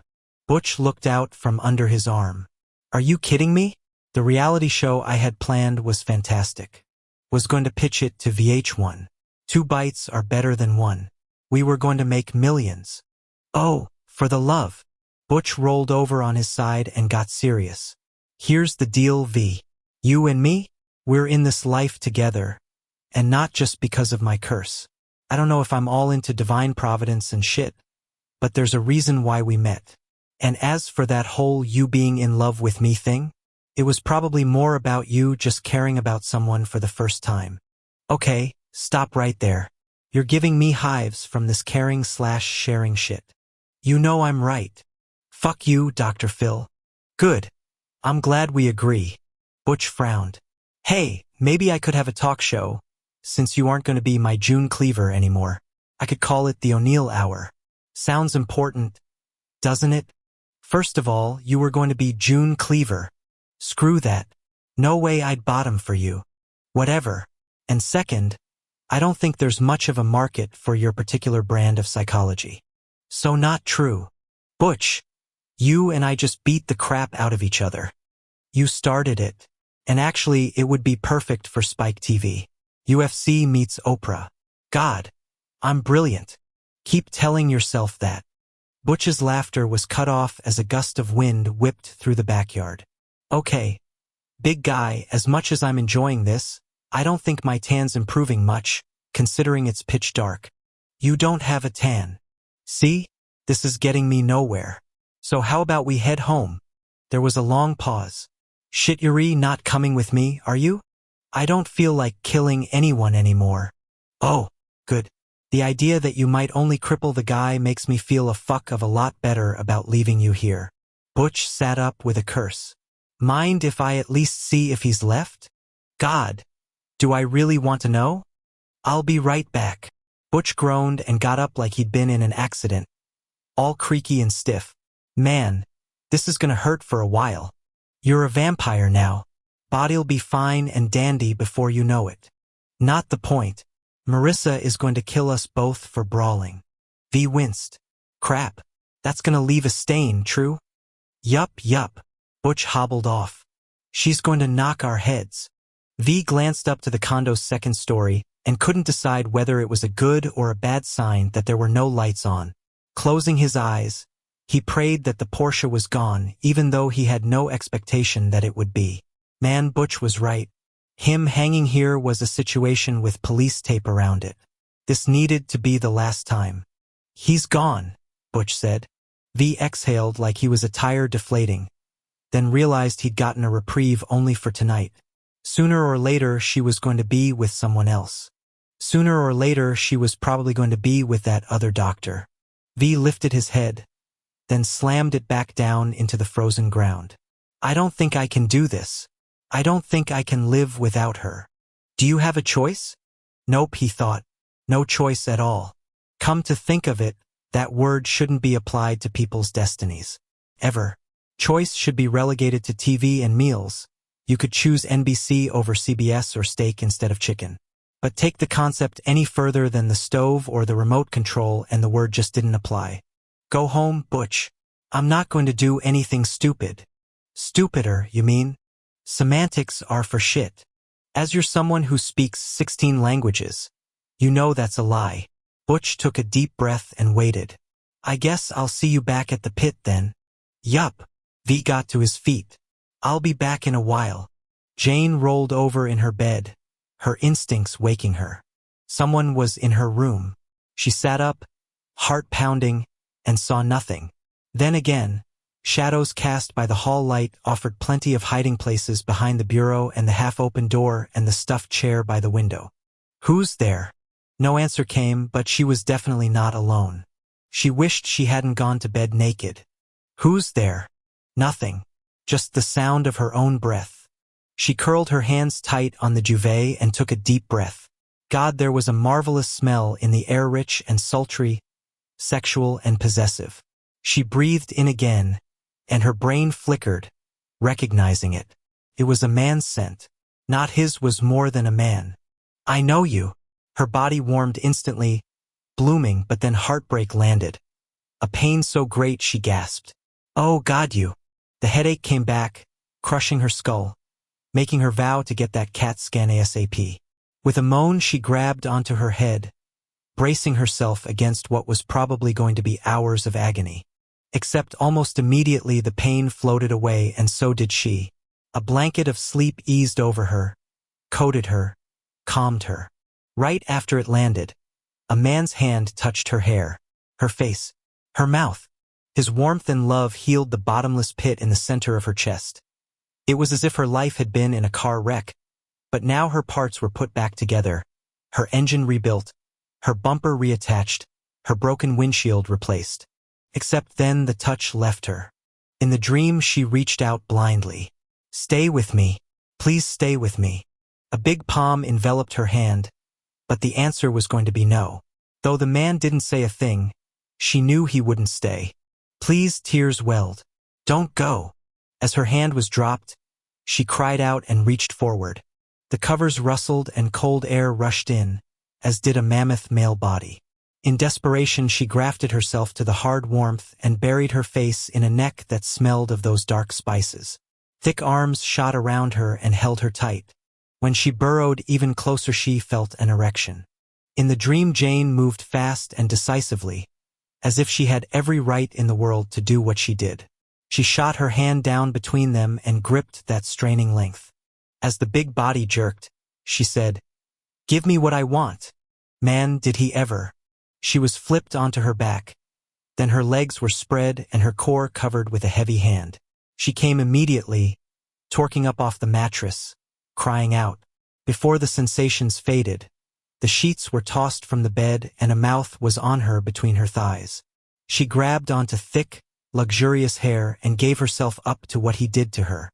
While she orgasmed for the second time, he pulled back. There was the sound of clothes being pushed down, and then Jane cursed as she was filled nearly to the point of pain, but she loved what was happening, especially as a mouth came down on hers and the erection inside of her started to move. She grabbed onto a surging back and followed the rhythm of the sex. In the midst of the dream, she had some thought that this was what she had been mourning. This man was the cause of the pain in her chest. Or rather, the loss of him was. This house knew that what he was doing was wrong. The sex was tantamount to stealing, because Jane didn't really know who he was. But he couldn't stop. He kissed her harder, moved in her more powerfully. His orgasm rolled in like a firestorm, taking him in a burst of heat, consuming him with a burn that was relieved only as his cock jerked and released inside of her. She came as he did, milking him, drawing out the sensations until he shuddered and fell still on top of her. He pulled back and looked down at her closed eyes, willing her into an even deeper sleep. She would think that what had happened was nothing more than an erotic dream, an enticing, vivid fantasy. She wouldn't know who he was, though. Couldn't. Her mind was strong, and she could well go insane in the tug-of-war between the memories he'd hidden and what she felt when he was around her. V eased out of her body and slipped from the bed. As he rearranged the covers and pulled up his silks, he felt like he was shaving his own skin off. Bending down, he put his lips to her forehead. "I love you. Forever." Before he left, he looked around her bedroom, then wandered into her bathroom. He couldn't stop himself. He had no intention of returning here again and needed images of her private spaces. The upstairs was more her. Everything was simple and uncluttered. the furniture unobtrusive, the walls free of fussy pictures. There was one wild extravagance, though, and he loved it, had the same one back in his room. Books. There were books everywhere. In her bedroom, the shelving ran floor to ceiling, with each level filled with volumes on science and philosophy and math. In the hall, there were more stacked in a 9-foot glass-front wardrobe, with works by Shelley and Keats, Dickens, Hemingway, Marchand, Fitzgerald. Even in the bath, there was a short lineup of them next to the tub, as if when she was in the thing, she wanted a few favorites nearby. She liked Shakespeare, too, evidently, which he approved of. See, this was his kind of decorating. An active mind didn't need distractions in its physical environment. It needed a collection of outstanding books and a good lamp. Maybe some cheese and crackers. V turned to leave the bath and caught sight of the mirror over the twin sinks. He pictured her standing in front of it and combing out her hair, flossing, brushing her teeth, clipping her short nails. Such normal things which people did all across the planet every day, vampires and humans alike. Proof that in certain prosaic activities the two species were not so different after all. He would have killed to see her do them once. Better yet, he wanted to do them with her. Her sink. His sink. Maybe they would argue over the fact that he dropped his floss on the edge of the wastepaper basket instead of making sure it got all the way in. Life. Together. He reached forward, put his fingertip on the mirror, and ran it over the glass. Then he forced himself to dematerialize without going to her bedside again. As he disappeared for good this time, he knew that if he'd been a male who cried, he would have been bawling now. Instead, he thought of the gray goose that was waiting for him back at the pit. He had every intention of being completely faced for the next 2 days. They were going to have to pour him back into these Hugh Hefner silks and hold him up at that fucking pre-mail ceremony. Chapter 37. At midnight, John was lying in bed, staring at the ceiling above him. It was a fancy ceiling with a lot of molding and stuff around the edges, so there was plenty to look at. It made him think of a birthday cake, actually. No, a wedding cake. Especially because in the middle there was a light fixture with a lot of curlicue thingies around it, kind of like what those little bride and groom dolls would go on. For some strange reason, he liked the way it all came together. He didn't know jack about architecture, but he was drawn to the lushness, the stately symmetry, the balance between the ornate and the smooth. Okay, maybe he was stalling here. Crap. He'd woken up about a half hour ago, hit the bathroom, and then gone back between the sheets. There was no class tonight, and he should be catching up on his work before he went out, but that whole textbook thing so wasn't happening. He had some business to take care of, which at the moment was lying rock hard on his belly. He'd been hanging in bed debating whether he could do this, what it felt like, whether he'd even be into it. What if he lost his erection? God, that conversation with Z hung over him. Like if he wasn't successful at it, there might be something wrong with him. Oh, for fuck's sake, he needed to jump off the bridge already. John took his hand and put it on his pec, feeling his lungs expanding and contracting and his heart beating hard. With a wince, he moved his palm downward, heading for that throb that was literally talking to him. It was so loud. Man, the damn thing was craving sensation, desperate to boil over. And underneath it, his balls were so tight he felt like they were about to crack open from the pressure. He so had to do this, and not just to check that his plumbing was right. The need to release was past the ache stage and into flat-out pain. His hand hit his belly and he pushed it farther down. His skin was warm and smooth and hairless and stretched over hard muscle and heavy bone. He couldn't get over how big he was now. His stomach seemed to stretch as far as a football field.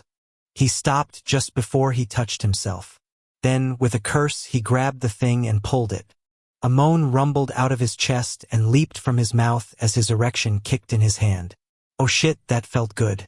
He repeated the slow, tugging motion, sweat breaking out across his chest. He felt like someone had put him under a heat lamp. No, it was more like warmth was radiating from inside of him. He arched while he stroked himself, feeling guilty and embarrassed and sinfully erotic. Oh so good, settling into a rhythm. He shoved the covers off with his foot and looked down his body. With illicit pride, he watched himself, liking the thick head of him, the outrageous size, the way his hand gripped tight. Oh fuck. Faster. Faster with his hand.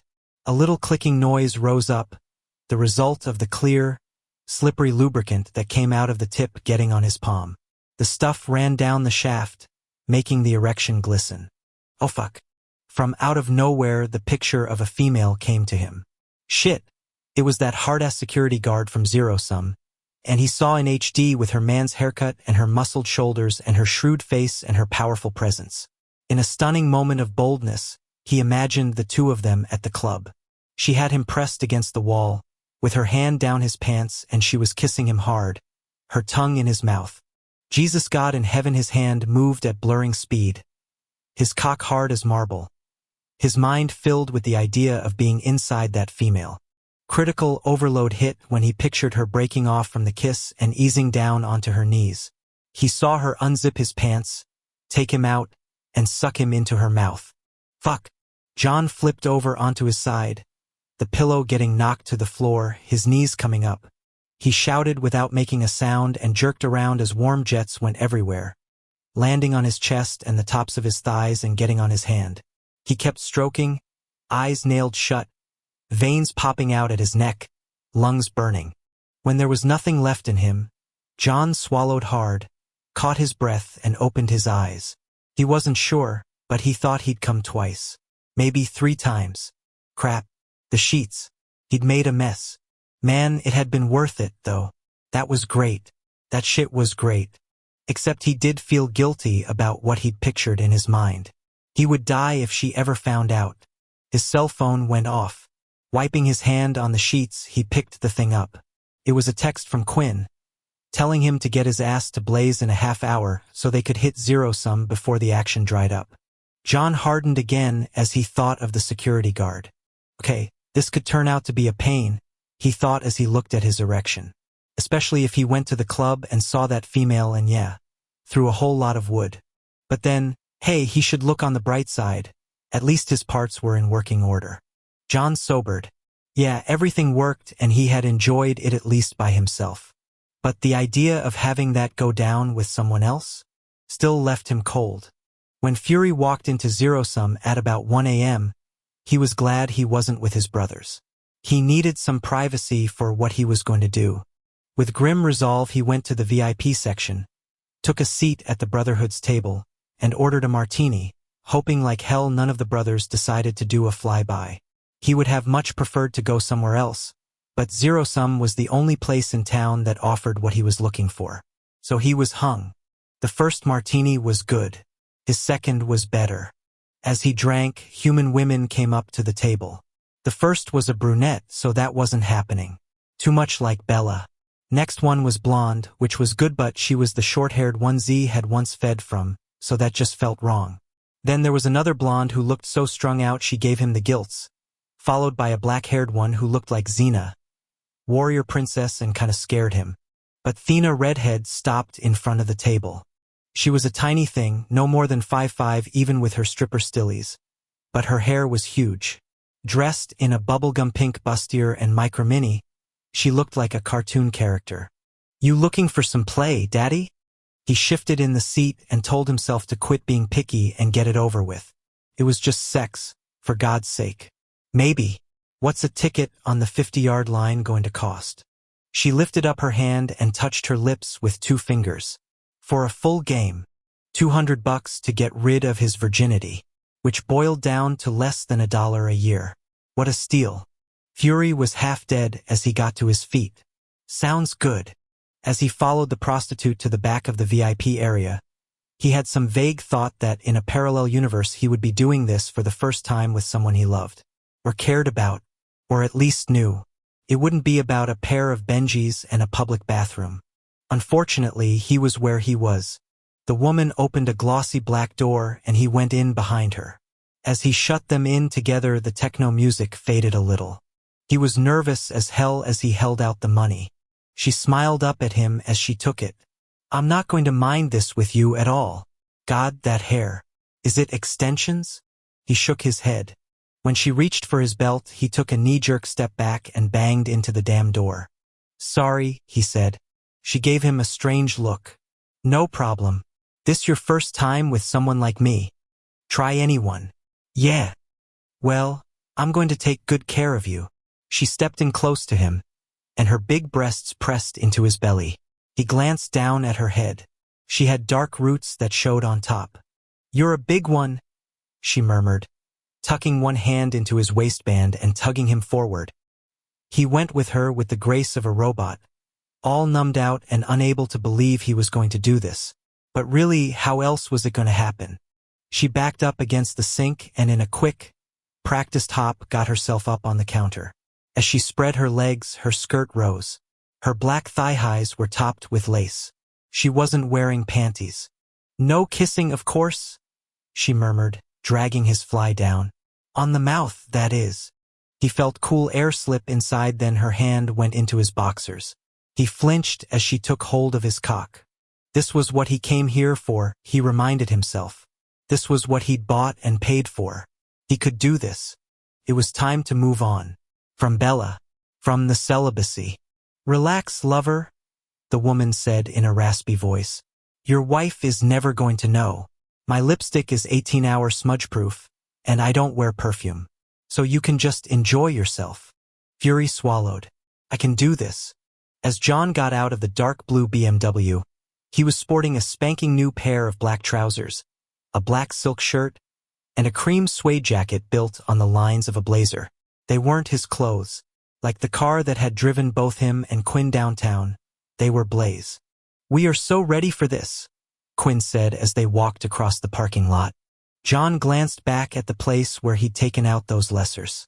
He remembered the power he'd felt, the conviction that he was a fighter, a warrior, a brother. That was all gone now, as if something else had been at work inside of him then, like he'd been possessed or something. As he walked with his friends now, he felt like a whole lot of nothing special duded up in his buddy's fancy threads, his body a bag of water, sloshing around with every step he took. When they came up to zero-sum, John headed for the back of the weight line, but Quinn spun him to a halt. "We got an in, remember?" They sure as hell did. The minute Quinn dropped the name checks, the piece of mountain at the door snapped to attention and spoke into his earpiece. A split second later he stepped aside. "She wants you in the back. VIP. You know the way." "Yeah. Sure," Quinn said as he slipped the guy a handshake. The bouncer put something in his pocket. "You come here again, I'll let you right in." "Thanks, man." Quinn clapped the guy on the shoulder and disappeared into the club, smooth as anything. John followed, not even trying to pull off Quinn's swagger, which was a good thing. As he headed in through the door, he hit the step up wrong, listed to port, then fell backward as he fought to stay upright, slamming into a guy in the wait line. The man, who had his back to the door because he was hitting on a chick, wheeled around, all pissed off. "What the F?"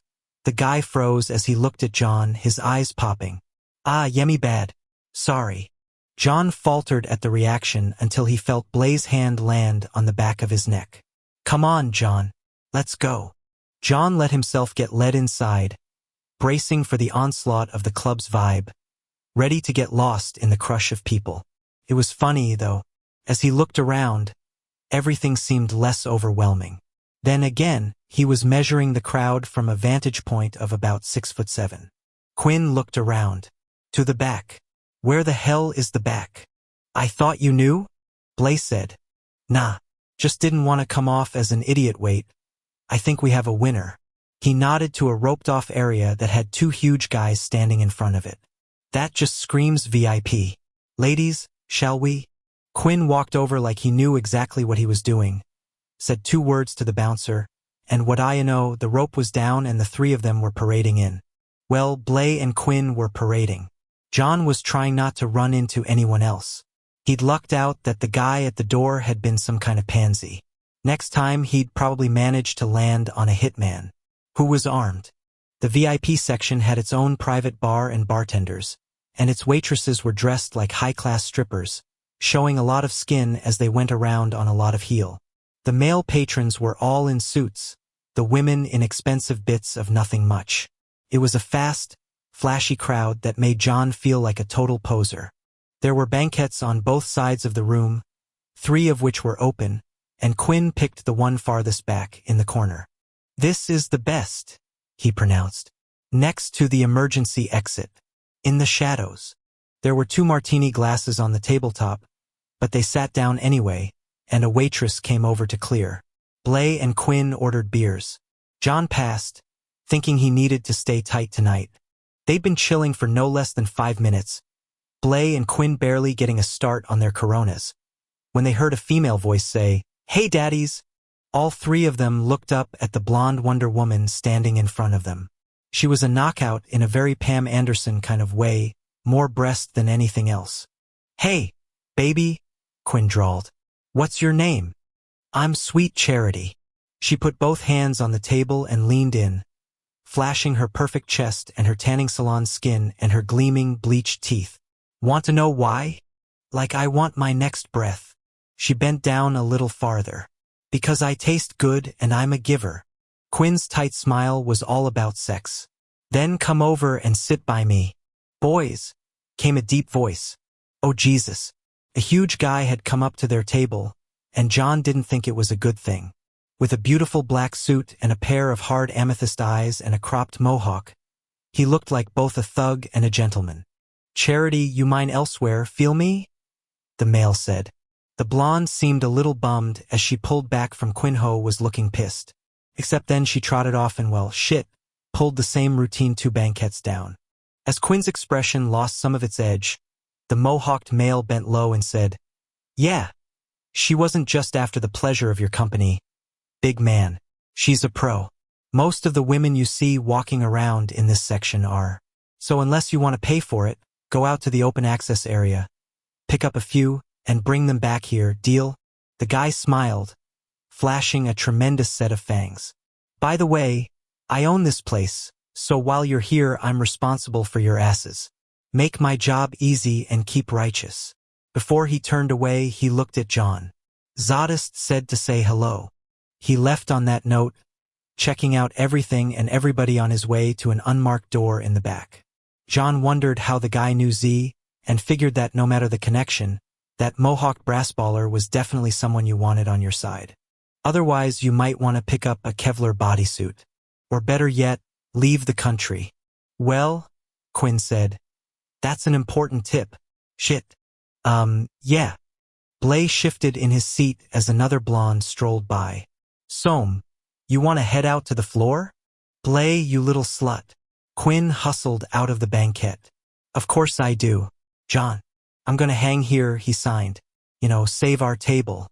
Quinn clapped him on the shoulder. "Fine. We'll bring something back from the buffet for you." John frantically shook his head, but his buddies just turned away. Oh God, he should have stayed home.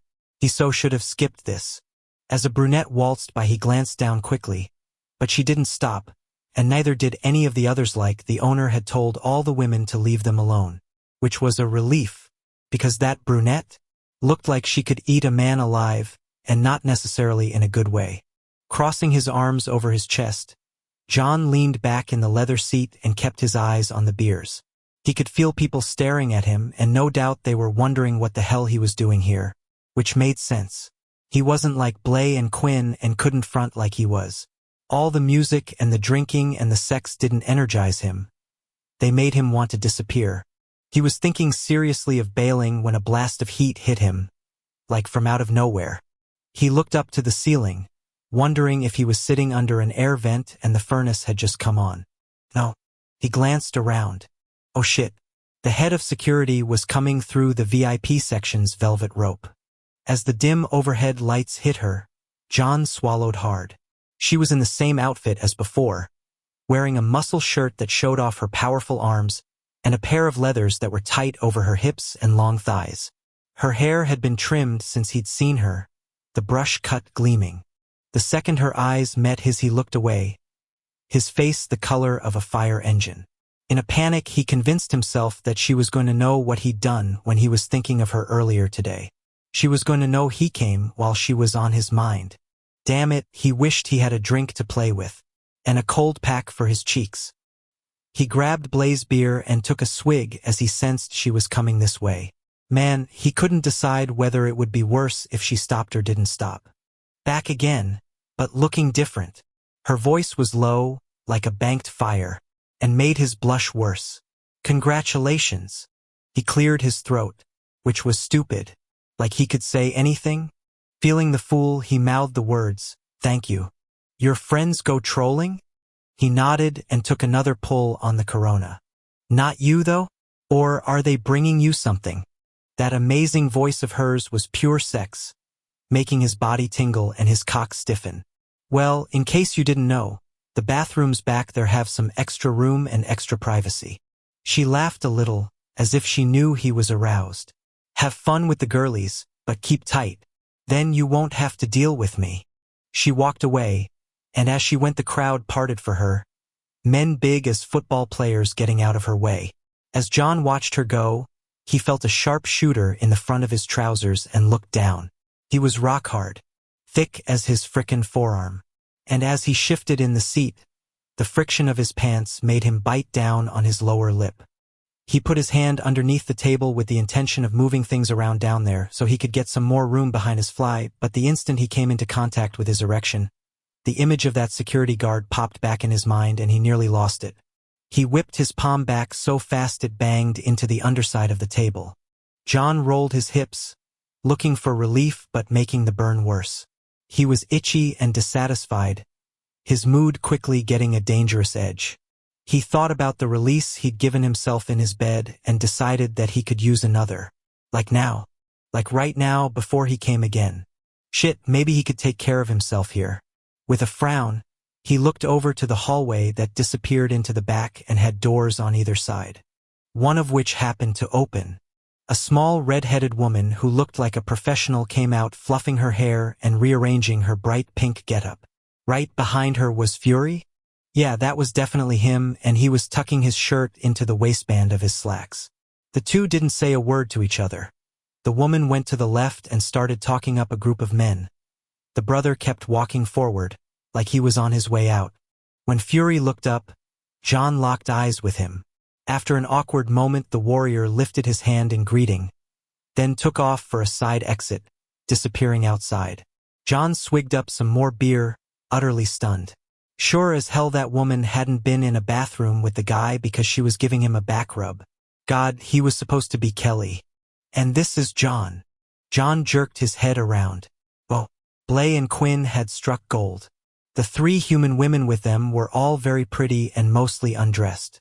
Quinn pointed to each of them. "This is Brianna, Cece, and Liz. Girls, this is our man John. He uses sign language to talk, so we'll translate." John finished off Blay's beer, feeling like a jerk as the communication barrier reared its ugly-ass head again.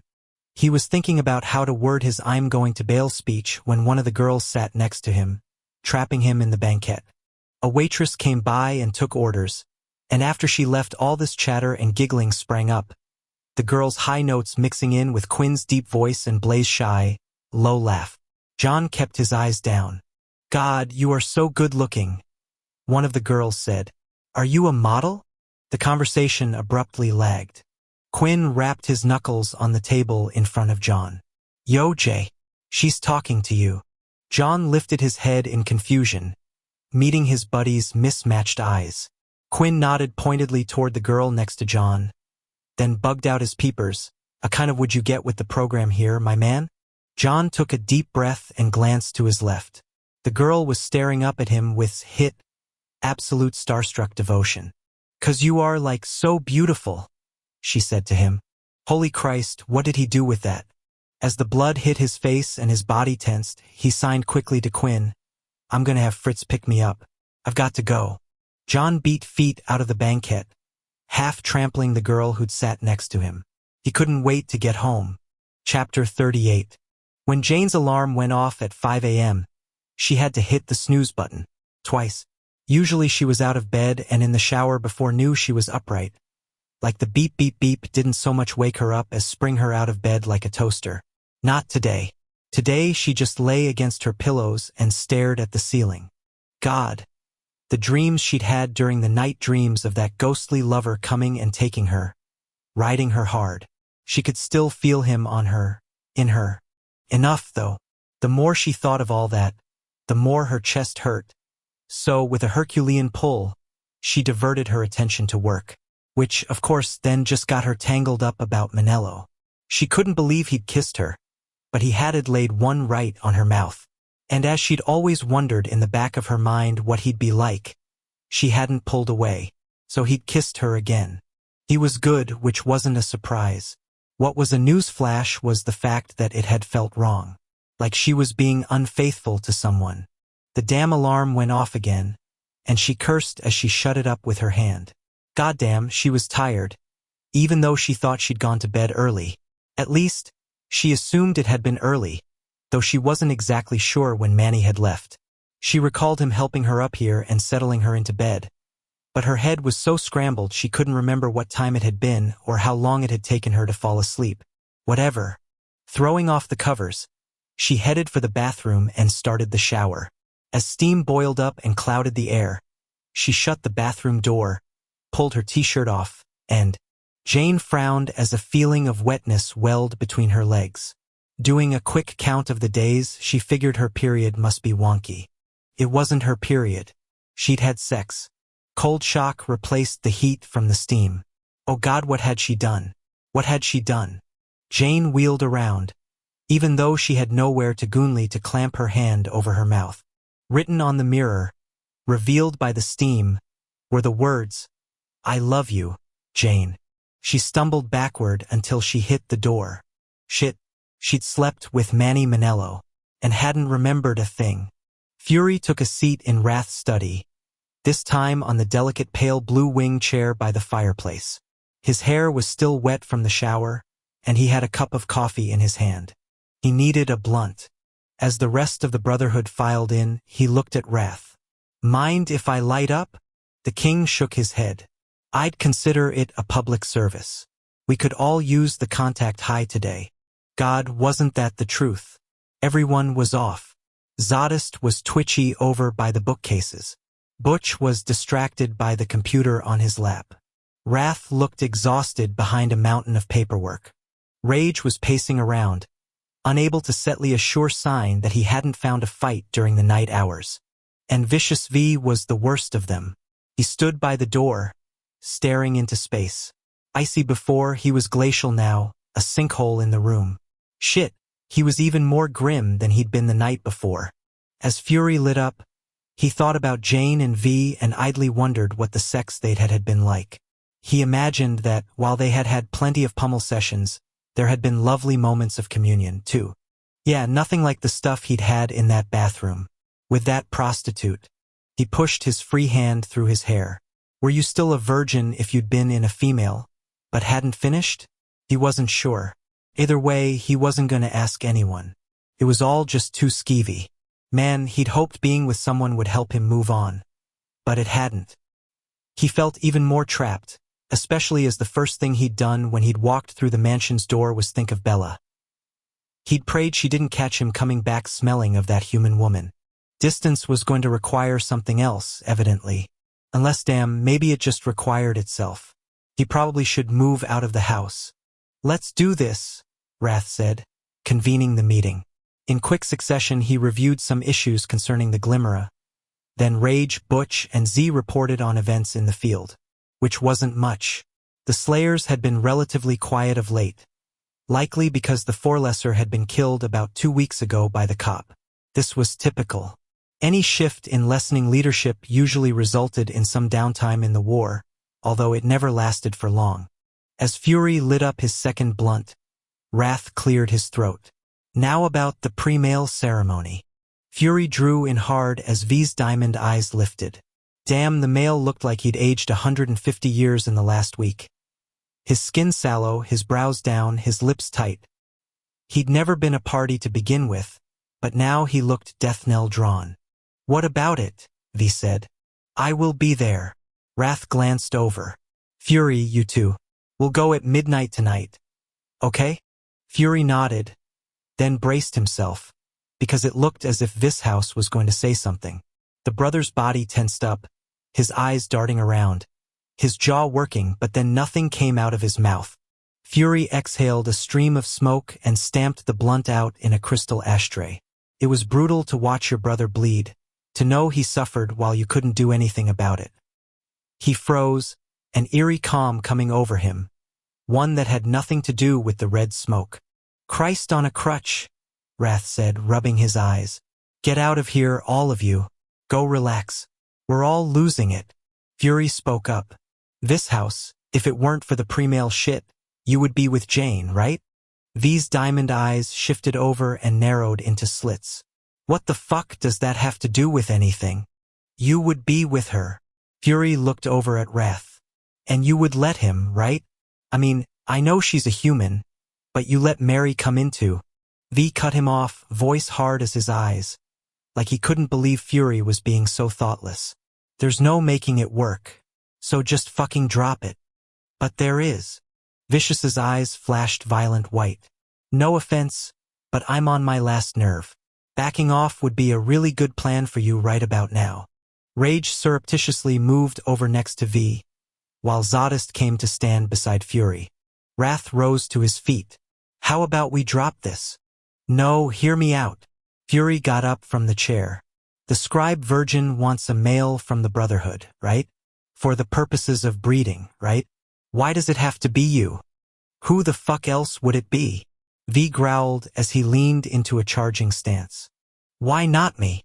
In the silence that followed, a grenade could have gone off under Wrath's desk and no one would have noticed. The Brotherhood just stared at him like he'd sprouted horns. Well, why couldn't I? She just needs DNA, right? So anyone who's a brother should be able to do it. My line is strong. My blood is good. Why couldn't it be me? Zodist breathed. Jesus Christ. There's no reason I couldn't be the pre-male. V's aggression bled out of him, leaving him with an expression like someone had nailed him in the back of the head with a frying pan. Why would you do that? You're my brother. If I can fix what's wrong, why wouldn't I? There is no female I want. As his throat got tight, he massaged it. You're the scribe virgin's son, right? So you could suggest the change to her. Anyone else she'd probably kill, but not you. Shit, you could maybe even just tell her. He dropped his hand. And you could reassure her I'll be better at it, because I'm not in love with someone. V's diamond eyes did not waver from Fury's face. It's wrong. The whole thing is wrong. But that's not relevant, is it? Fury glanced over to the delicate French desk, meeting the eyes of his king. Wrath, what say you? Fuck, came the reply. Appropriate word choice, my lord. But not really an answer. Wrath's voice got low, real low. You can't be serious. I've got a couple centuries of celibacy to make up for. What better way to take the edge off? It was meant as a joke, except no one laughed. Come on. Who else could do it? All of you are taken. The only other possible candidate would be John Matthew, because of Darius's line. But John's not a member of the Brotherhood, and who knows if he'll ever be. No, Zodist shook his head. Not his will kill you. Maybe if I'm fucked to death, yeah. But barring that, I'll be fine. You will never have a life if you do this. Of course I will. Fury knew exactly what Z was getting at, so he deliberately shifted his attention back to Wrath. You'll let V have Jane, won't you? If I do this, you'll let them be together. This was not smooth, of course, because you didn't give an order to the king, both by custom and law, and also because he'd kick your ass across the whole state of New York. But at the moment Fury wasn't too concerned with protocol. Wrath pushed his hand under his sunglasses and pulled another rub routine with his eyes. Then he let out a long exhale. If anyone could manage the security risks inherent in a relationship with a human, it would be V. Soya. Fuck me, but I would allow it. Then you'll let me substitute for him, and he'll go to the scribe virgin. The grandfather clock in the corner of the study began to go off, the steady chiming like the beat of a heart. When it ceased to ring, everyone looked at Wrath. After a moment the king said, So be it. I kissed you. It was awkward. I left. No sex. What makes you think there was? Jesus Christ. Jane waved a shaky hand around. Dreams, I guess. Really vivid dreams. Will you excuse me? Jane, what the hell's going on? He came around the desk. You look like you're terrified. As she stared up at him, she knew there was desperate fear in her eyes, but she couldn't hide it. I think it's quite possible I'm losing my mind. I'm serious, Manny. We're talking schizophrenia time. Hallucinations and distorted reality and memory lapses. although the fact that she'd had sex during the night was not a figment of her imagination. Scheiter, was it? Manny bent down and put his hands on her shoulders. In a low voice he said, "We'll find you someone to see.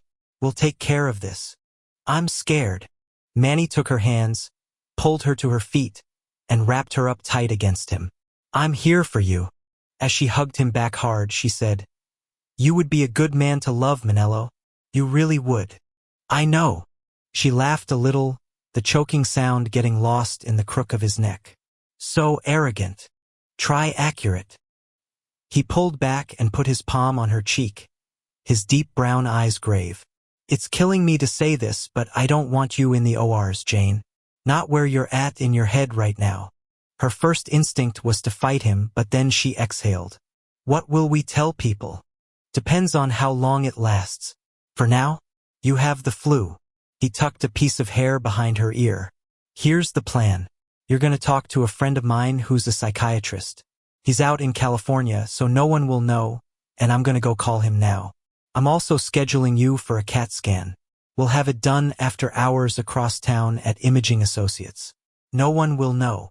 When Manello turned to go, there was heartbreak in his eyes, and as she thought about the situation, the oddest memory passed through her head. 3 or 4 winters ago, she'd left the hospital late one night, feeling unsettled. Some kind of gut instinct told her to stay and sleep on the couch in her office, but she chalked it up to the fact that the weather was nasty. Thanks to a bitter, freezing rain that had fallen for hours, Caldwell was pretty much a skating rink. Why would anyone want to go out in weather like this? The nagging sensation wouldn't stop, though. The whole way out to the parking garage, she'd fought against the voice in her head until finally, as she'd put her key in the ignition, she'd had a vision. The damn thing was so clear it was as if the event had already happened, and this was her memory of it. She saw her hands gripping the steering wheel as a pair of headlights pierced her windshield straight on. She felt the stinging pain of impact, the jarring spin as her car whipped around, the burning in her lungs as she screamed. Creeped out but determined, she'd pulled slowly into the freezing rain. Talk about defensive driving. She regarded every other car as a potential wreck, and would have used the sidewalks instead of the roads if she could have. Halfway home, she'd stopped at a light, praying that no one hit her. As if it had been preordained, however, a car had come up behind her, lost traction, and started in on the Great Slide. She'd gripped the steering wheel and looked up into the rearview window and watched as the headlights came toward her. The car had missed her entirely. After she was sure no one was hurt, Jane had laughed to herself, taken a deep breath, and headed home. Along the way, she'd reflected on how the brain extrapolated from its environment and jumped to conclusions, how strong thoughts and fears could be mistaken for some kind of pressionability, how news reports of bad roads could percolate and lead to. The plumber's truck slammed into her head-on about 3 miles from her house. As she'd come around the corner to find those headlights in her lane, her only thought had been, well, shit, she'd been right after all. She'd ended up with a broken collarbone and a totaled car. The plumber and his truck had been fine, thank God, but she'd been out of the OR for weeks. So as she watched Manello leave her office, she knew what was going to happen, and the clarity of it all was along the lines of that vision of the accident. As immutable as the color of her eyes, as undeniable as the passage of time, as unstoppable as a plumber's truck skidding on black ice. "My career is over," she whispered in a dead voice. "I'm done." Vishouse knelt by his bed, put a necklace of black pearls around his neck, and closed his eyes. As he reached out with his mind to the other side, he deliberately thought of Jane. The scribe virgin might as well know what the hell this was about from the get-go. It took a while before he got a response from his mother, but then he was traveling through antimatter to the non-temporal realm, taking form in the white courtyard. The scribe virgin was standing before her tree of birds, and one of them, a peach finchy kind of thing, was in her hand. As the hood of her black robe was down, V could see her ghostly face, and he was astonished at the adoration on it as she looked at the little creature in her glowing hand. Such love, he thought, never would have assumed she had it in her. She spoke first. "Of course I love my birds. They are my solace when I am troubled, my greater joy when I am of cheer. The sweet chime of their songs lifts me as nothing else does." She looked over her shoulder. That human surgeon, is it? Yeah, he said, bracing himself. Fuck. She was so quiet. He'd expected her anger, girded himself for a battle. Instead, nothing but calm, which was right before the storm, wasn't it? The scribe virgin blew on the bird, and it responded by crooning and spreading its little wings to bask. May I assume that if I deny the substitution you will not carry through with the ceremony? Killed him to speak. Killed him. I gave my word, so I will. Indeed? You surprise me. The scribe virgin put the bird back, whistling a call as she did. He imagined that if the sound could be translated it would be something along the lines of, I love you. The bird returned it in kind. These birds, his mother said in an odd, distant voice, are truly mine only delight. Do you know why? No. They ask nothing of me and give much. She turned to him and in her deep voice said, This is the day of your birth, Vishouse, son of the bloodletter. Your timing is well calculated. Not really. Jesus, he'd forgotten what day it was. And as this day 303 years ago I bore you into the world, I find myself in the mood to grant you the favor you inquire over, as well as the one that has been thus far unspoken, though evident as the risen moon in a vacant sky. These eyes flared. Hope, a dangerous emotion in the best of times, flared in his chest with a little spark of warmth. In the background the birds chirped and sang merrily, as if anticipating his happiness. Vishouse, son of the bloodletter, I shall grant you the two things you want most. I shall allow the substitution of your brother, Fury, in the ceremony. He shall be a fine premale, gentle and kind to the chosen while proffering a good bloodline unto the species. V closed his eyes, relief washing over him in such a great wave that he weaved on his feet. Thank you, he whispered, aware that he was addressing more his destiny's change of course than her, even though she was the driver. Your gratitude is appropriate. His mother's voice was utterly level, and also curious to me, but then, gifts are like beauty, are they not? It is in the eye of the recipient that they find their seat, not in the hand of the giver. I have learned this now. V looked over at her, trying not to lose it. He will want to fight. My brother will want to fight and to live on the far side. Because no way would Fury be able to handle not seeing Bella again. And I shall allow this, at least until the Brotherhood's ranks grow in number. The scribe virgin lifted glowing hands to the hood of her robe and covered her face with it. Then, soundlessly, she floated over the marble to a small white door that he'd always assumed was the entrance to her private quarters. If it would not offend, he called out. The second favor? She paused at the little portal. Without facing him, she said, I renounce you as my son. You are free of me and I of you. Live well, warrior. She went through the door and closed him out, the panel shutting firmly, then locking.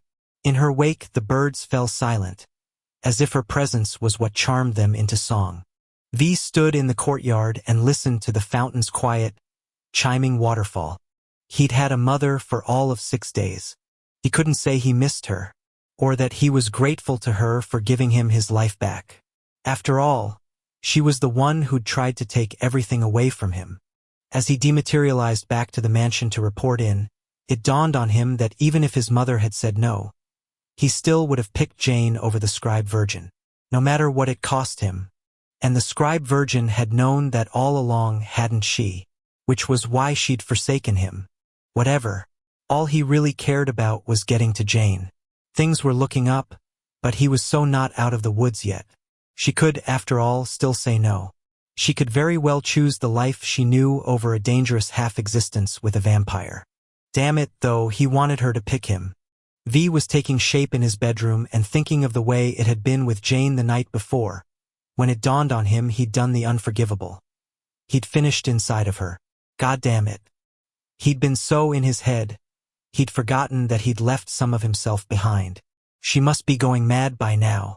He was such a bastard. A thoughtless, selfish bastard. And he actually thought he had something to offer her? Chapter 40. As night fell, Fury pulled on the white silks for the premale ceremony. He didn't feel them on his skin, and not because they were made of such delicate cloth. He'd been smoking blunts for the last 2 hours straight, so he was pretty well numbed out, though not so faced that when the knock came on his door, he didn't know exactly who it was. "Come in," he said, without turning away from the mirror over his dresser. "And what are you doing out of bed?" Bella let out a laugh. Or maybe it was a sob. 1 hour a day, remember? I have 52 minutes left. He picked up the gold pre-mail medallion and put it around his neck. The weight of it settled onto his chest like someone had a palm between his pecs and was leaning into him. Hard. "Are you sure about this?" she said softly. "Yes. I guess Z's going with you?" "He's my witness." Fury stabbed out his hand-rolled, picked up another, lit it. "When will you be back?"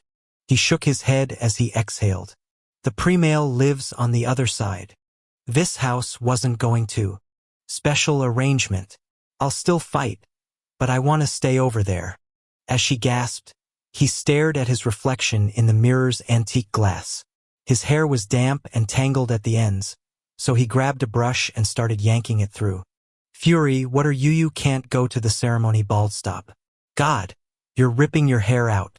She came up behind him, took the brush from his hand, and pointed to the chaise next to the window. "Sit. Let me do it." "No thanks. I can. You're too hard on yourself. Go on now." She gave him a little shove to the left. "Let me do it." For no good reason, and a lot of bad ones, he went over and sat down, crossing his arms over his chest and bracing himself.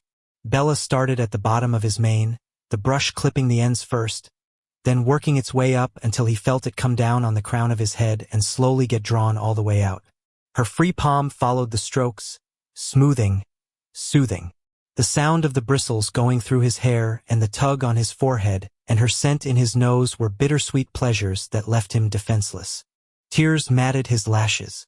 It seemed so cruel to have met her, to see what he wanted but never be able to have it. Although that was fitting, wasn't it? He'd always lived his life with things out of his reach. First, he'd spent decades searching for his twin, sensing that Zadist was alive in the world, but being unable to rescue him. Then he'd freed his brother, only to find that the male was still far from in hand.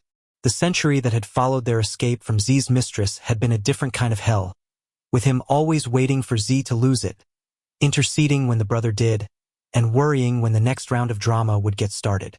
Then Bella had come and they'd both fallen in love with her. Bella was the old torture in a new guise, wasn't she?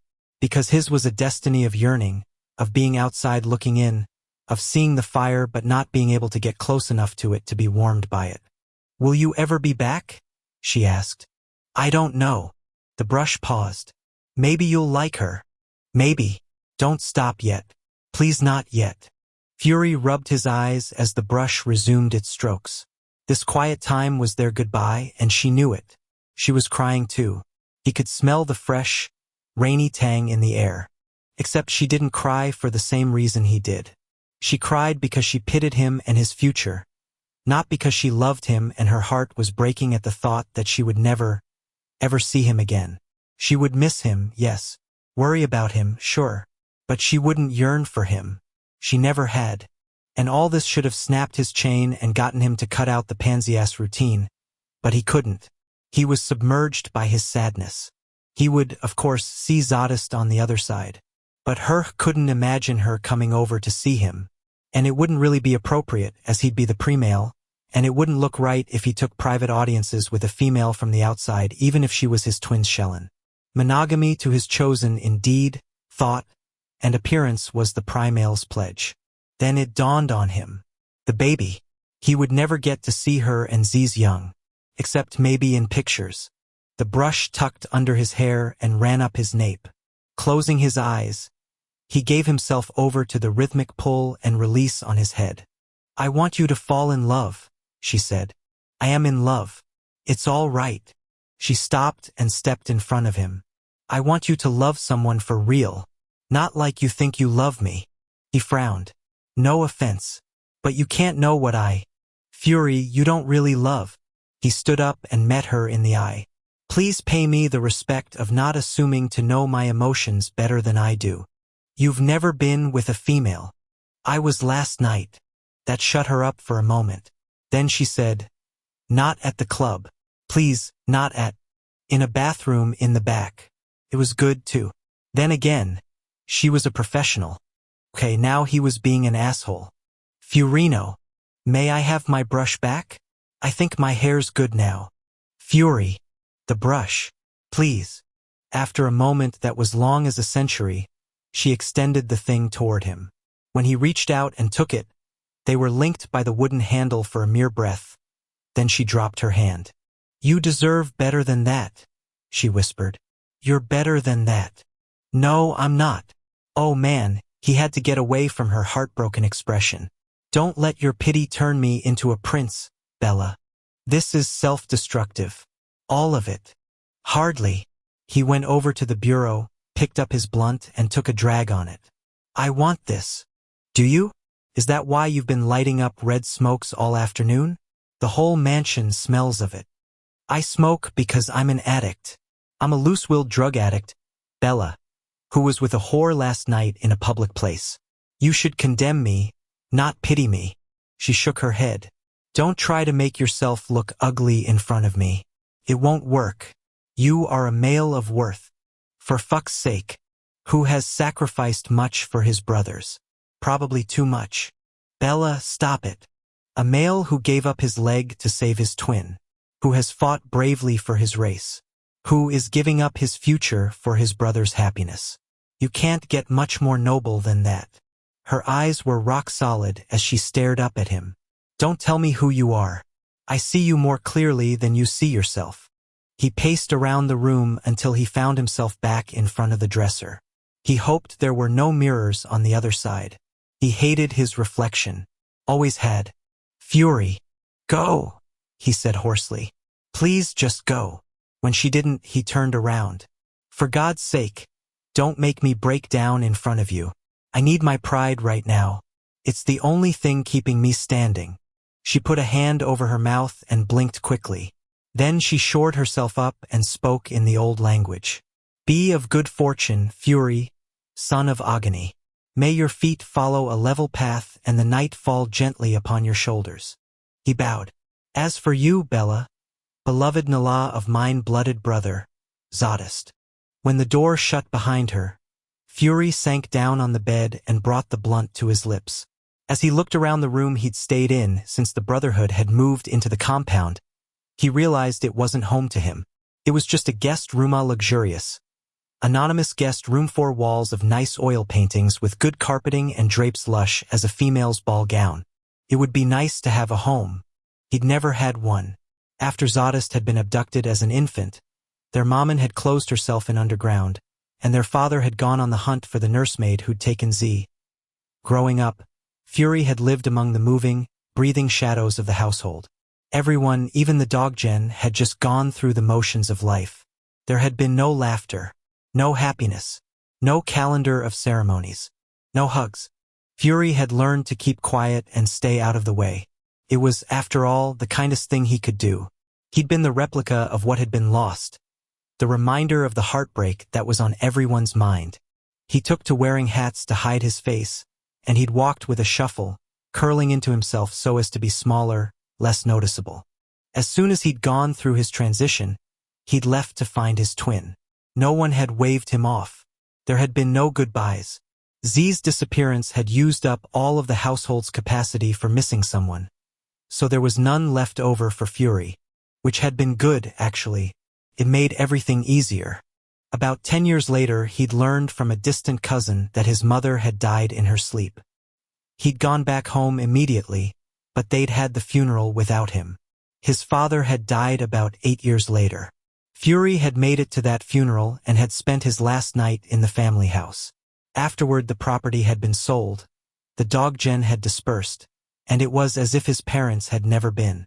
His rootlessness now was not new. He'd felt it since his first moment of consciousness as a child. He was ever the wanderer, and the other side was not going to give him a base. He couldn't make a home there because he couldn't have one without his twin, or his brothers. He stopped, refused to let himself think of Bella. As he stood up and felt his prosthesis bear his weight, He thought it was ironic that a nomad like him was missing a limb. Tamping out his blunt, he slipped a number of them into his pocket, and was almost out the door when he stopped and turned around. For strides brought him to his walk-in closet. 3 clicks of a lock opened a metal door. 2 hands reached in. 1 black dagger came out. He palmed his weapon, feeling the perfect balance and the precision grip that matched only his specs. This house had made it for him. Hell, how long ago? 75 years, yeah. It would be 75 years this summer since he'd joined the Brotherhood. He examined the blade in the light. 75 years of offing lessers, and not a scratch on the blade. He took out the other one he used. Same diff. V was a master craftsman, all right. Looking at the weapons, feeling their weight, he pictured Vishouse standing in the bedroom's doorway earlier this evening, explaining that the scribe virgin was going to allow the substitution of primals. The icy brother had had life in his eyes. Life and hope, along with a shining purpose. Fury tucked one of the daggers into the satin belt that was around his waist and returned the other to the safe. Then he strode to the door with steel in his spine. Love was worth sacrificing for, he thought as he left his room. Even if it wasn't yours. At that moment Vishouse materialized on the far side of the street across from Jane's condo. There were no lights on inside her place, and he was tempted just to go inside, but he stayed in the shadows. Goddamn, his head was scrambled. He felt guilty as hell over Fury, scared to death over what Jane was going to say, worried about how to manage a future with a human. Hell, he was even concerned about that poor Chosen who was stuck having to man up for the rest of her kind. He checked his watch. 8 o'clock. He had to imagine Jane would be home soon. The garage door to the condo next to Jane's trundled up with a whining sound, and a real yawn of a minivan backed out. Its brakes made a little squeak when it reached the ass end of its K-turn. Then the driver put it in forward gear. V frowned, his instincts coming to attention for no apparent reason. He sniffed the air, but he was upwind of the vehicle and couldn't catch a scent. Great, so he was paranoid, to which, along with his ambient anxiety and the narcissistic behavior he'd been popping lately, meant he had most of the DSM-4 covered tonight. He checked his watch again just for the hell of it. 2 minutes later. Great. When his cell phone rang, he answered it with relief because he was looking to pass some time. "I'm glad it's you, cop." Butch's voice was off. "You at her place?" "Yeah, but she's not." "What's doing?" "There's something going on with your computers." "As in?" "One of the tracers you laid down over at the hospital's been triggered. Someone went into the medical file of Michael Klosnick." "No big deal." "It was the chief of surgery. Manello." Man, V hated the sound of the guy's name. "And?" "He searched his own computer today for the pictures of your heart. Looking for the file Fury corrupted while we were evacuating you, no doubt." "Interesting." V wondered what had gotten the guy's attention. Some printout of the photographs that had a date time on it. Maybe? Even if there was no notation as to the patient, that Manello guy was probably smart enough to trace it to the ore and figure out who had been on Jane's table. On one level it was no BFD because the medical record showed that Michael Klosnick had checked out AMA following surgery. But still, I think I should pay a visit to the good doctor. Yeah, I'm guessing we might want to outsource that one. Why don't you let me handle it? Because you don't know how to erase memories, do you? There was a pause. Fuck you. But good point. Is the guy logged on now? Yeah, he's in his office. Messy to do a confrontation in a public place, even if it was after hours, but God only knew what else the doc would get into. Shit, V thought. Look what he had to offer Jane. Secrets, lies, danger. He was a selfish bastard, and what was worse, he was ruining Fury's life just so he could ruin hers. A car turned onto the street, and as it went under a light he saw it was her Audi. Fuck, he said. She's come home, huh? I'll deal with Manello. Later. As he hung up, he wasn't sure he could do this to her. If he left now, he'd still have time to get to the other side before Fury took the premale vow. Shit. Chapter 41. Jane backed into her garage, put the Audi in park, and just sat there with the engine going. On the passenger seat beside her were the results of the CAT scan Manello, and she had sneaked in. Big all clear. No evidence of tumor or aneurysm or anything out of order. She should have felt relieved, but the lack of explanation bothered her because her thought processes remained slow and cumbersome. It was almost as if her neuropathways had to work around some kind of obstacle in her head, and her chest still hurt like a bitch. A man stepped into the beams of her headlights, a huge man with dark hair and a goatee and leathers. Behind him the landscape was blurry, as if he had stepped out of a fog. Jane immediately burst into tears. This man, this apparition, was her shadow, the thing in her mind, the haunting presence that she knew yet couldn't recognize, that she mourned yet couldn't place. It all made sense. On her next breath, pain lanced into her temples, a horrible, crushing burden. But instead of rolling through her, it dissipated, just floated off, leaving not even a sting behind. In its wake, images came to her, images of her operating on this man, of her being kidnapped and being held in a room with him, of them being together, of her falling in love, then getting left behind. The onslaught of memory warped and shifted as her mind struggled to find purchase in a slippery reality. This couldn't be happening. He couldn't be back. He wasn't coming back. She must be dreaming. Jane, the apparition of her lover said. Oh God, his voice was the same as it had been, deep and lovely, sliding into her ear like wine-colored silk. Jane, fumbling with the ignition, she turned off the lights and got out of the Audi. The air was cold on her wet cheeks, and her heart pounded as she said, "Are you real?" "Yes." "How do I know?" Her voice cracked, and she touched her temples. "I don't know anything anymore. I can't think right anymore." "Jane," he breathed. "I'm so sorry. My head's not right. It's my fault. It's all my fault." The strain and the sorrow in his proud face pierced her confusion, offering her some ground to stand on. She took a deep breath and thought of Russell Crowe toward the end of A Beautiful Mind. Bracing herself, she walked up to what seemed to be V, put 2 fingers on his shoulder and pushed. He was solid as stone, and he smelled the same dark spices, and his eyes, those brilliant diamond eyes, glowed as they always had. "I thought you'd left for good," she whispered. "Why?" At this point she only hoped to understand what was going on and why he'd returned. "I'm not getting mated." Her breath stopped. "You aren't." He shook his head. "I couldn't do it. I can't be with anyone but you. I don't know if you want me." Before she had another conscious thought, she jumped up and latched onto him, not giving a shit about the barriers of species and circumstance. She just needed him. The rest was conversation to be figured out later. "Of course I want you," she said right in his ear.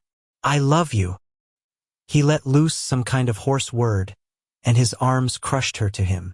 As she found herself not being able to breathe because he was squeezing her so tight, she thought, yup, this really was him, and he wasn't going to let her go this time. Thank God. As he held Jane up off the ground, this house was wholly happy. Complete in a way that having all your fingers and toes couldn't hold a candle to. With a shout of triumph, he carried her into her condo, pausing only to put the garage door down. "I thought I was going crazy," she said as he sat her on the counter. "I really did." Bonded male that he was dying to get inside her, but he held off his baser urges. For Chris' sakes, he should give them time to talk a little. Really. Shit, he wanted her. "I'm sorry, shit, Jane. I'm sorry I had to erase all that. I really am. I can imagine it was disorienting as hell. Scary, too." Her hands went to his face as if she were still working on the whole Via's real thing. "How did you get out of the marriages?" "One of my brothers took my place." V closed his eyes as her fingers went over his cheeks and nose, his chin, his temples. "He did. Fury, the one you took care of, is the one who did it. I don't know how I'm going to make it up to him." All at once, the bonded male in him muscled his frontal lobe to the ground, plowing over good manners and good sense. "Listen, Jane, I want you to live with me. I want you with me." Her smile glowed in her voice. "I'd probably drive you nuts." "Not possible." His mouth parted as her fingertip went over his lower lip. "Well, we can try it out." He looked at her. "Thing is, if you stayed with me, you'd have to give up this world. You'd have to give up your work. You'd have to, yeah, it's an all or nothing kind of deal." Oh, she frowned. I'm not sure. I know. I really can't ask that of you, and truth is, I don't want you to stop your life. And that was God's honest truth. In spite of the bonded male thing. So we'll figure it out day by day. I'll come to you, or we could buy another place, somewhere remote where we could spend days off. We'll make it work. He looked around her kitchen. I'm going to want to wire this place up, though. Make it safe. Monitor it. Okay. She shrugged out of her coat. Do what you have to. Speaking of doing. His eyes went down her scrubs. And all he could see was her naked. She said in a low voice. What are you looking at? My female. She laughed softly. You have something on your mind? Maybe. What could it be, I wonder? The dewy scent of arousal came off her, triggering his need to mark sure as if she were naked and spread before him. He took her hand and put it between his legs. Guess. Oh, heist that again. Always. In a smooth surge he bared his fangs with a hiss, bit through the collar of her scrubs, and ripped the cloth right down the middle. Her bra was cotton and white and, bless its little frickin' heart, had a front clasp. He sprang it free, latched onto one of her nipples, and dragged her off the counter. The trip upstairs to her bedroom was an interesting one, with a lot of pauses that resulted in her being naked by the time he laid her out on her mattress. It was the work of a moment to ditch his leathers and his shirt, and as he mounted her his mouth was open, his fangs fully extended. She smiled up at him. Thirsty? Yes. With an elegant tilt of the chin she gave him access to her throat, and on a growl he penetrated her in two ways, between her thighs and at her neck. As he took her hard, she scored his back with her short nails and wrapped her legs around his hips. It was a good 2 hours before the sex was over, and as he lay in the dark beside her, satiated and at peace, he counted the blessings he had and laughed a little. What? She asked. For all my seeing into the future, I never would have predicted this. No, this would have been too much to hope for. He kissed her temple, closed his eyes, and allowed himself to start to slip into slumber. But it was not to happen. A black shadow crossed over him on his way to repose, tripping his psychic wires, ushering in an intrusion of fear and panic. He told himself he had the heebs because when you narrowly missed the chance to be with the one you loved, it took a little while to chill out. The explanation didn't stick. He knew it was something else, something too terrifying to consider, a bomb in his mailbox. He feared destiny wasn't finished with them yet. You okay? Jane said. You're trembling. I'm fine. He moved even closer to her. As long as you're with me, I'm fine. Chapter 42. On the other side, Fury came down the slope to the amphitheater with Z and Wrath flanking him. The scribe virgin and the directrix were waiting in the center of the stage, both in black. The directrix didn't seem thrilled, her eyes narrow, her lips flat, her hands tight on a medallion that hung off her neck. There was no reading the scribe virgin.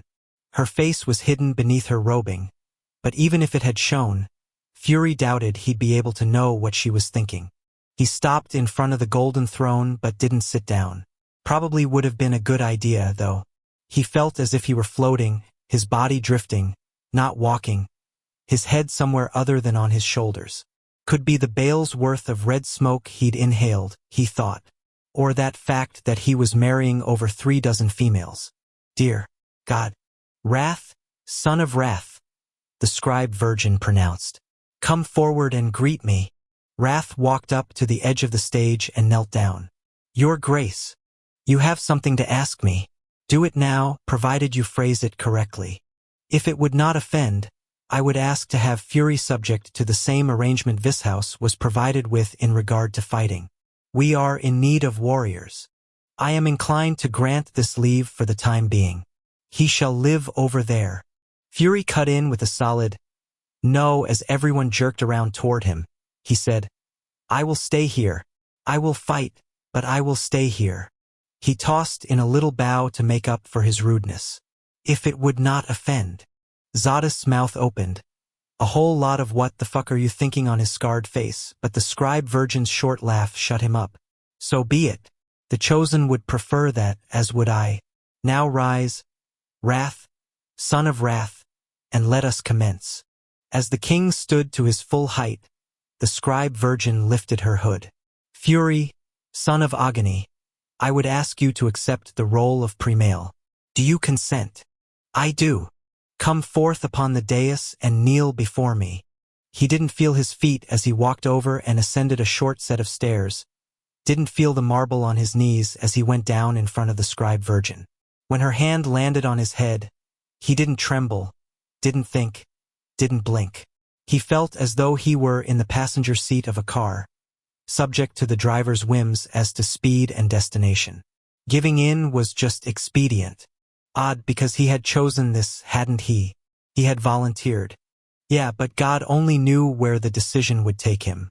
The words the scribe virgin spoke over his bent form had echoes of the old language, but he couldn't follow all that she was saying. Rise and lift thine eyes, the scribe virgin pronounced at the end. Be presented with your mates, over whom you have mastery, their bodies yours to both command and serve. As he stood, he saw that the curtain had opened and that all of the chosen were lined up, their robes blood-red, glowing like rubies amidst all the white. As one, they bowed to him. Holy shit, he'd gone and done it. All of a sudden Z leaped up on stage and grabbed his arm. What the right? He was listing to the side. Probably would have keeled over. And wouldn't that have looked bad? The scribe virgin's voice echoed, rebounding with her power.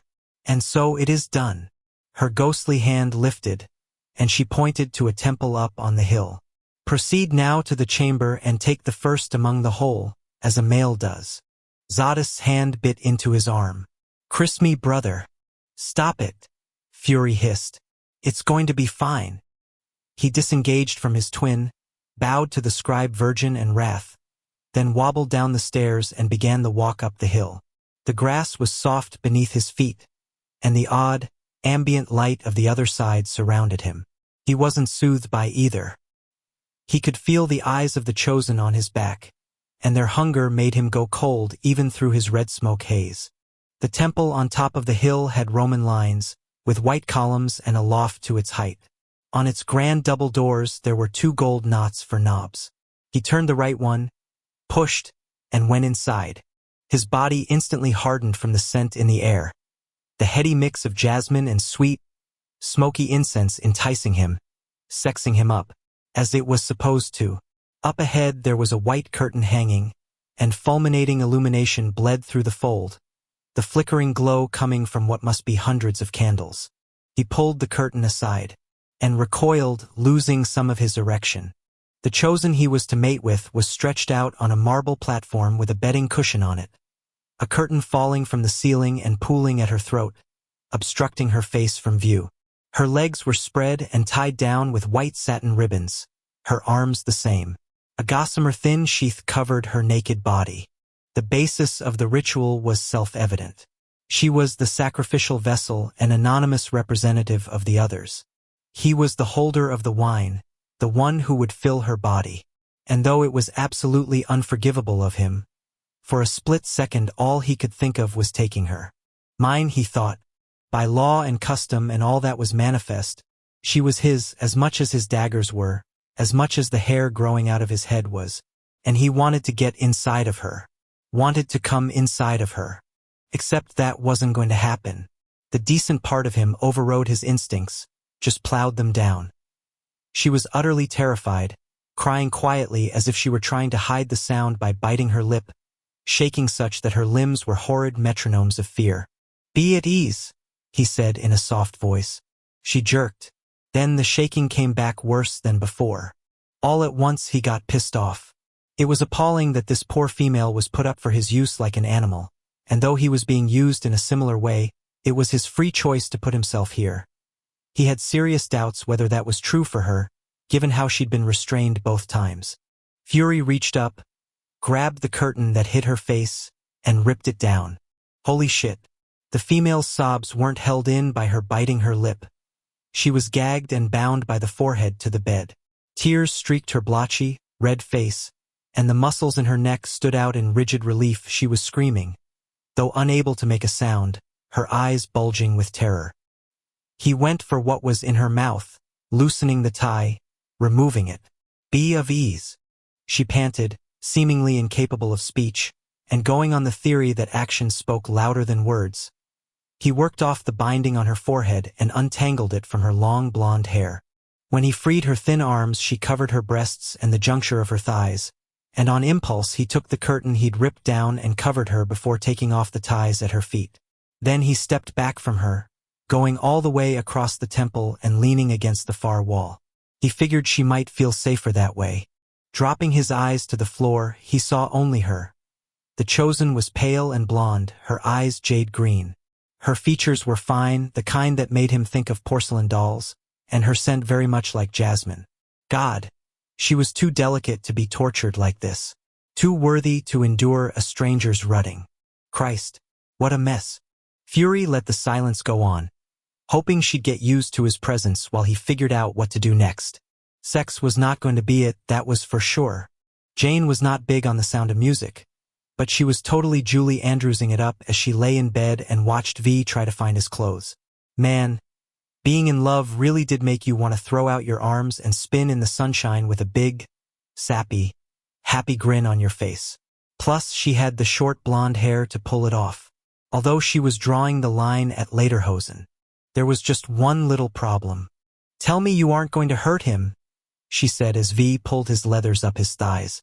Tell me my boss is not going to end up with a pair of broken legs. Not at all. V drew on a black shirt that stretched tight over his pecs. I'm just going to make sure that he's good and clean and that picture of my ticker is iced. You'll let me know how it goes? He looked at her from under his brows, an evil little smile on his face. Don't trust me with lover boy? Not as far as I can throw you. Smart woman. V came over and sat down on the edge of the bed, his diamond eyes still glowing from the sex. When it comes to you, that surgeon needs to watch it.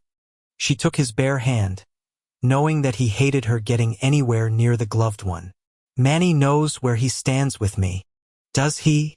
I told him, right after the weekend. Even though I couldn't remember you, it just felt wrong. V leaned in and kissed her. I'll come back after I leave him, okay? That way you can look into my eyes and know the guy's still breathing. And listen, I want to get real here. I'd like to send Fritz over this coming afternoon with some supplies so I can wire this place up. Do you have an extra garage door opener? Yeah, in the kitchen. Drawer under the phone. Good. I'm taking it. He ran a finger down her neck and circled his newest bite mark. Every night when you get home, I'm going to be here. Every early morning before I have to go back to the compound, I'm going to be here. Every night I'm off, I'm going to be here. We're going to steal the time when and where we can, and we're going to stay in touch on the phone when we're not together. Just like any normal relationship, she thought, and the idea that there was a prosaic side to things was nice. It took the pair of them out of some great paranormal superstructure and laid them flat on the ground of reality. They were two people who were committed and ready to work at a relationship, which was about all you could ask of the person you were in love with. What's your full name? She murmured. I just realized I know you only as V. Vishouse. Jane's hand squeezed his. Excuse me? Vishouse. Yeah, I know it's odd for you. Wait, how do you spell it? Vishous. Good God. What? She cleared her throat. A long time ago, a lifetime ago, I sat in my childhood bedroom with my sister. There was a Ouija board between us and we were asking it questions. She looked up at him. You were my answer. To what question? Who Jesus, who I was going to marry. V smiled nice and slow, the way a man did when he was feeling pretty damn self-satisfied. You want to marry me then? She laughed. Yeah, sure. Let's just jack me into a white dress and do the altar thing. His expression lost the tease. I'm serious. Oh God. I don't suppose that's a yes? Jane pushed herself upright. Two never thought I'd get married. He winced. Yeah, okay. That wasn't exactly the reply I was going for. I mean, I'm just surprised at how easy it feels. Easy. The idea of being your wife. He started to smile, but then lost the expression. We can do the ceremony in my tradition, but it won't be official. Because I'm not one of you? Because the scribe virgin hates my ass, so there can't be any presentation to her. But we can do the rest of it. Now he grinned with an edge. Especially the carving. Carving? Your name. My back. I can't fucking wait. Jane whistled under her breath. Do I get to do it? He barked a laugh. No. Come on. I'm a surgeon. I'm good with knives. My brothers will do it well. Actually, I guess you could do a letter too. That gets me hard. He kissed her. Man, you are so my kind of girl. Do I have to get cut? Hell no. It's done on the mails so everyone knows who we belong to. Belong? Yup. I'll be yours to command. Lord over. Do what you want with. Think you can handle it? I already have, remember? V's lids dropped and he let out a growl. Yeah, every fucking minute. When can we go to my penthouse again? Name the when and I'm so there. And next time she might find herself a little leather to wear. Hey, do I get a ring? If you want, I'll buy you a diamond the size of your head. Oh right, like I'm going to go glam. But how will people know that I'm married? He leaned down and nuzzled her throat. Do you smell me? God yes. I love it. He brushed his lips on her jaw. My scent's all over you. It's inside of you. That's how my people will know who your mate is. It's also a warning. A warning? She breathed, languor suffusing her body. To other males. It tells them who will come after them with a dagger if they touch you. Okay, that shouldn't be erotic as hell. But it was. You take the mate thing seriously, don't you? Bonded males are dangerous. His voice was a low purr in her ear. We kill to protect our females. That's the way it is. He pushed the covers off her, unzipped his leathers and palmed her thighs apart. We also mark what's ours. And as I'm not going to see you for 12 hours, I think I'll leave a little more all over you. He surged forward with his hips and Jane moaned. She'd had him so many times, but the size of him was always a shock. His hand pulled her head back by her hair, and his tongue shot into her mouth as he churned over her. Except then he stopped. Tonight we'll be mated. Wrath will preside. Butch and Marissa will witness. You want a church thing, too? She had to laugh. The two of them were both such control freaks, weren't they? Fortunately, she was not inclined to fight him on this one. I'm fine without a service. I don't actually believe in God. You should. She dug her nails into his hips and arched up. Now is not the time for a theological debate. You should believe, Jane. The world doesn't need another religious freak. He brushed her hair back. As his erection twitched inside of her, he said, You don't have to be religious to believe. And you can live a very nice life as an atheist. Trust me. She ran her hands under his shirt, feeling his strong back. You think my sister's up in heaven, eating her favorite fudgesicles on a cloud? Nope. Her body was buried years and years ago, and now there's not much left of her. I've seen death. I know what happens after we go, and there's no God to save us, this house. I don't know who or what your scribe virgin is, but I'm damn sure she's not it. The barest hint of a smile tilted his lips. I'm going to love proving you wrong. And how are you going to do that? Introduce me to my maker. I'm going to love you so good and so long you're going to be convinced no earthly thing could have brought us together. She touched his face, imagined the future, and cursed. I'm going to age. So am I. Not at the same rate. Oh, Jesus, I'm going to... He kissed her. You're going to not think about that. Besides, there's a way to slow that down. I'm not sure if you'd be into it, though. Oh, geez, let me think. I'm into it. You don't know what it is. I don't care. If it prolongs my life with you, I'd eat roadkill. His hips moved into her and retreated. It's against my race's law. Is it kinky? She arched up to him again. For your kind? Yes. Jane figured it out even before he lifted his wrist to his mouth. When he paused, she said, Do it. He bit down and then put the twin punctures to her lips. Jane closed her eyes and opened her mouth and, holy shit, he tasted like port, and it hit her as hard as 10 bottles of the stuff, her head going on a spin after the very first swallow. She didn't stop. She drank as if his blood would keep them together, vaguely aware through the roaring in her body that he was pumping into her and making wild growling noises. Now V was inside of her in all ways possible. In her brain with his words, and her body with his arousal, and her mouth with his blood, and her nose with his scent. She was completely taken over. And he was right. It was divine. Chapter 43. With the white curtain clutched to her breasts, Cormia stared across the Primale's temple, dumbfounded. Whoever that male was, he was not Vishouse, son of the Bloodletter. But he was definitely a warrior. He was huge against the marble wall, an absolute giant, with shoulders that seemed big as the bed she was upon. His size terrified her until she looked at his hands. He had elegant hands, long-fingered, broad-backed, strong yet graceful. Those elegant hands had freed her, and done none else unto her. Still, she waited for him to yell at her. Then she waited for him to say something. Finally, she waited for him to look at her. He had beautiful hair, she thought in the silence, down to his shoulders and full of so many colors, the waves golden blonde and deep red and dark brown. What color were his eyes? More silence. She wasn't sure how fast time was passing. She knew it was, as it passed even here on the other side. But how long had they kept at this? Dear Virgin, she wished he would say something, except maybe that was the point. Maybe he was waiting for her. You are not who, her voice gave out as his stare lifted. His eyes were yellow, a resplendent, warm yellow that reminded her of her favorite gems, the citrines. Truly, she could feel warmth in her body as he looked upon her. I'm not who you expected? Oh, his voice, smooth and low and kind. Didn't they tell you?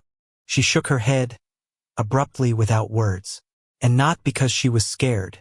Circumstances changed, and I took my brother's place. He laid his hand upon his broad chest. My name is Fury. Fury, a warrior's name. Yes, you appear as one. He put both palms out to her. But I'm not going to hurt you. I'm never going to hurt you. She tilted her head to the side.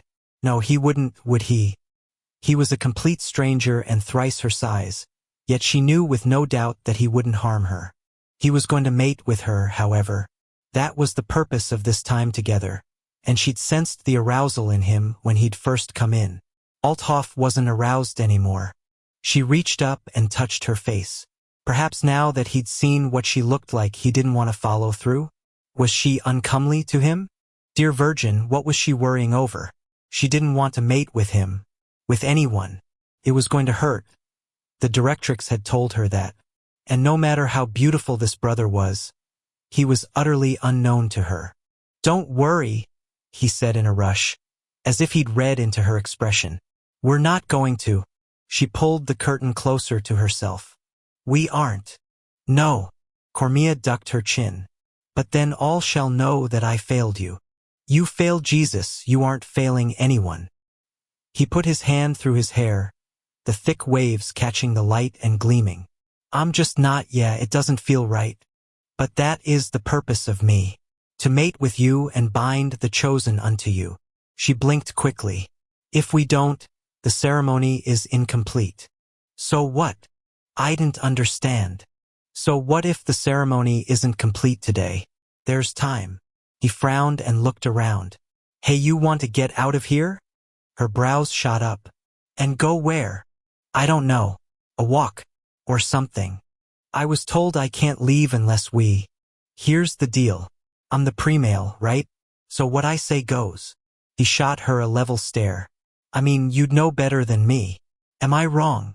No, you have dominion here. Only the scribe virgin is higher than you. He stood up off the wall. Then let's go for a walk. The least we can do is get to know each other, considering the situation we're in. I have no robe. Use the curtain. I'll turn away while you arrange it. He gave her his back, and after a moment she stood up and wrapped the folds of cloth around herself. She would never have foreseen this, she thought, neither his substitution nor his kindness nor his beauty. For indeed he was fair to the eyes. Too am ready.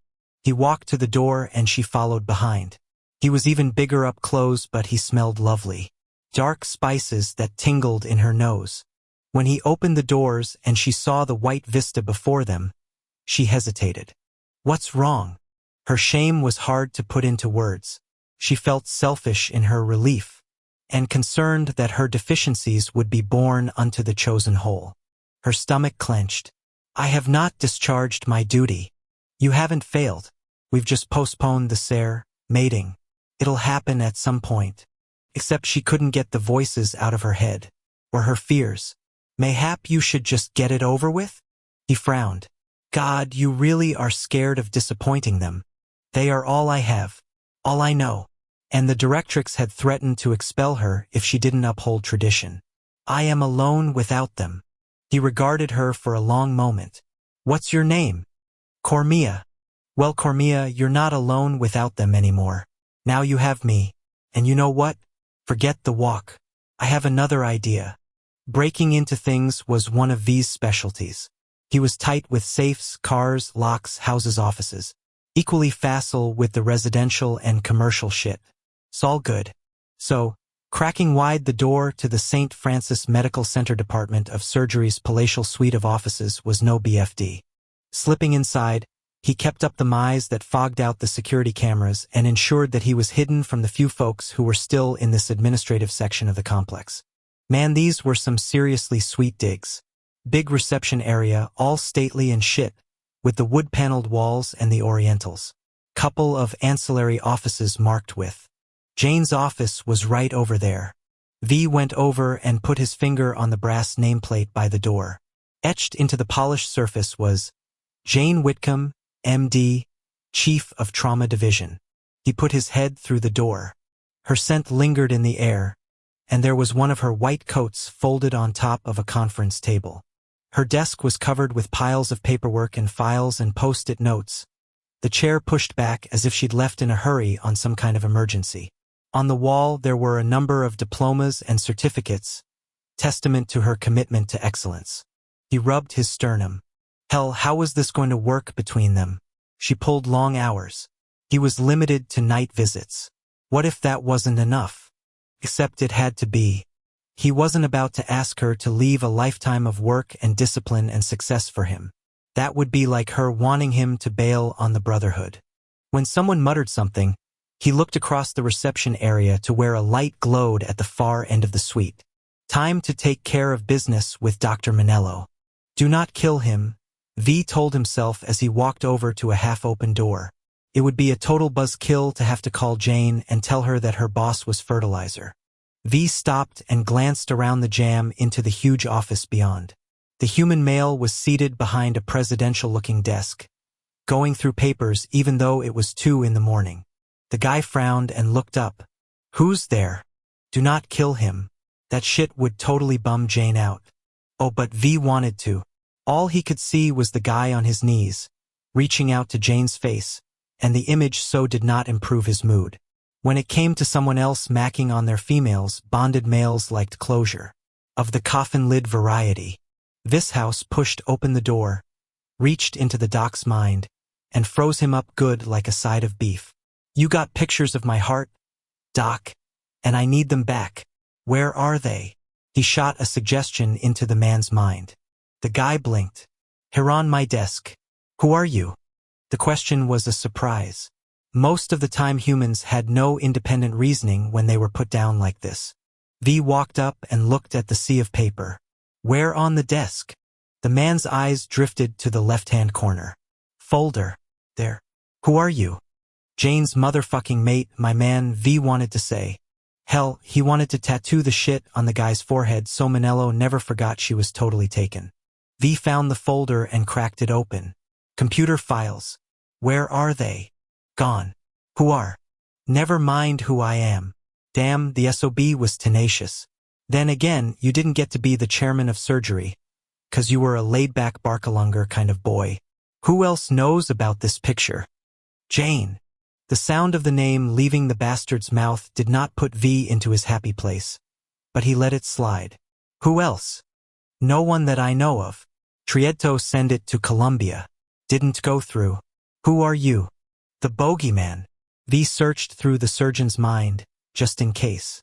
There was nothing really there. Time to go. Except he needed to know one other thing. Tell me something, document. If a woman were married, would you hit on her? Jane's boss frowned, then shook his head slowly. No. Well, what do you know? That's the right answer. As V headed to the door, he wanted to lay down a minefield of triggers in the guy's brain. Forge all sorts of neuropathies so that if the bastard thought of Jane sexually he'd feel dread or nausea or maybe burst into tears like a total sissy. After all, adverse impulse training was a godsend when it came to deprogramming. But V wasn't a sympath, so it would be hard to pull off without a serious time commitment. And besides, that kind of shit was likely to drive someone to madness. Especially someone who was as strong-minded as Manello. V took one last look at his rival. The surgeon was staring up at him with confusion, but not fear, his dark brown eyes aggressive and intelligent. It was hard to admit, but in V's absence the man probably would have made a good mate for Jane. The bastard. Vishouse was about to turn away when he got a vision so crisp and clear that it was like it had been before his premonitions had dried up. Actually, it wasn't a vision. It was one word. That made no sense whatsoever. Brother. Weird. V scrubbed the doctor good and clean and dematerialized. Manny Manello put his elbows on his desk, rubbed his temples, and groaned. The pain in his head had its own heartbeat, and his skull seemed to have turned into an echo chamber. Just as bad, his brain's radio dial was spinning.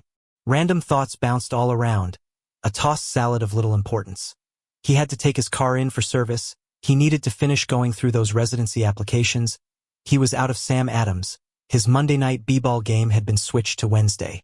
Funny, if he looked beyond the swarm of nothing special, he had the sense that all the activity was hiding something.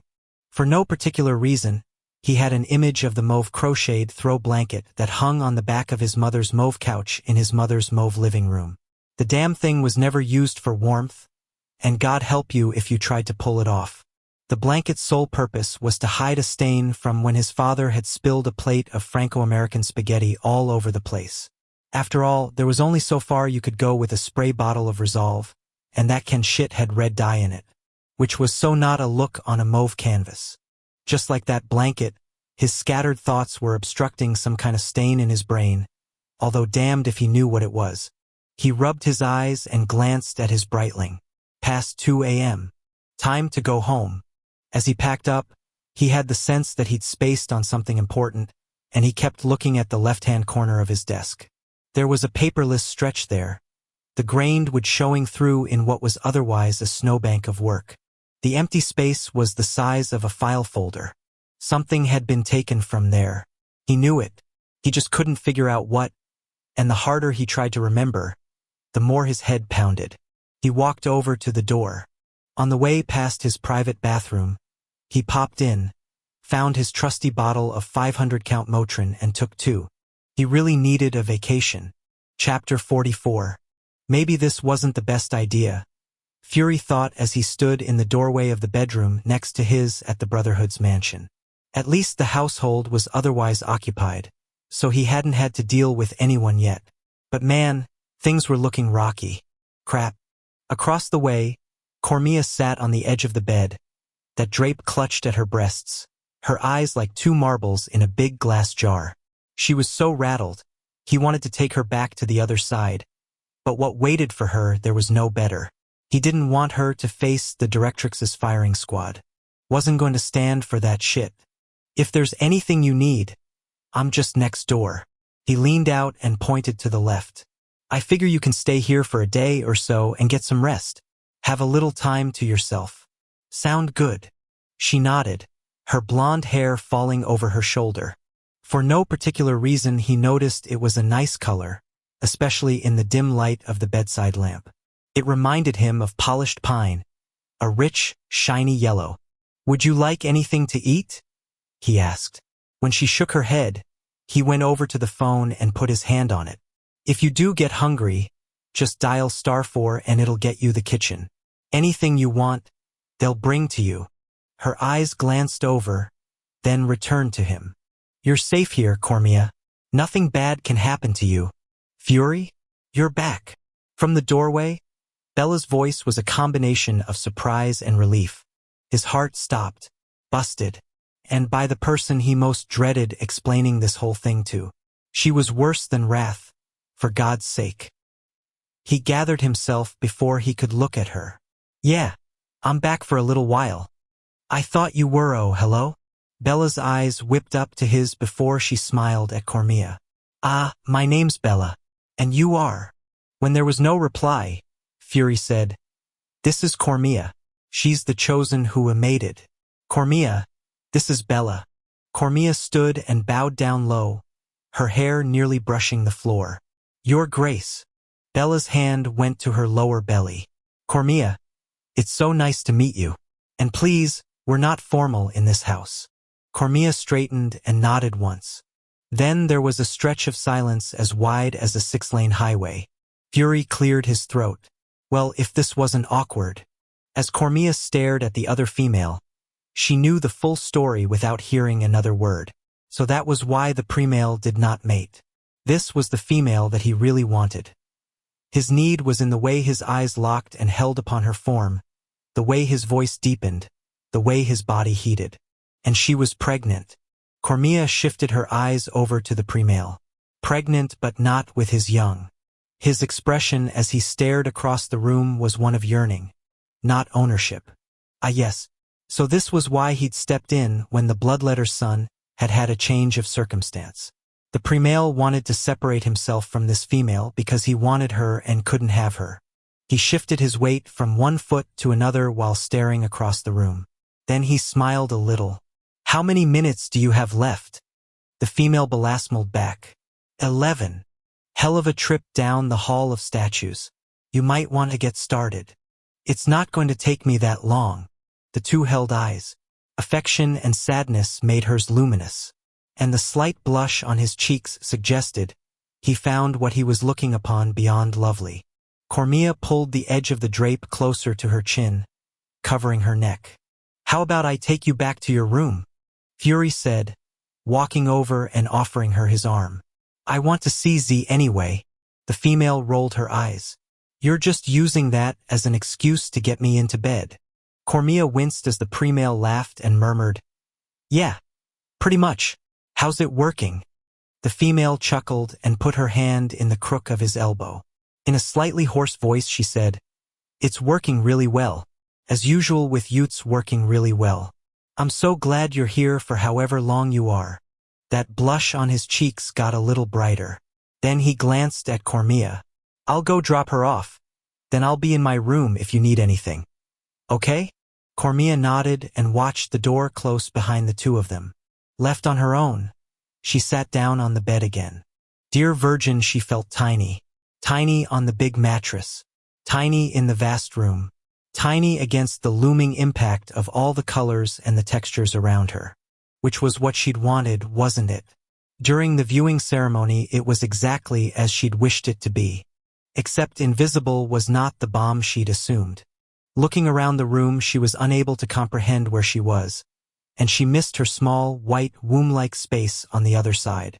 When they'd come over from the beyond, they'd taken form in the bedchamber next door, the one that he'd said was his. Her first thought had been that she'd loved the way it had smelled. Slightly smoky, with that dark, spicy scent she recognized as his own. Her next was that the crush of color and texture and form was overwhelming. And that was before he'd walked her out into the hall and she'd been completely overcome. For truth, he lived in a palace, its foyer as big as the larger temples on the other side. The ceiling was high as the heavens, its paintings of warriors in battle bright as the gems her eyes had worshipped. When she'd put her hands on the balcony's rail and leaned over, the drop to the mosaic floor below was dizzying, thrilling. She'd been astounded as he'd led her into the room she was in now. She did not feel that awe anymore. Now she was in shock from sensory overload. The air was odd on this side, full of foreign smells, and it was dry in her nose. It also moved constantly. Here there were currents that brushed against her face and her hair and the curtain she had wrapped around herself. She glanced toward the door. There were strange sounds here, too. The mansion around her creaked, and she could hear voices on occasion. Huddling closer into herself, she tucked her feet under her and looked to the fancy table to the right of the bed. She wasn't hungry, but wouldn't know what to ask to eat if she were. And she had no idea how to use that object he'd called a phone, either. Outside of the windows, she heard a roar and whipped her head to the sound. Were there dragons on this side? She'd read about them, and although she trusted Fury that she was safe herein, she worried at the perils of what she could not see. Mayhap that was merely the wind? She'd read about it before, but she could not be sure. Reaching out, she picked up a satin pillow that had tassels at each of its four corners. Holding it to her chest, she stroked one of the silky tails, trying to calm herself with the feel of the strands sliding through her hand over and over again. This was her punishment, she thought as she felt the room press in upon her and overwhelm her eyes. This was the result of her wanting to leave the other side and find her way independently. She was now where she had prayed to be, and all she wanted was to go home. Chapter 45. Jane sat in her kitchen nook with a cold mug in front of her. Across the street the sun was coming up, its rays twinkling through the branches of the trees. This house had left about 20 minutes ago, and before he took off he'd made her the cocoa she'd just finished. She missed him with an ache that made no sense, considering how much time they'd spent together during the night. After V had spoken with Manny, he'd come back and reassured her that her boss was still alive with all his limbs attached. Then he'd wrapped his arms around her and held her and made love to her. Twice. It was just now he was gone, and the sun had to drop like a stone before she saw him again. Sure, there were phones and email and texting, and they would meet up tonight. It didn't feel like enough, though. She wanted to sleep beside him, and not only for a few hours before he had to go fight or headed back to his house. And speaking of logistics, what did she do about the opportunity at Columbia? It was farther away from him, but did that matter? He could travel anywhere at a moment's notice. Still, it seemed like a bad idea to be too far away. After all, he'd already been shot once. What if he needed her? She couldn't very well poof to his side. Except then, what was she going to do about running her own shop? The need to lead was part of her chemical makeup, and going down to Columbia remained her best bet, even though it could be 5 years or so before she was up for a chairmanship. Assuming they still wanted to interview her. Assuming she got the job. Jane looked at the cold mug with its chocolate-streaked insides. The idea that came to her was nuts. Absolutely nuts. And she pushed it away as evidence that her head wasn't quite back on track. Getting up from the table, she put the mug in the dishwasher and went to shower and change. A half hour later she pulled out of her garage, and as she headed off, a minivan was turning into the short driveway next door.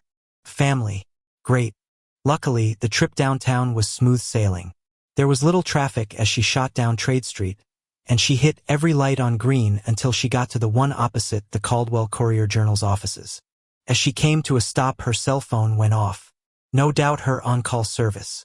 Whitcomb. Hello, doctor. It's your man. She smiled. A big, shit-eating grin. Hi. Hi. There was a muffled shifting of sheets, like V was turning over in bed. Where are you? On the way to work. Where are you? On my back. Oh, Jesus. She could just imagine how good he looked in his black sheets. So, Jane? Yes. His voice dropped low. What are you wearing? Scrubs. That's sexy. She laughed. They're one step up from wearing a sack. Not on you, they're not. What are you wearing? Nothing, and guess where my hand is, doctor. The light changed, and Jane had to remember how to drive. In a breathless voice she said, Where? Between my legs. Can you guess what it's on? Oh, sweet Jesus. As she hit the gas, she said, What? He answered her, and she nearly drove into a parked car. This house. Tell me what to do, doctor. Tell me what I should do with my hand. Jane swallowed hard, pulled over, and gave him detailed instructions. Fury rolled up some red smoke, licked the paper, and twisted the blunt closed. As he lit it, he leaned back into his pillows. His prosthesis was off and propped up against the bedside table, and he was wearing a royal blue and blood-red silk robe. His favorite. Making a little peace with Bella had calmed him out. Being back here had calmed him out. More red smoke had calmed him out. Peeling the directrix off the ceiling had not. That female had appeared at the mansion about a half hour after he and Cormia had come over from the other side, and she'd been all up around the rafters about one of her chosen going missing. Fury had taken her into the library and, in front of Wrath, explained that everything was fine. He just changed his mind and wanted to come back here for a little bit. The directrix had not been charmed.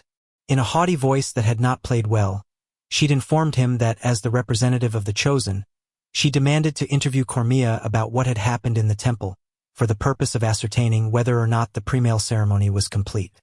Fury had decided he didn't like her at that point.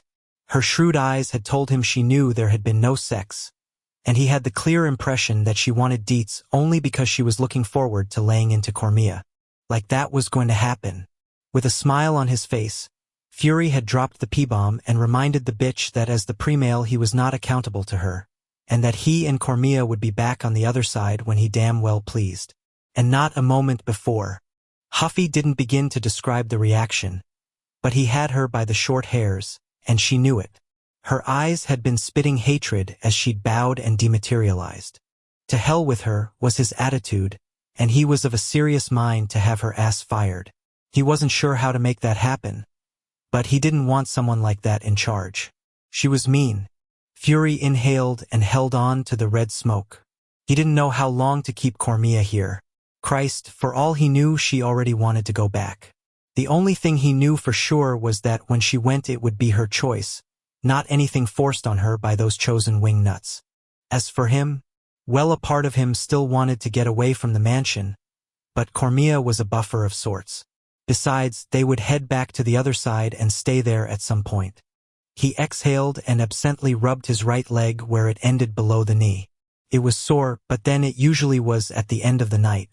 The knock on the door surprised him. "Come in." He guessed who it was by the way the thing opened. Slowly and just a crack. "Cormia? That you?" He sat up, pulling the duvet over his legs. Her blonde head poked through, her body staying out in the hall. "Are you okay?" he asked. She shook her head. In the old language she said, "If it would not offend, may I please enter your quarters, your grace?" "Of course. And you don't have to be formal." She slipped inside and closed the door. She seemed so fragile wrapped in all that white cloth, more like a young, instead of a female who had been through her change. "What's wrong?" Instead of answering him, she stayed silent, eyes downcast, arms holding herself. "Cormia, talk to me. Tell me what's going on." She bowed low and spoke from that position. "Your Grace, I am. No formality. Please." He started to shift off the bed, but then realized he didn't have his leg on.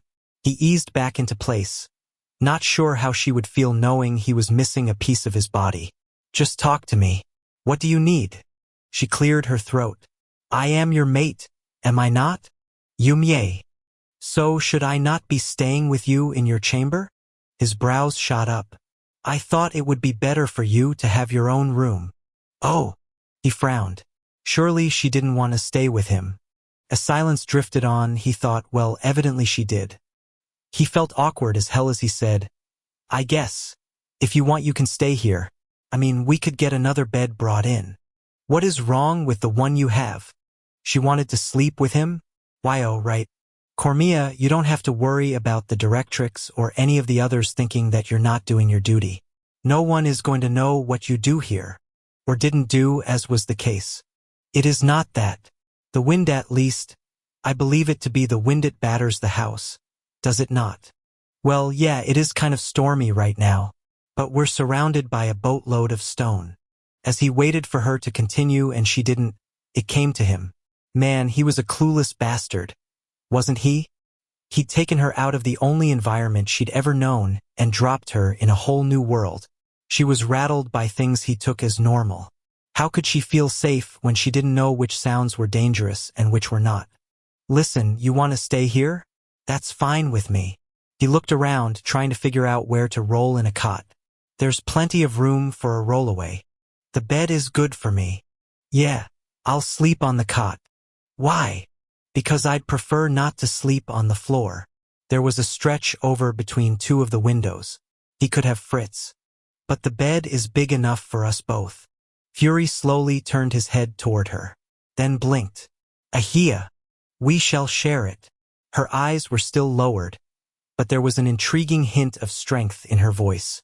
"And I shall then at least be able to tell them that I lay beside you." She nodded and went around to the opposite side. After she slid in between the sheets, she curled up into a ball and faced him, which was a surprise, as was the fact that she didn't squeeze her eyes shut and feign sleep. Fury stamped out his blunt and figured he'd do them both a favor and sleep on top of the covers. But he needed to hit the loo before he crashed. Crap. Well, she was gonna have to know about his leg sooner or later. He moved the duvet aside, put on his prosthesis, and stood up. As he heard her breath go in on a hiss and felt her stare, he thought, God, she must be horrified. As a chosen, she was used to perfection. Got no lower leg. Well, duh. It's not a problem, though, provided his prosthesis was fitted correctly and functioning well. I'll be right back. It was a relief to shut the bathroom door, and he spent longer than he usually did brushing his teeth and flossing and using the toilet. When he started to rearrange the Q-tips and the Motrin in the medicine cabinet, he knew he had to go back out. He opened the door. She was right where she'd been before, all the way over on the edge of the bed, facing him with her eyes open. As he came across the room, he wished she'd stop looking at him, especially as he took off his leg and stretched out on top of the duvet. Flipping the corner of the comforter over to hide himself, he tried to get settled. This was not going to work. He was cold with just his lower half covered. With a quick glance, he measured the stretch of mattress between them. Big as a soccer field.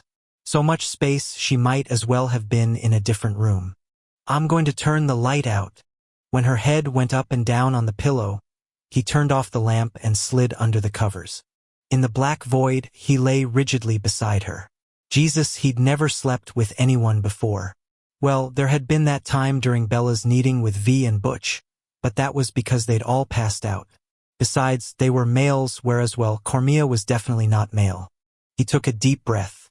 Yeah, her jasmine scent was a dead giveaway. Closing his eyes, he was willing to bet she was just as stiff and awkward as he was. Man, this was going to be a long day. He so should have followed through on the cot idea. Chapter 46. This house. Could you stop grinning like that? You're beginning to freak me out. V flipped Butch the bird across the mansion's kitchen table and went back to his coffee.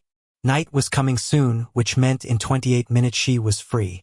The second he was out, he was going to go to Jane's house and pull some romantic shit. He wasn't sure what. Maybe like flowers or something.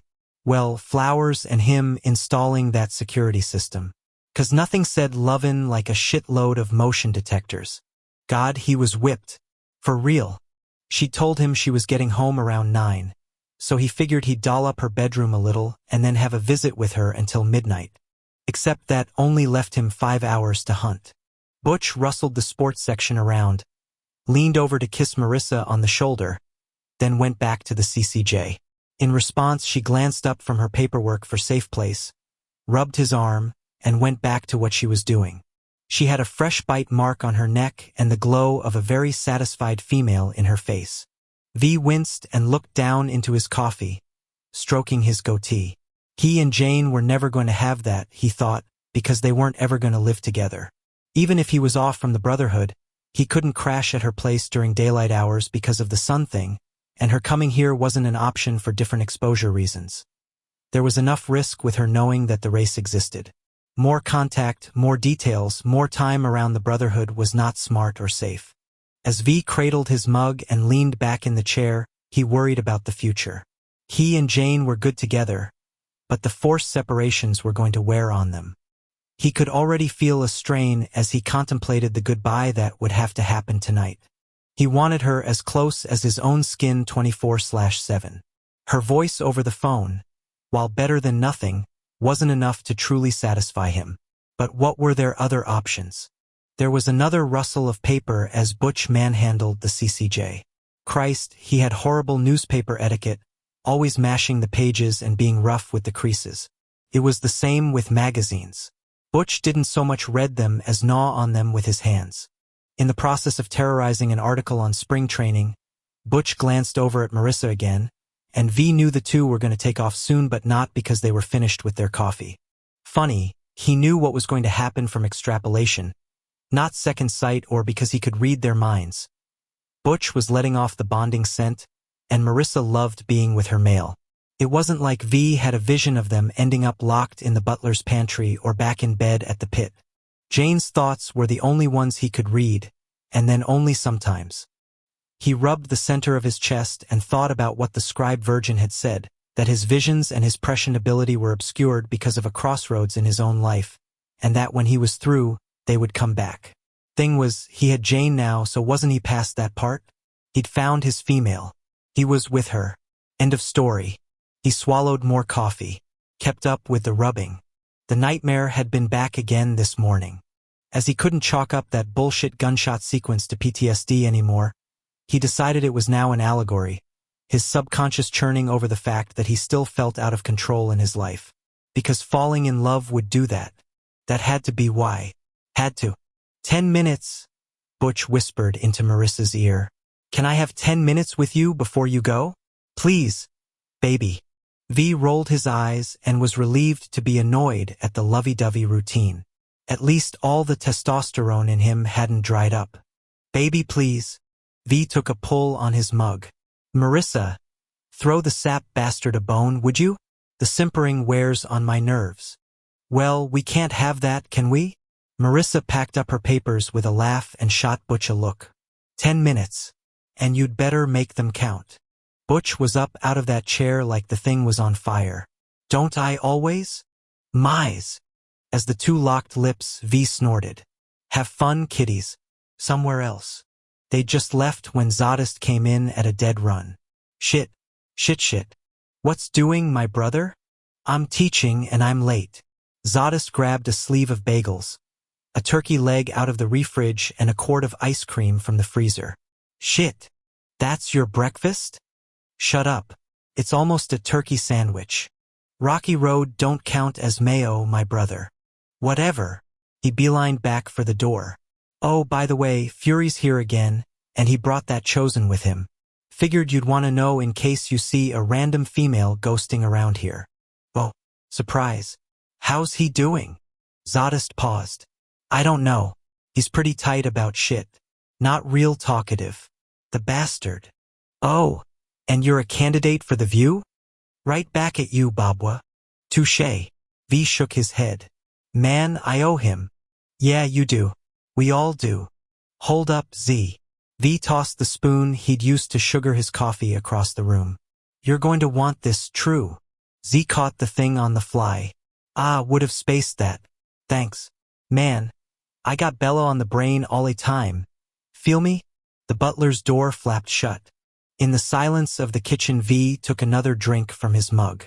The coffee was no longer hot, its warmth having dissipated. In another 15 minutes it would be icy.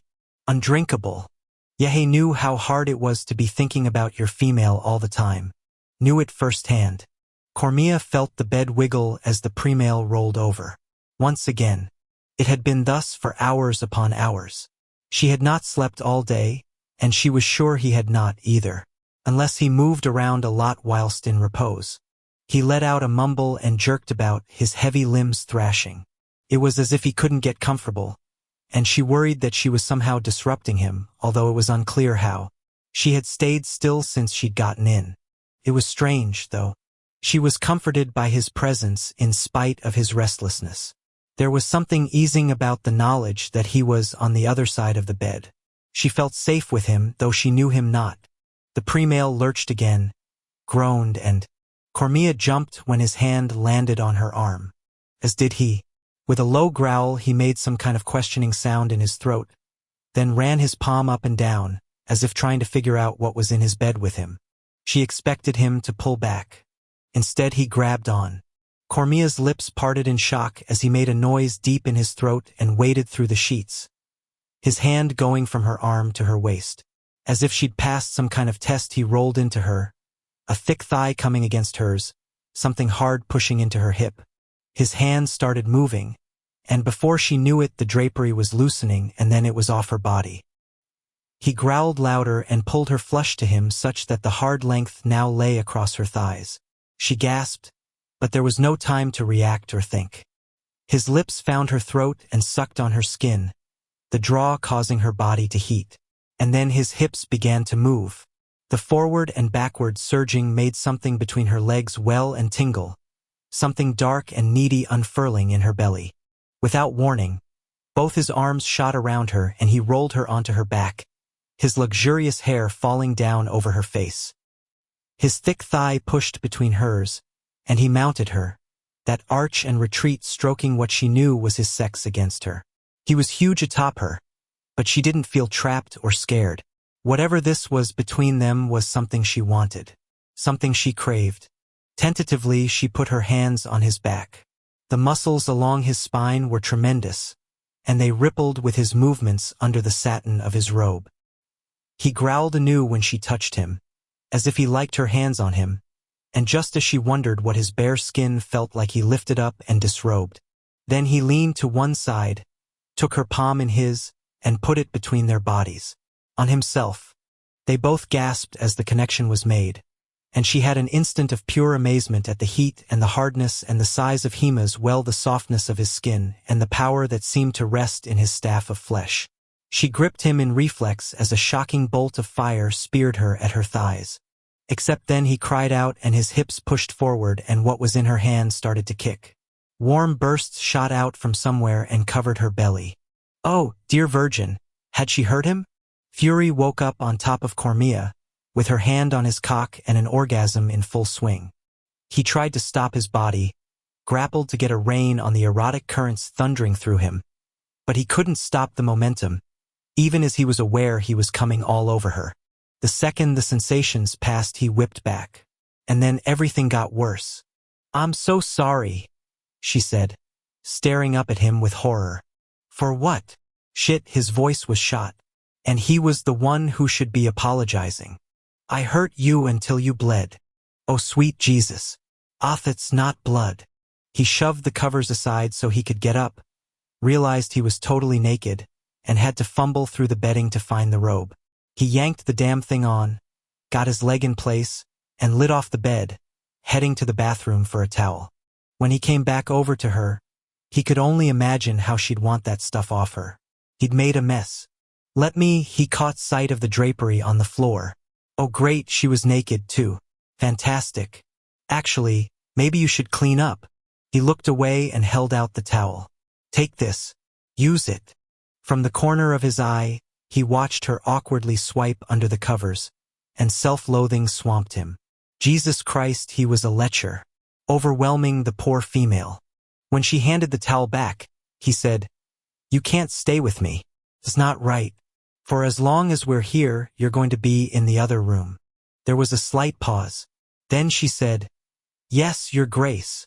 Chapter 47. As night fell, John was underground in the gym, lined up with the rest of trainees, a dagger in his right hand, his feet planted in the ready position. When Zodist whistled through his teeth, John and everyone else began to move through the exercise. Swipe the weapon across the chest, slice back at an angle, step forward, and stab up under the rib cage. John, stay sharp. Shit, he was fucking this whole thing up. Again.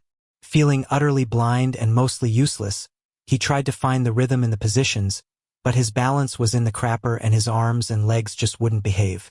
"John, stop." Zodist came up behind him and moved his arms around. Again. "Ladies, back in ready position." John settled in, waited for the whistle and screwed it all up. Again. This time when Zodist walked over, John couldn't look the brother in the face. "Let's try something." Z took the blade and put it in John's left hand. John shook his head. He was right, dominant. "Just try it. Ladies, let's do it." Another ready position. Another whistle. Another fuck up. Oh, but this time it wasn't. Miraculously, John's body fell into the series of positions like a perfect piano chord. Everything was in sync, all his arms and legs going where they needed to be, the dagger controlled perfectly in his palm, his muscles coalescing and working together. When the drill was over, he smiled. Until he met Z's eyes. The brother was staring at him strangely, but then seemed to catch himself. "Better, John. Much better." John looked down at the blade in his hand. He had a quick, painful memory of walking Sarah out to her car a couple of days before she'd been killed. As he'd been by her side, he'd wished he had a dagger, had felt like his palm was too light without one. That had been his right hand then. Why the switch after the transition? Again, ladies, Z called out. They did the sequence 23 more times. Then worked on another that had them getting down on one knee and lunging upward. Z patrolled the line, fixing positions, barking out demands. He didn't have to address John once. Everything just came together, the vein tapped, the gold extracted. When class was over, John headed to the lockers, but Z called him back and led him into the equipment room, over to the locked closet where the training daggers were kept. From now on you'll use this. Z handed over one with a blue hilt, calibrated for the left hand. John tried it out and felt even stronger. He was about to thank the brother when he frowned. Z was looking at him with the same strange expression he'd had out in the gym. John tucked the blade into the belt of his G and signed. What? Am I not in good position? Z rubbed a hand over his skull trim. Ask me how many fighters are left-handed. John's breath stopped, an odd feeling coming over him. How many? Only known one. Ask me who he was. Who was he? Darius. D was left-handed. John stared down at his left hand. His father. And you move like him, Z murmured. It's eerie as fuck, to be honest.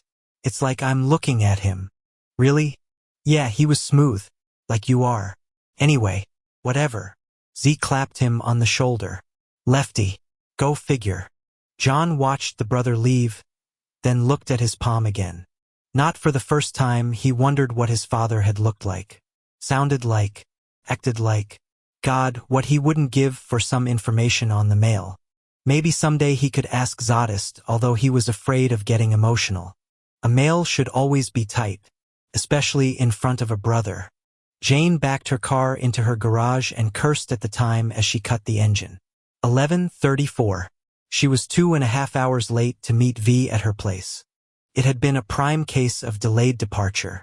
She'd had her coat on and her bag packed, but on the way to the door all sorts of medical staff had come up to her with question after question. Then one of the patients had taken a turn for the worse in the chute, and she'd had to examine the woman, then talk to the family. She'd texted Vis house that she'd gotten tied up. Then again when she had to stay even longer.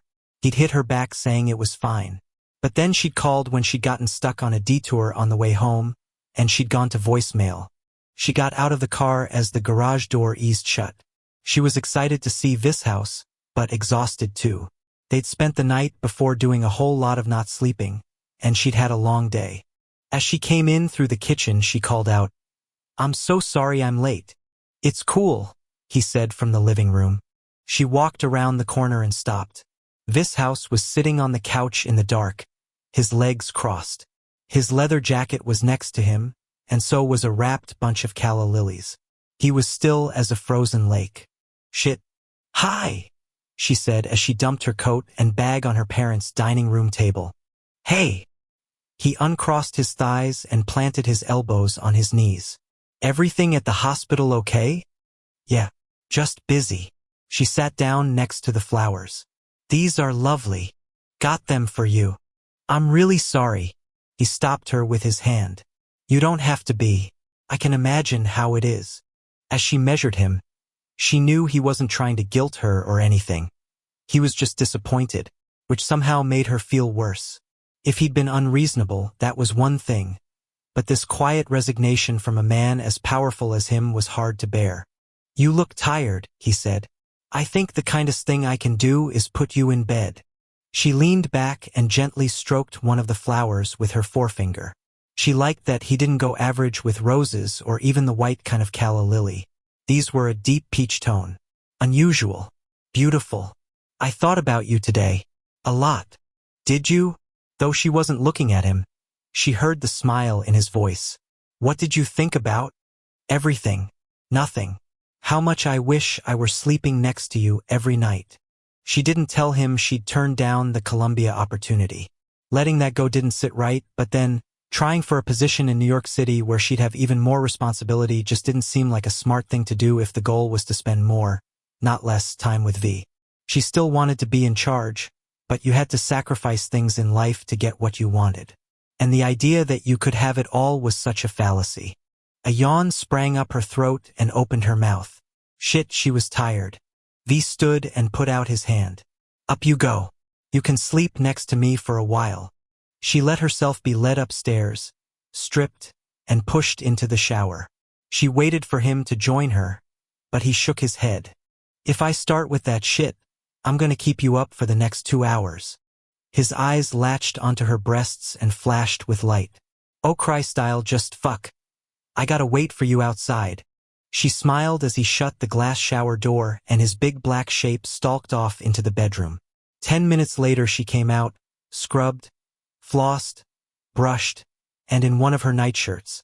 This house had straightened the duvet, arranged her pillows, and folded the sheets back. In, he commanded. I hate taking orders, she murmured. But you'll do it from me.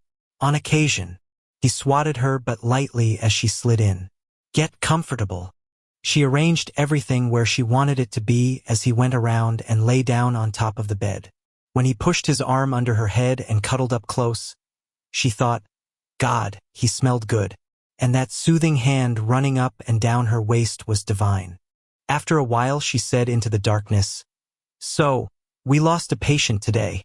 Shit, I'm sorry. Yeah, there was no saving her. Sometimes you just know, and with her, I knew it. We still did everything we could. But all along I knew we weren't going to bring her through. That must be hard. Awful. I was the one who told the family she was slipping, but at least they got to be there when she passed, which was good. Like my sister, Hannah died alone. I hate that.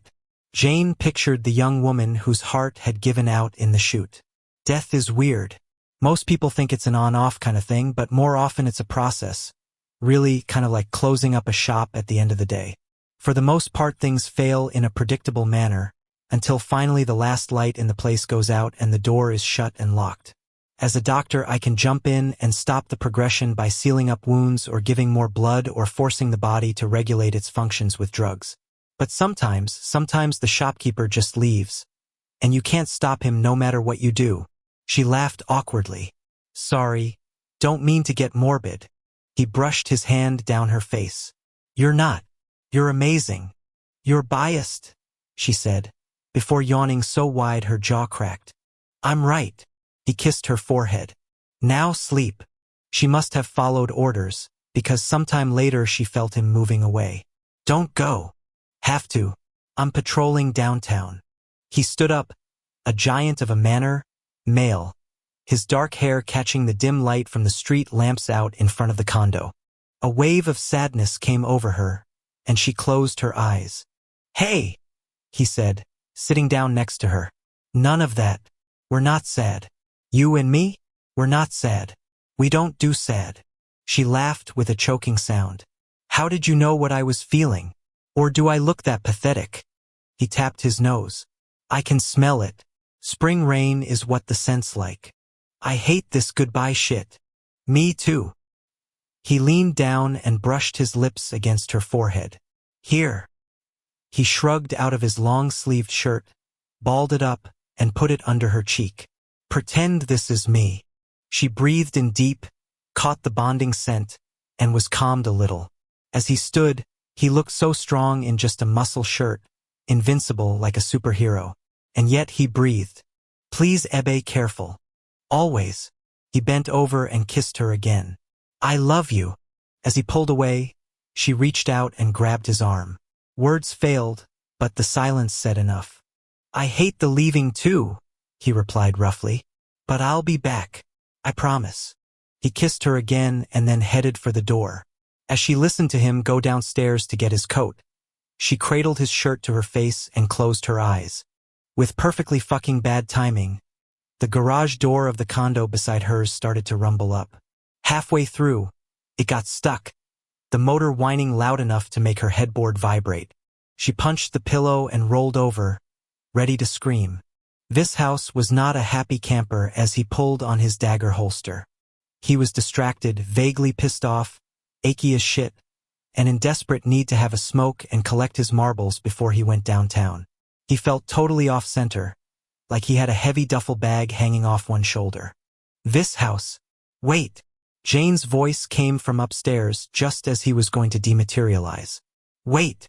Her footsteps bounded down the stairs and she whipped around the corner, his shirt dwarfing her, the tails hanging down almost to her knees. What? I have an idea. It's crazy, but it's also smart. With high color in her cheeks and her eyes lit with purpose, she was the most beautiful thing he'd ever seen. What if I moved in with you? He shook his head. I want you to, but... And functioned as the Brotherhood's private surgeon. Holy shit, what? You really should have one on site. You said there are complications with that Havers guy. Well, I could solve them. I could hire a nurse to assist, upgrade the facilities, and be in charge. You said there are at least 3 to 4 injuries a week within the Brotherhood, right? Plus, Bella's pregnant and there will probably be more babies in the future. Jesus, you would give up the hospital, though? Yeah, but I'd get something in return. He flushed. Me? She laughed. Well, yeah, of course. But there's something else. What? The chance to systematically study your race. My other great love is genetics.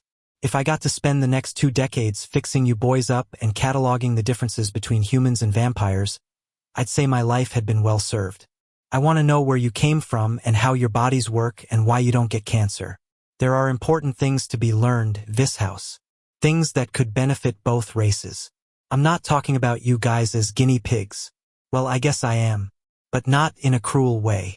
Not in the detached way I was thinking of before. I love you and I want to learn from you. He stared at her and did a whole lot of not breathing. She winced and said, Please say why.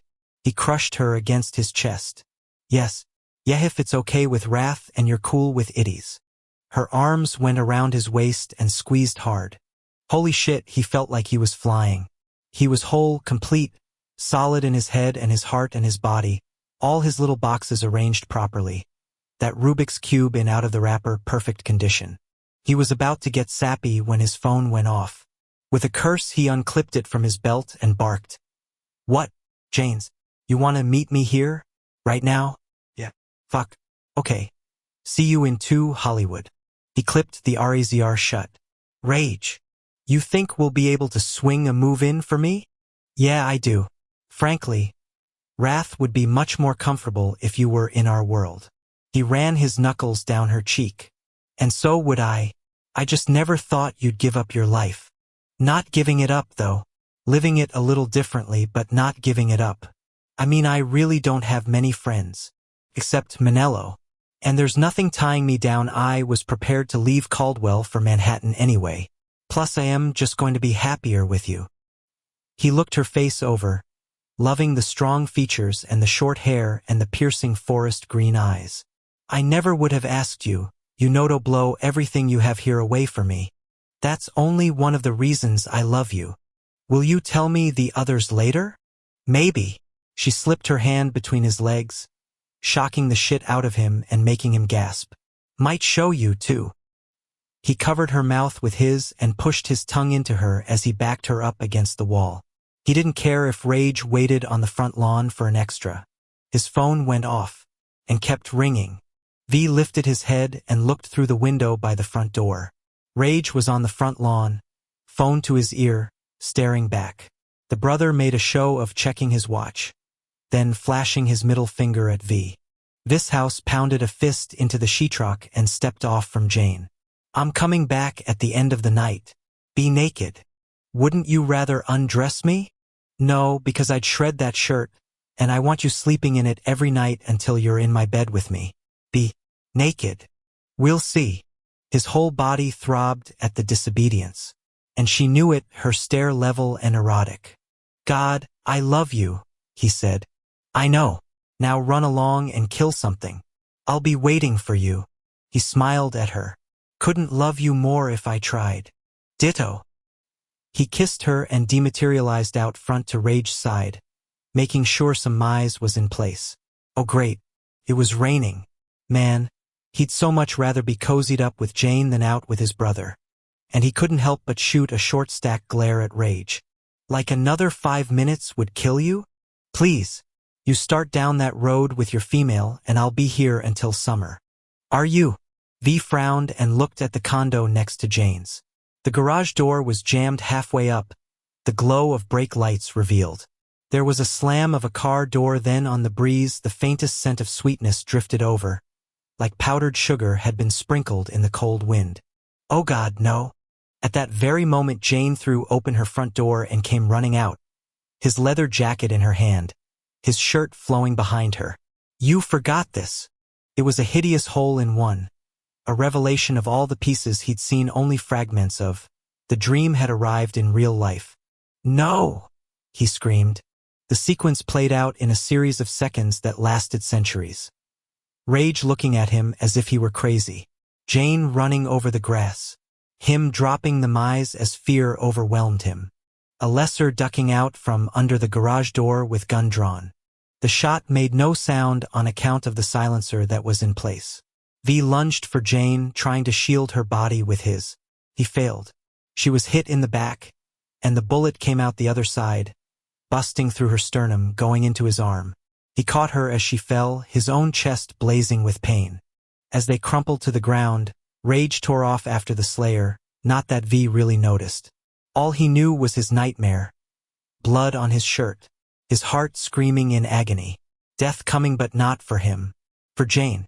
2 minutes, she said between gasps as her hand flopped onto her chest. Got less than 2 minutes. She must have been hit in an artery and knew it. I'm going to. She shook her head and grabbed his arm. Stay. Shit, not going to. Make it were the words she was going to say. Fuck that. This house, her eyes watered, her color draining fast. Hold my hand. Don't leave me. You don't let me go alone. You're going to be fine. He started to pick her up. I'm taking you to Havers's. This house. Can't fix this. Hold my hand. I'm leaving, go. Fuck. She started to weep while gasping. I love you. No. I love. No. Chapter 48. The scribe virgin looked up from the bird in her hand. Sudden dread startling her. O wretched happenstance. O horrid destiny. It had come. The thing she had sensed and feared long ago. The breakdown in the structure of her reality had arrived. Her punishment was now manifest. That human woman her son loved was dying at this very moment. She was in his arms and bleeding on him and dying. With an unsteady arm, the scribe virgin put the chickadee back on the white blooming tree and stumbled over to the fountain. Sitting down on its marble edge, she felt the light weight of her robing as if it were heavy chains drawn around her. The fault of her son's loss was hers. Verily, she had brought this ruination upon him. She had broken the rules. 300 years ago she had broken the rules. At the inception of time she had been granted one act of creation, and accordingly, after her maturity had been reached, one act of creation she had effected. But then she'd done it again. She had borne what she should not have, and in doing so had cursed her begotten. Her son's destiny, the whole of it, from his treatment under his father to the hard, cold-hearted male Vishouse, had matured into this. His mortal agony was in fact her castigation. For as he was in pain, so she suffered 1,000-fold. She wanted to cry out for her father, but knew she could not. Choices that had been made by her were not of his concern, and the consequences were hers alone to bear. As she reached through the dimensions and saw what was transpiring unto her son, she knew Vicious's agony as her own, felt the numbing of his cold shock, the fire of his denial, the gut-wrenching twist of his horror. She felt, too, the death of his beloved, the gradual chill coming upon the human as her blood leaked into her chest cavity and her heart began to flutter. And then, yes, then, too, she heard her son's mumbling words of love and smelled the rank, fetid fear that poured out of him. There was naught she could do. She, who had power beyond measure over so many, was in this moment impotent because fate and the consequence of free will were her father's sole domain. He alone knew the absolute map of eternity, the compendium of all choices taken and untaken, of paths known and unknown. He was the book and the page and the indelible ink. She was not, and he would not come to her now for that reason. This was her destiny. To suffer because an innocent born of a body she should never have assumed would be ever in pain. Her son walking the earth as a dead male for the choices she had made. With a wail the scribe virgin let herself lose her form and slipped out of the robes she wore, the black folds falling to the marble floor. She entered the water of the fountain as a light wave, traveling in between and among the hydrogen and oxygen molecules, her misery energizing them, bringing them to a boil, evaporating them.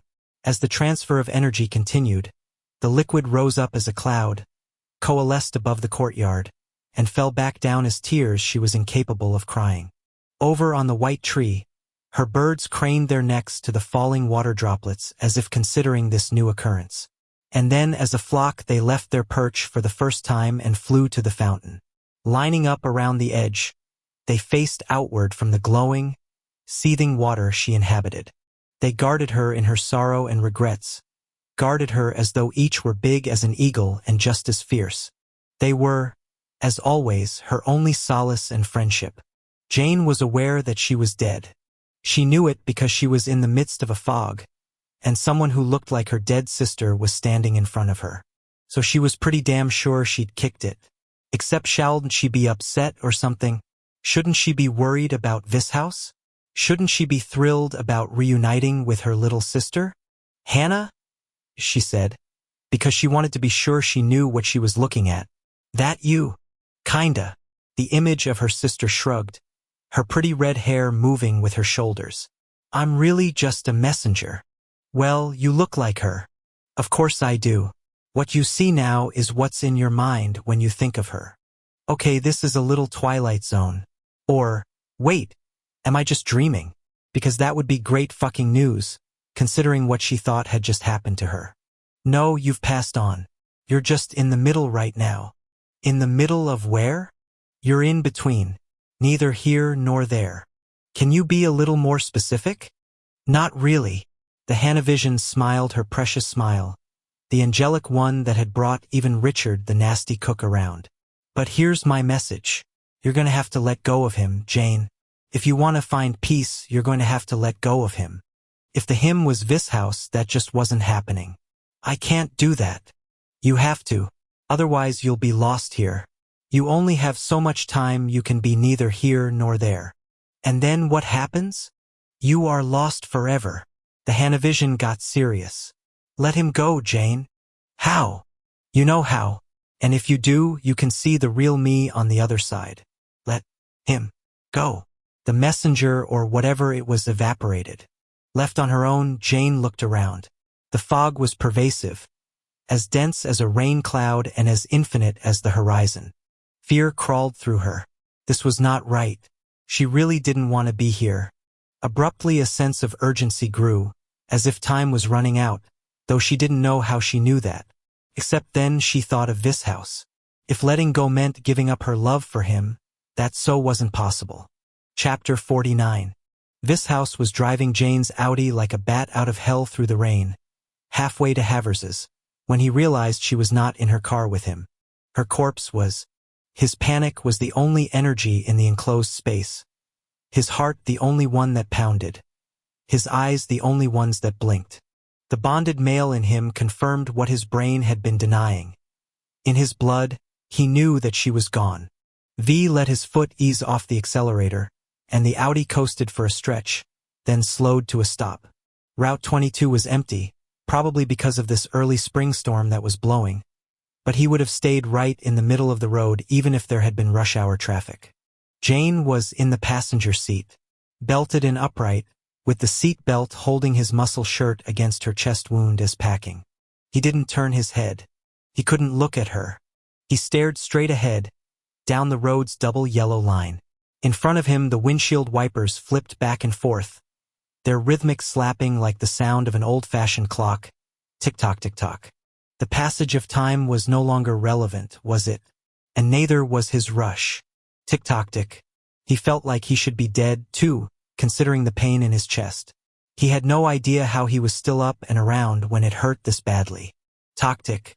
Up ahead there was a curve in the road, the forest coming up to the asphalt's shoulder. For no particular reason he noticed that the trees were all crowded in tight together, their leafless branches interlacing, creating the impression of black lace. Talk. The vision that came to him crept up so quietly. At first he didn't know that what his eyes were registering had changed. But then he saw a wall, a subtly textured wall lit by a bright, bright light. Just as he wondered about the source of illumination, he realized it was a car's headlights.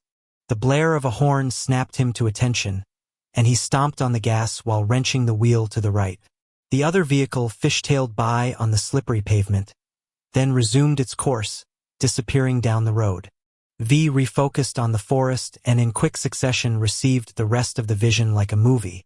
With numb disregard, he watched himself take actions that were arguably unconscionable, witnessing the future as it unfurled, taking notes.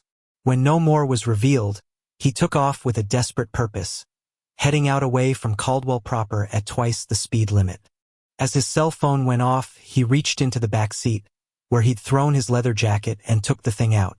He turned it off, then pulled over to the side of the road and cracked the back of the RAZR open.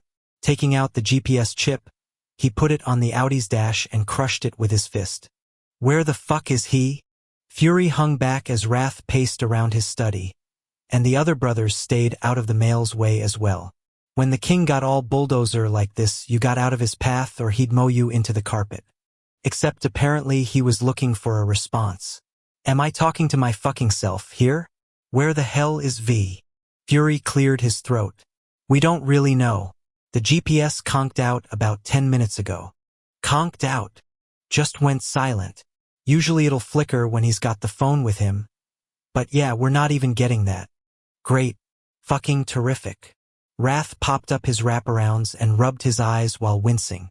He'd been getting headaches lately, probably from trying to read too much, and it was obvious that an AWOL brother was not helping the sitch. Across the way, Rage cursed and hung up his phone. He hasn't shown up at Havers's still. Look, maybe he's gone somewhere to bury her? Ground's frozen. But with that hand of his, it wouldn't be a problem. You really think she's dead? Wrath muttered. From what I saw, she was hit square in the chest. By the time I got back from killing that lesser, the two of them were gone, and so was her car. But yeah, I don't think she survived. Wrath looked at Butch, who had been totally silent since coming into the room. Do you know how to find any of the females he used for sex and feeding? The cop shook his head. Not a one. He kept that part of his life very private. So we can't track him that way. More good news. Is there any reason to think he'd go to that penthouse of his? I stopped there on my way back, Butch said. He wasn't in, and I honestly don't think he'd land there, not considering what he used the place for. And there's only 2 hours of nighttime left. Wrath sat behind his Louis XVI desk, but braced his arms against the flimsy chair, like he was going to bolt upright at any moment. Butch's phone went off, and he scrambled to answer the thing. V? Hey baby. Nah, nothing yet. I will. Promise. Love you.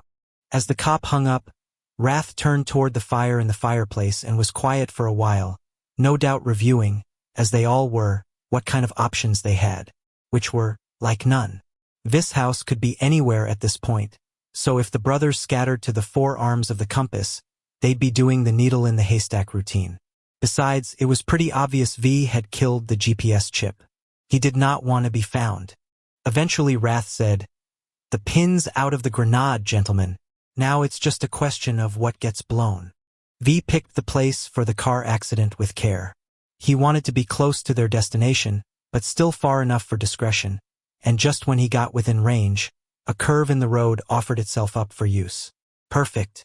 Putting his seat belt on, he stomped on the gas and braced himself. The Audi's engine roared, and its wheels spun faster and faster on the slick road. Pretty damn quick it ceased being a car, morphing into nothing but a fuckload of kinetic energy. Instead of going with Route 22's sharp turn to the left, V headed straight for the tree line. Like a well-behaved child with no survival instincts, the car flew off the shoulder and held air for a split second. The landing bounced V right off the driver's seat, knocking his head into the car's sunroof, then slamming him forward. Airbags exploded from the steering wheel and the dashboard and doors as the sedan pummeled through brush and saplings, and the oak tree was immense, big as a house. just as sturdy. The Audi's crash cage was all that saved V from annihilation as the front of the car crumpled into an accordion of metal and engine. The shock of impact snapped V's head on his neck, banging his face into his airbag again as a branch pierced through the windshield. In the aftermath, his ears rang like they had fire alarms going off in them, and his body did a self-scan for broken bits and pieces. Dazed, bleeding from cuts left by the branch, he undid his seatbelt, forced his door open, and stumbled out of the car. As he took some deep breaths, he heard the hiss of the engine and the wheezing deflation of the airbags. Rain fell with steady, graceful disinterest, dripping off the trees into shallow puddles on the forest floor. As soon as he could, he went around the car to Jane. The impact had thrown her forward, and her blood now marked the windshield and the dash and the seat, which was what he'd wanted. He leaned in and released her belt, then picked her up as carefully as if she still lived, arranging her in his arms so she would have been comfortable. Before he started through the woods, he got his leather jacket and draped it over her to protect her from the cold weather. This house began the walk as all walks began. He put one foot in front of another, then repeated, then repeated. He tromped through the forest, getting wetter and wetter until he became as the trees were, just another object for water to fall off of. He took a roundabout way to their destination, until his arms and his back ached from carrying her. Finally, he came up to the entrance of a cave. He didn't bother checking to make sure he wasn't followed. He knew he was alone. He walked into the earthy well, the sound of the rain receding as he continued farther over the dirt floor. He located from memory the catch in the rock wall and triggered the release. As a 9-foot slab of granite shifted over, he entered the hall that was revealed and approached a set of iron gates. He released the locking mechanism with his mind, and the barrier parted without a sound as the rock behind him replaced itself. Inside, it was beyond pitch black, the air denser in this underground place, as if it were crowded into the space. With a quick thought, he flamed up some of the wall torches with his mind, then started down toward the tomb's place of worship and ritual. On either side of the hall, on shelves that reached up some 20 feet, there were thousands of ceramic jars containing the hearts of lessers killed by the Brotherhood. He did not look up at them as he usually did. He stared straight ahead as he carried his beloved forward, his wet boots leaving tracks on the glossy black marble floor. Not long thereafter, he stepped into the tomb's belly, the vast, subterranean cave opening up a great hole in the earth. At his will, thick black candles on stanchions lit up, illuminating the dagger-like stalactites that hung down as well as the massive black marble slabs that formed the wall behind the altar.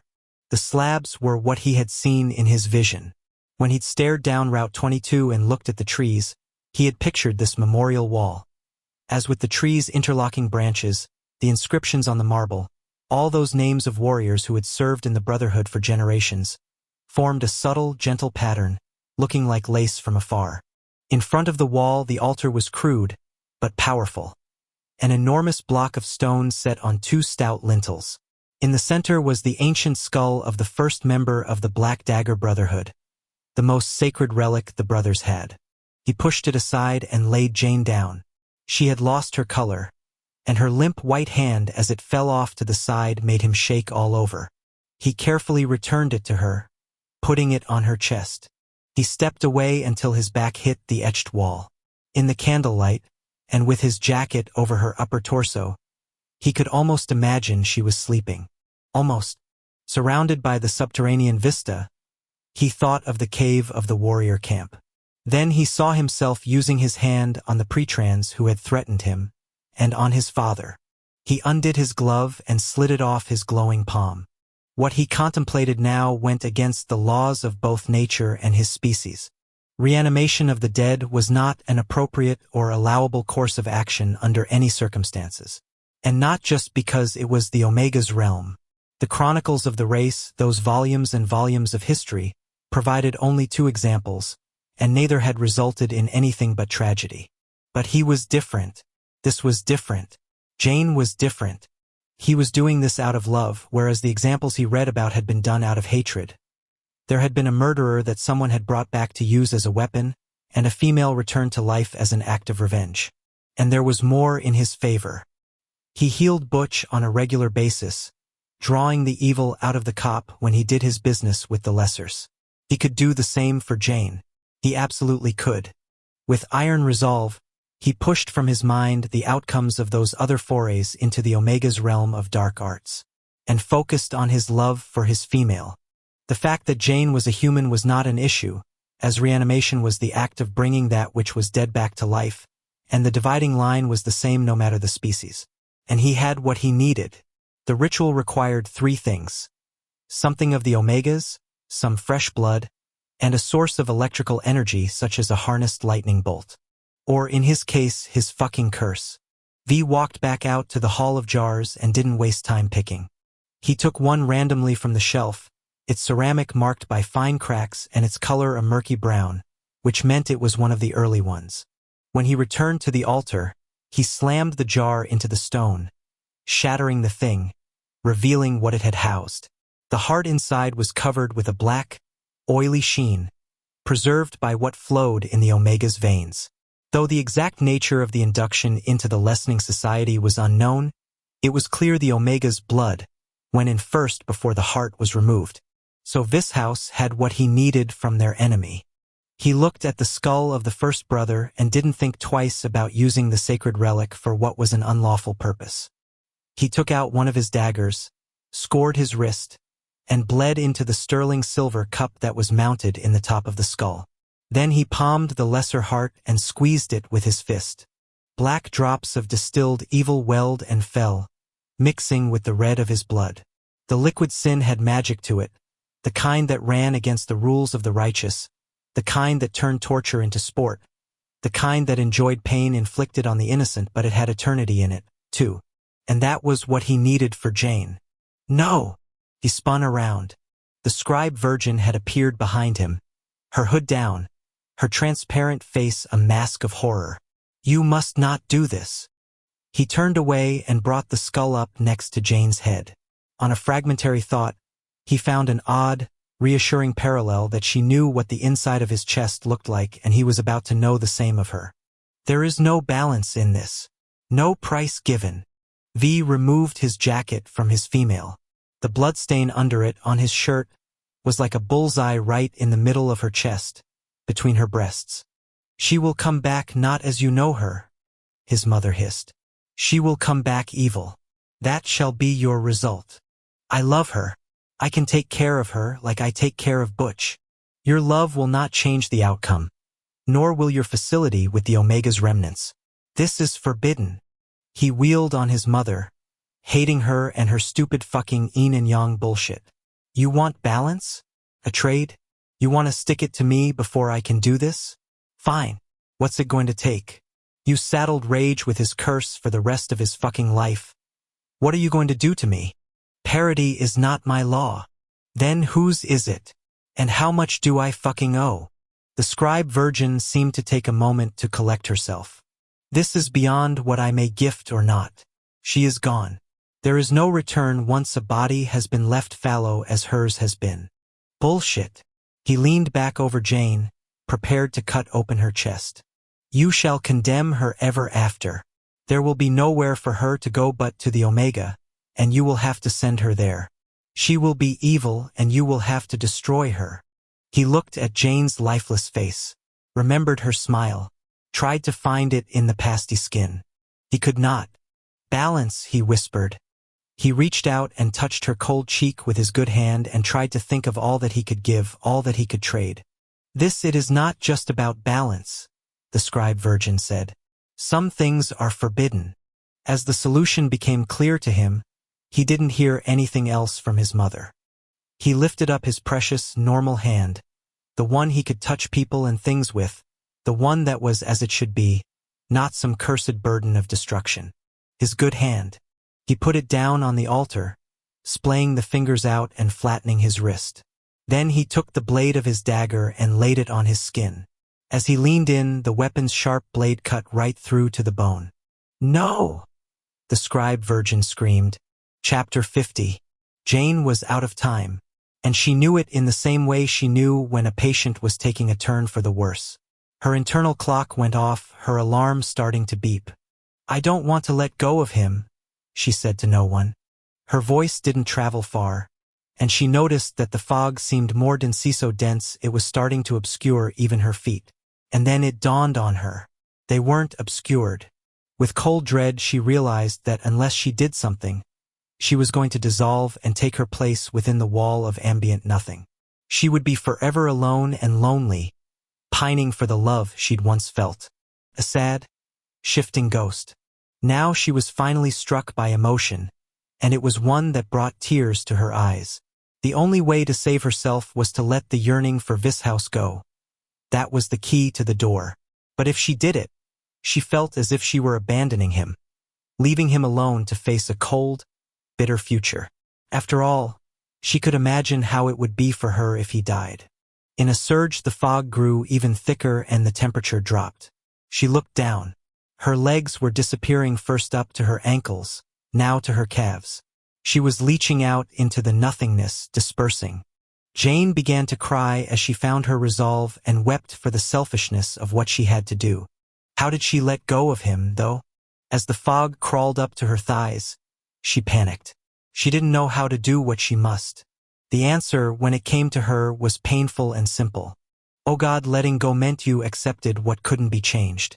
You didn't try to hold on to hope in order to coerce a change in fortune, nor did you battle against the superior forces of fate and try to make them capitulate to your will, nor did you beg for salvation because you assumed you knew better. Letting go meant you stared at what was before you with clear eyes, recognizing that unfettered choice was the exception and destiny the rule. No bargaining, no trying to control. You gave up and saw that the one you loved was in fact not your future, and there was nothing you could do about it. Tears fell from her eyes into the swirling mist as she released all pretense of strength and let go of her fight to keep her tie to this house alive. As she did, she had no faith or optimism. She was empty as the fog around her. An atheist in life, she found in death she was the same. Believing in nothing, now she was nothing. And that was when the miracle happened. A light fell from overhead, sheltering her, warming her, suffusing her with something that was just as the love she had felt for this house had been. A benediction. As she was pulled upward like a daisy plucked from the ground by a gentle hand, she realized that she could still love who she loved, even though she wasn't with him. Indeed, their divergent paths did not dissect and desecrate what she felt. It layered her emotions with a cloak of bittersweet longing, but it didn't change what was in her heart. She could love him and wait for him on the far side of life. Because love, after all, was eternal and not subject to the whims of death. Jane was free as upward she flew. Fury was about to lose it, but he had to get in line if he was going to go mad, because all the brothers were on a thin edge. Especially Butch, who was pacing around the study like a prisoner in solitary confinement. No sign of this house. No calls. No nothing. And dawn was coming like a freight train. Butch stopped. Where would you do a funeral for a Shellin? Wrath frowned. The tomb. You think maybe he'd take her there? He's never been too keen on the whole ritual deal, and with his mother having forsaken him? Wrath shook his head. He wouldn't go there. Besides, he'd have to know that's one of the places we'd look for him, and he's so damned private. Assuming he's putting her down, he wouldn't want an audience. Yeah. Butch started up with the pacing again as the grandfather clock rang in 4:30 a.m. You know what? The cop said. I'm just going to check it out if that's cool. I can't stay in here a second longer. Wrath shrugged. Might as well. We've got nothing else to go on. Fury stood up, unable to take the waiting any longer either. I'm going with you. You'll need someone to show you where the entrance is. Because Butch couldn't dematerialize, the two of them got in the Escalade, and Fury powered the SUV over the lawn and into the forest. With the sun coming up so soon, he didn't bother with a roundabout way, but gunned right for the tomb. The two of them were utterly silent until Fury pulled up to the entrance of the cave and they got out. I smell blood, Butch said. I think we've got them. Yeah. There was the barest trace of human blood in the air, no doubt, from V having carried Jane inside. Shit. Jogging into the cave, they headed for the back, slipping through the disguised entrance and going down to the iron gates. One side was open, and there was a trail of wet footsteps down the center of the hall of jars. "He's here," Butch said, relief carrying his words more than his breath did. Yeah, except why would V, who hated his mother, bury the female he loved according to the scribe virgin's traditions? He wouldn't. As they started down the hall, Fury's sense of doom was triggered, especially as they got to the end and he saw an empty spot on the shelving, where a Lesser's jar was missing. Oh no. Oh God no. They should have brought more weapons. If V had done what Fury feared he had, they were going to need to be armed to the nines. Hold up. He stopped, tore a torch from the wall and handed it to Butch. After he nabbed one for himself, he grabbed Butch's arm. Be prepared to fight. Why? V might be pissed off that we came, but he's not going to get violent. Jane's the one you're going to want to watch for. What the fuck are you talking about? I think he might have tried to bring her back. A brilliant flash of light exploded up ahead, turning everything into noontime. Fuck! The cop barked in the aftermath. Don't tell me he would? If Marissa died and you could pull it off, wouldn't you? The two of them took off and burst into the cave, only to stop dead. What is that? Butch breathed. Two have no idea. On slow, quiet feet they walked down to the altar, transfixed by the sight ahead. Sitting in the middle of the lintel stone was a sculpture, a bust off Jane's head and shoulders. The composition was done in dark gray stone, the likeness so exact it was like a photograph, or maybe a hologram. Light from candles flickered over the features, casting shadows that seemed to animate them. At the far right end of the slab there was a smashed ceramic jar, the Brotherhood's sacred skull, as well as what looked like a mangled, oil-covered heart. On the far side of the altar, V was propped up against the wall of names, his eyes shut, his hands in his lap. One of his wrists was tied up tightly with a strip of black cloth, and one of his daggers was missing. The place smelled like smoke, but there was none in the air. V. Butch went over and knelt down next to his roommate. Fury left the cop to deal with V and headed for the altar. The sculpture was a perfect likeness of Jane, so real it could have been her as she breathed.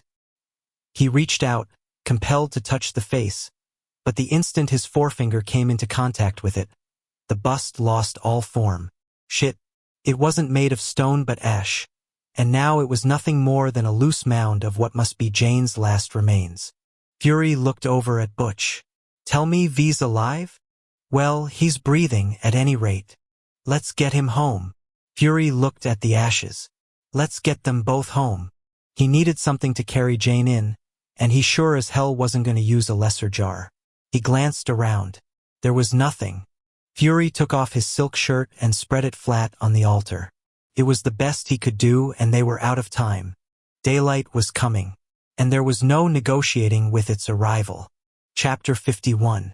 2 days later, Fury decided to go over to the other side. The directrix had been hammering for a meeting, and he didn't want to put her off any longer. Besides, he had to get out of the house. Jane's death had brought a pall to the compound, affecting all the bonded males. The loss of Echelon, which was what she'd been even though she and V hadn't been formally mated, was always the greatest fear.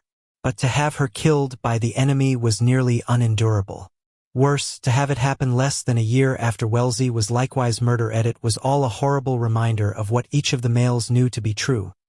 Mates of the Brotherhood faced a special threat from the Lessers. Torment had learned this firsthand. Now so had this house. God, you had to wonder if V was going to stick around. Tor had taken off right after Wellesley had been killed by a slayer, and no one had seen or heard from him since.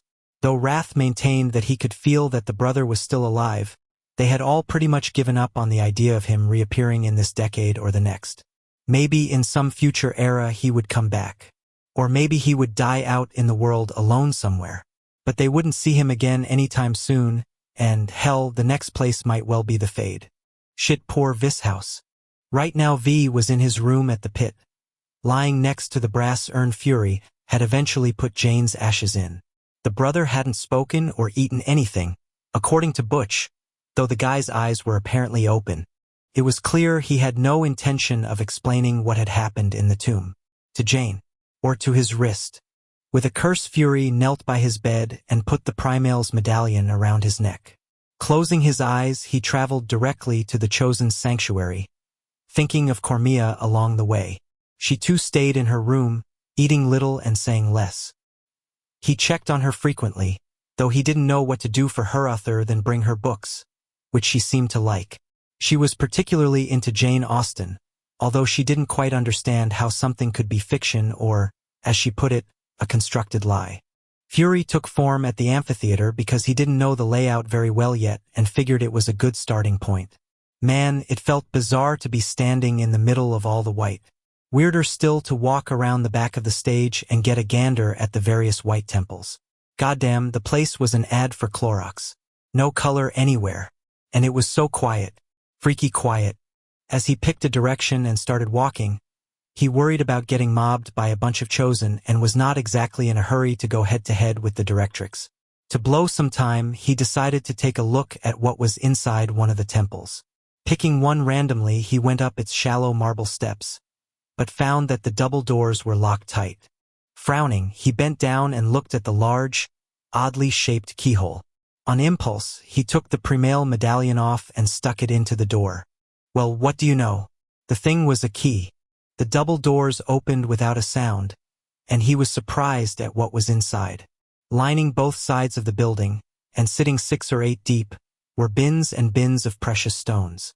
He walked around the riches, every once in a while stopping and putting his hands into the sparkling gems. But that wasn't all that was inside. In the back, at the far end, were a series of glass cases such as you would find at a museum. He went over and checked them out. Naturally, they were dust-free, although not, he sensed, because they'd been cleaned. He just couldn't imagine there being any pollutants in the air around here, even those of the microscopic variety. Inside the cases, the objects were fascinating, and clearly from the real world. There was an old-fashioned pair of spectacles, a porcelain bowl of Oriental origin, a whiskey bottle with a label from the 1930s, an ebony cigarette holder, a ladies' fan made from white feathers. He wondered how they got over here. Some of the things were quite old, though they were in perfect condition, and, of course, everything was sparkly frickin' clean. He paused over what looked like an ancient book. Son of a bitch. Its leather cover was tattered, but the embossed title was still evident. Darius, son of Marklin. Fury leaned down, astounded. It was Dee's book, probably a diary. He opened the case, then frowned at the smell inside. Gunpowder? He looked at the assembled objects. In the far corner there was an old handgun, and he recognized the make and model from the firearms textbook he'd been teaching the trainees from. It was a 1890 Colt Navy .36 caliber, 6-cylinder revolver that had recently been used. He took the thing out, cocked the chamber open, and palmed one of the bullets. They were spherical and uneven, as if they were handmade. He'd seen the shape before. When he'd been erasing V's medical results from the computer at St. Francis, he'd looked at a chest X-ray that had been taken and seen a spherical, slightly irregular hunk of lead in his brother's lung. "Were you here to see me?" Fury looked over his shoulder at the directrix. The female was standing in the double doors, dressed in that white robe they all wore. Around her neck, on a chain, was a medallion like his. "Nice collection of artifacts you have here," he drawled, turning around. The female's eyes narrowed. "I would think the gems would interest you more." "Not really." He watched her carefully as he lifted the book in his hand. "This looks like my brother's diary." As her shoulders eased up ever so slightly, he wanted to kill her. "Yes, that is Darius's diary." Fury tapped the cover of the book, then waved his hand around at all the gems. "Tell me some thingies this place kept locked all the time?"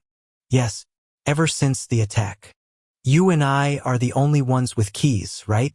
I'd hate to have anything happen to what's in here." "Yes, only the two of us. No one may gain entry herein without my knowledge or presence." "No one?" Her eyes flashed with annoyance. "Order is to be maintained. I have spent years training the chosen unto their proper ministrations. Yaso, a Primal showing up must be a real buzzkill for you. Because I'm in charge now, aren't I?" Her voice dropped low. "It is right and proper for you to rule herein." "I'm sorry, could you say that again?" I didn't quite hear you. Her eyes seethed with venom for a split second, which confirmed to him her actions and her motive. The directrix had shot Vishouse with the gun from the case. She wanted to continue to be in charge, and knew damn well that if a pre-male came in at best, she would be second in command under a male. At worst, she could lose all her power just because the male didn't like the color of her eyes. When she'd failed to kill V, she backed off until she could try again.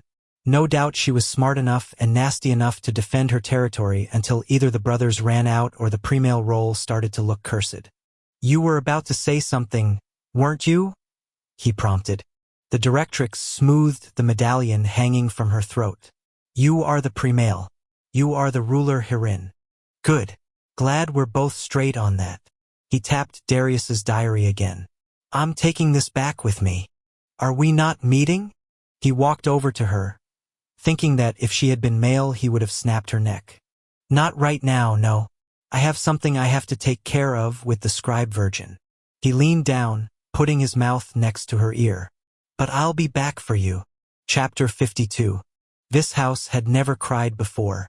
Throughout his life he had never, ever cried. After all the shit he'd been through, it had gotten to the point that he'd decided he'd been born without tear ducts. The events leading up to now hadn't changed that. When Jane had lain dead in his arms, he hadn't wept. When he'd attempted to cut off his hand in the tomb as a sacrifice and the pain had been astonishing, there had been no tears. When his hated mother had cast him back from the deed he'd been about to do, his cheeks had been dry. Even when the scribe virgin had put her hand upon Jane's body and he'd watched in a daze as his beloved had been reduced to ash, he had not wept. He did now. For the first time since his birth, tears rolled down his face and soaked his pillow. They had started when a vision of Butch and Marissa on the couch in the pit's living room had come to him. Vivid, so vivid. V could not only hear their thoughts in his head, but he knew that Butch was picturing Marissa on their bed in a black bra and blue jeans.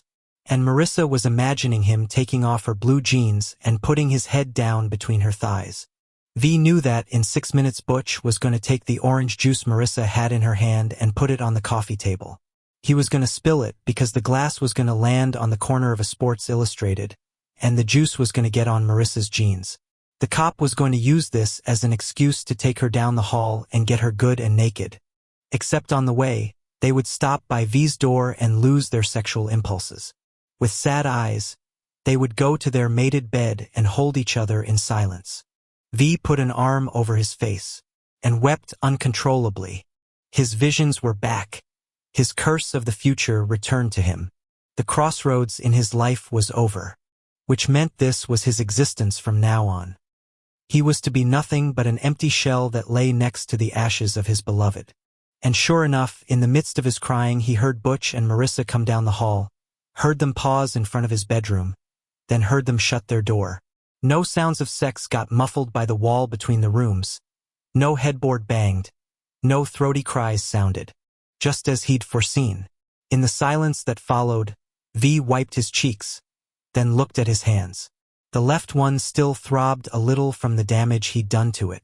The right one glowed as it always did, and his tears were white against the backdrop of his inner illumination, white as the irises of his eyes. He took a deep breath and looked at the clock. The only thing that was keeping him breathing was nightfall.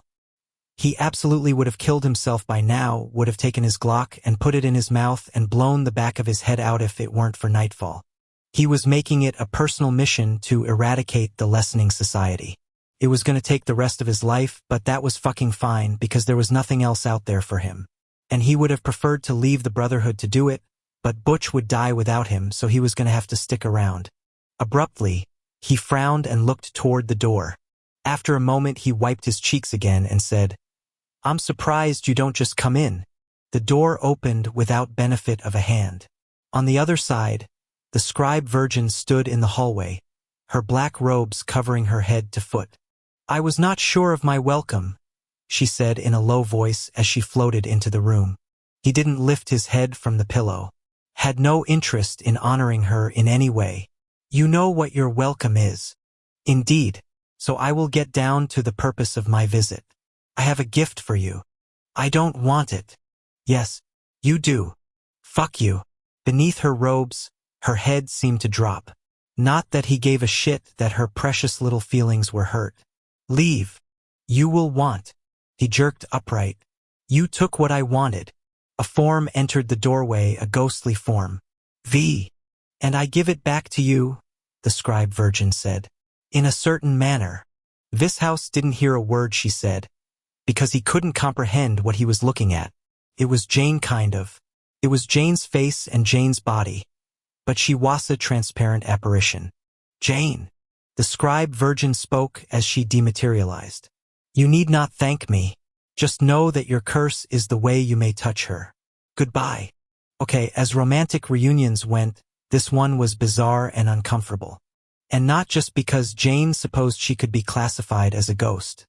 Vishouse was looking as if he were going to pass out. Which hurt. It was entirely possible he wouldn't like her like this. And then where would she be? When the scribe virgin had come to her in heaven, or whatever that place was, and had given her the option of coming back, the answer had been a real no-brainer. But now that she was standing in front of a completely shocked-out guy, she wasn't so sure she'd made the right choice. Maybe she'd over. He got up out of bed, walked across the room, and put his glowing hand to her face with hesitation.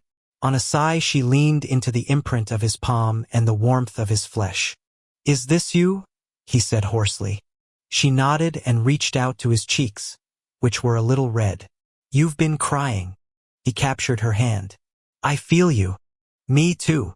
He touched her neck, her shoulder, her sternum, brought her arm forward and looked at Atwell, through it. So I can sit on things, she said for no particular reason. While I was waiting out there, I sat on the couch. I also moved a picture on the wall, put a penny back in your change dish, picked up a magazine. It's a little weird, but all I have to do is concentrate. Shit. She had no idea what she was saying. The scribe virgin said I could eat, but I didn't have to. She said he could drink, too. I'm not sure how it all works, but she seems to know. Yeah. So, anyway, I think it's going to take some time to figure out the drill, but he put his hand into her hair and it felt the same as it had before. Her non-existent body registered the sensations exactly as it had before. He frowned, then looked downright angry. She said it required a sacrifice. To bring someone back. What did you give her? What did you bargain with? How do you mean? She doesn't give things away without demanding something in return. What did she take from you? Nothing. She never asked me for anything. He shook his head and seemed like he was going to speak. But then he wrapped his heavy arms around her and held her against his trembling, glowing body. Unlike the other times when she had to concentrate to find solidity, with V it just happened. Against him, she was corporeal with no effort on her part. She could tell he was crying by the way he breathed and the fact that he leaned on her. But she knew that if she made any mention of it, or tried to soothe him with words, he would stop on a dime. So she just held him and let him go. Then again, she was kind of busy holding herself together. I thought I would never get to do this again, he said in a voice that cracked. Jane closed her eyes and squeezed him, thinking about that moment in the fog when she'd let him go. If she hadn't done that, they wouldn't be here, would they? Fuck free will, she thought. She'd rely on destiny, no matter how much it hurt in the short run. Because love in its many forms always endured. It was the infinite, the eternal, that which sustained. She had no idea who or what the scribe virgin was. Had no idea where she herself had been or how she had come back. But she was sure of one thing. You were right, she said against V's chest. About what? I do believe in God. Chapter 53. The following evening John didn't have class, so he sat down for first meal with the brothers and the females. The mood in the house was considerably lighter than it had been for weeks. But sure as shit, he didn't share in the levity. So anyway, Fury was saying, I went to the scribe virgin and told her about the bullet. Jesus Christ. The directrix. Vishouse leaned forward, taking Jane's hand with him. I'd assumed it was a lesser. V hadn't let go of his doctor since they'd sat down together, as if he were afraid she'd disappear, which was kind of understandable. John tried not to stare at her, but it was hard not to. She was wearing one of V's shirts and a pair of blue jeans and filling them out as normal. But what was in them was, well, a ghost, he supposed. Of course you did, Fury said as he turned to Bella and offered her the butter plate. We all did. But that female had one hell of a motive. She wanted to stay in charge, and yeah, with a pre-mail on the scene, that just wasn't going to happen. Classic power play scenario. John glanced at the silent blonde female who sat on Fury's other side. Boy, the Chosen was beautiful in the ethereal way of angels, with an unearthly glow emanating from her. But she wasn't happy. She picked at her food and kept her eyes down. Well, except for when she glanced at Fury, which was usually when he spoke to or looked at Bella. Wrath's voice was hard from the head of the table. The directrix has to die. Fury cleared his throat as he took the butter plate back from Bella. You can consider that taken care of, my lord. Holy shit, had Fury. Good. Wrath nodded as if understanding perfectly and approving. Who's going to replace her? The scribe virgin asked who I wanted in the role. But I don't know any. Amalia, the blonde Chosen said. All heads turned in her direction. I'm sorry, Fury asked. What did you say? As she spoke, the Chosen's voice was lovely in the manner of wind chimes, sweet and melodic. If it would not offend, may I suggest the Chosen Amalia? She is warm and kind and of appropriate seniority. Fury's yellow eyes went over the female, but his face was reserved, as if he wasn't sure what to say or do with her. Then that's who I want. Thank you. Her eyes lifted to his for a moment, a flush running pink in her cheeks. But then Fury looked away and so did she. All of us are taking the night off, Wrath said abruptly. We need some regroup time. Rage snorted from across the table. You're not going to make us play Monopoly again, are you? Yup. A collective groan rose up from the Brotherhood, one that Wrath ignored. Right after dinner. I have something I have to do, V said. I'll be back as soon as I can. Fine, but you can't be the shoe or the dog then. They always go first. I can live with that. Fritz came in with a massive baked Alaska. Dessert, perhaps? The dog Jen said with a smile. As a universal, yes, please, filled the room, John folded his napkin and asked to be excused. When Beth nodded, he took off, heading for the tunnel under the grand staircase. The walk to the training center didn't take long, especially as his gait was evening out and he was becoming more comfortable with his body. When he came out into Tor's office, he braced himself as he looked around. The place really hadn't changed since the brothers' disappearance. Except for the fact that the ugly-ass green chair was now in Wrath's study. Everything was pretty much the same. John went behind the desk and sat down. Strung across the thing were papers and files, some marked with post-it notes on which Z had written things in his deliberate way. John put his hands on the office chair's arms, running them back and forth. He hated the way he felt right now. He hated that he was pissed off that V got Jane back, whereas Tor had lost Wellesley forever. Except it wasn't fair. And not just to Tor. John would have liked a ghost of Wellesley in his life. He would have liked the only mother he'd ever known to be around. Except this house was the one who'd gotten the boon. And so had Rage. With Mary. What the fuck made them so special? He put his head in his hands, feeling like the worst kind of person. To begrudge someone happiness and luck was a horrible thing to do, especially if you loved them.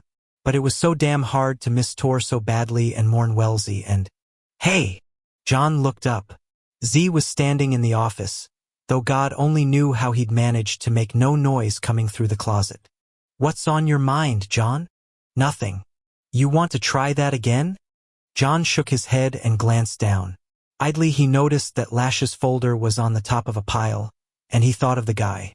Man, the two of them were on a collision course. The only open issue was timing. You know, Z said, I used to wonder why me and not Fury. John looked up with a frown. Yeah, wondered why I was the one who got taken and ended up where I did. I wasn't the only one. Fury still kills himself over the fact that it was me, not him. Z crossed his arms over his chest. Trouble is, getting caught up in why something happens to one person and not another never gets you anywhere. I want Wellesley to come back. I figured that's why you left. The brother rubbed a hand over his skull trim. Here's the thing, though. I believe there's a hand that guides us. It just isn't always a gentle one, or one that seems fair at the time. But I dunno, I try to trust in it now. When I freak, I just try tosh it, I guess trust in it. Because at the end of the day, what else can you do? Choice only gets you so far. Reasoning and planning, too. The rest's up to someone else. Where we end up, who we know, what happens to the people we love, we don't have a lot of control over any of it. I miss Tor. We all do. Yeah, John wasn't the only one who suffered. He needed to remember that. So I have something for you. Z went over to a cabinet and opened it. Fury gave it to me yesterday. We were gonna save it for your birthday. But fuck it. You need it tonight. Z came back to the desk with an old, battered leather book in his hands. He laid it on top of the piles of paper, his big palm over the front. Happy birthday, John. He lifted his arm and John looked down. All at once his heart stopped. With a shaking hand, he reached out and traced the worn lettering that read, Darius, son of Marklin. He gently opened the cover. In a beautiful, formal flourish were words and symbols beyond measure, the reflections of a life that had been led long ago. His father's writing in the old language. John snapped his hand back and covered his mouth, terrified he was going to break down sobbing. Except when he looked up in shame, he found that he was alone.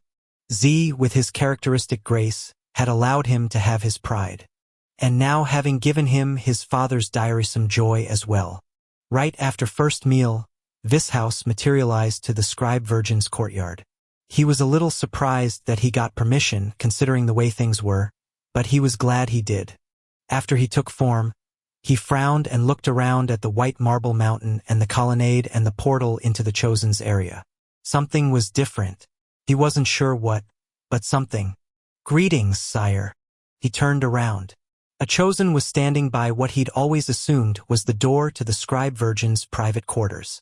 Dressed in that white robing with her hair twisted onto the top of her head. He recognized her as the one who'd come to check on Cormia after the presentation ceremony. Amalia, he said.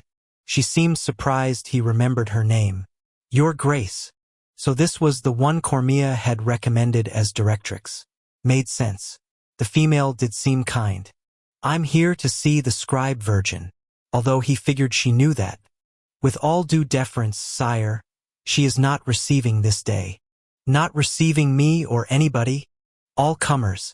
Is there a message you would like to proffer her? I'll come back tomorrow. The Chosen bowed low. With all due deference, sire, I believe that she will as yet be indisposed. Why? I do not inquire why. Her tone was ever so slightly disapproving, as if he shouldn't ask either. Well shit. What did he want to say exactly? Will you tell her that this house came to say? As words failed him, the Chosen's eyes were wells of compassion. If I may be so bold, perhaps I shall tell her that her son came to thank her for her generous gift and for her sacrifice for his happiness. Son. No, he couldn't go that far. Even with Jane back, the label seemed disingenuous. Just this house. Tell her this house came to say thank you. The Chosen bowed again, her face saddened. As you wish. He watched the female turn away and disappear behind the small, ornate door. Wait a minute. Had she said sacrifice? What sacrifice? He looked around again, focusing on the fountain. Abruptly, the sound of the water struck him as odd. When he'd come before, V slowly turned his head. The white tree with the white blossoms was empty. All the songbirds were gone. That was what was missing. The scribe virgin's birds were no more. The tree's branches empty of their color. The still air devoid of their cheerful calling. In the relative silence, the loneliness of the place sank into him, the hollow sound of water falling amplifying the emptiness. Oh God, that was the sacrifice, wasn't it? She had given up her love for his. In her private quarters, the scribe virgin knew as soon as V left. She could feel his form go back over to the world outside. The Chosen Amalia approached quietly. If it would not offend, I would speak. You have no need to. I know what he said. Leave me now and return to the sanctuary. "Yes, Your Highness." "Thank you." The scribe virgin waited until the chosen had retreated. Then she turned and looked across the white expanse of her suite. The rooms were largely for naught save pacing. As she did not sleep or eat, the bedroom and dining area were but square feet to travel over. Everything was so silent now. She floated from room to room, disquieted. She had failed her son in so many ways, and she couldn't blame him his refusal of the name. Yet the hurt was there. Joining another. With dread she looked to the far corner of her quarters, to the place she never went. Or least had not been for 2 centuries. She had failed another, hadn't she? Heavy of heart, she went over to the corner and willed free the double-locked door. On a hiss the seal was broken, a fine mist wafting out from the shift in humidity. Had it truly been so long? The scribe virgin stepped inside and regarded the shadowed form that hovered in suspended animation over the floor. Her daughter, V's fraternal twin, Pain. The scribe virgin had long subscribed to the notion that it was better and safer for her daughter to so rest. But now she was unsure. The choices she had tried to make for her son had ended badly. Perhaps it was the same for her young of a different sex. The scribe virgin stared at her daughter's face.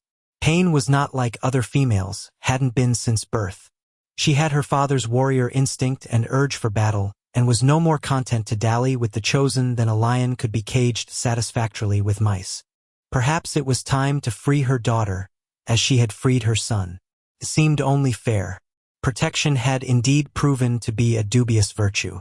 Still, she hated to let go, especially as there was no reason to expect that her daughter would have any greater love for her than her son did. So she would lose them both. As she struggled under the weight of her thoughts, her instinct was to go out to the courtyard and be soothed by her birds. There was no succor awaiting her therein, however. No cheerful calls to ease her. And so the scribe virgin stayed in her private quarters, floating through the still, silent air in an endless track through the empty rooms. As she passed the time, the infinite nature of her non-existence was like a cloak of needles lying upon her, 1,000 little pinpricks of pain and sadness. There was no escape or relief in sight for her, no peace nor kindness nor comfort. She was as she had always been, alone in the midst of the world she'd created. Chapter 54. Jane had been in Manny Manello's apartment once or twice. Not often, though. When they'd been together, it had always been at the hospital. Boy, this was serious guy stuff here. Serious guy stuff. Any more sports equipment hanging around and it would have been a Dick's. Kind of reminded her of the pit. She went around his living room looking at his DVDs and his CDs and his magazines. Yup, he would get along just fine with Butch and V. He evidently had a lifetime subscription to Sports Illustrated, just like they did. And he kept the back issues, just like they did. And he liked his liquor, though he was a jackman, not into the goose or the lag. As she bent down, she focused her energy, so she could pick up the most recent issue of SI and realize that she'd been a ghost for exactly 1 day. It was 24 hours ago that she'd appeared with the scribe virgin in V's room. Things were working out. Sex as a member of the undead was just as good as it had been when she'd lived. Matter of fact, she and V were meeting at his penthouse toward the end of the evening. He wanted to be worked out, as he'd put it, his eyes shining with anticipation, and she was more than willing to indulge her man. Abso-fucking-lutely. Jane dropped the magazine and paced around a little more, then took up waiting by one of the windows. This was going to be hard. Saying goodbye was hard. She and V had talked over how to handle her departure from the human world. The car accident he'd staged would provide some explanation of her disappearance. Sure, her body would never be found, but the area the Audi had been left in was wooded and mountainous. Hopefully the police would just close her file after a search was conducted, but it wasn't like the consequences were material. She was never going back, so it didn't matter. As for her shit, the only thing of value in her condo was a picture of her and Hannah. V had gone back and gotten the photograph for her. The rest of her stuff would eventually get sold by the lawyer she'd named executor of her estate 2 years ago in her last will and testament. The proceeds would go to St. Francis. She would ache for her books, but V had said he would get her new ones. And although it wasn't quite the same, She had faith she would over time become connected to her new ones. Manny was the only open issue. The jangle of keys going into a lock sounded. Then the door opened. Jane stepped back into the shadows as Manny came in, dropped a black Nike bag, and headed for the kitchen. He looked exhausted and bereft. Her first impulse was to approach him, but she knew the better course was to wait for him go to sleep, which was why she'd come late, hoping he'd already be in bed. Clearly, though, he was working until he couldn't stand up. When he came out into the hall, he had a glass with some water in it. He paused, looked her way with a frown, but then kept going to his bedroom.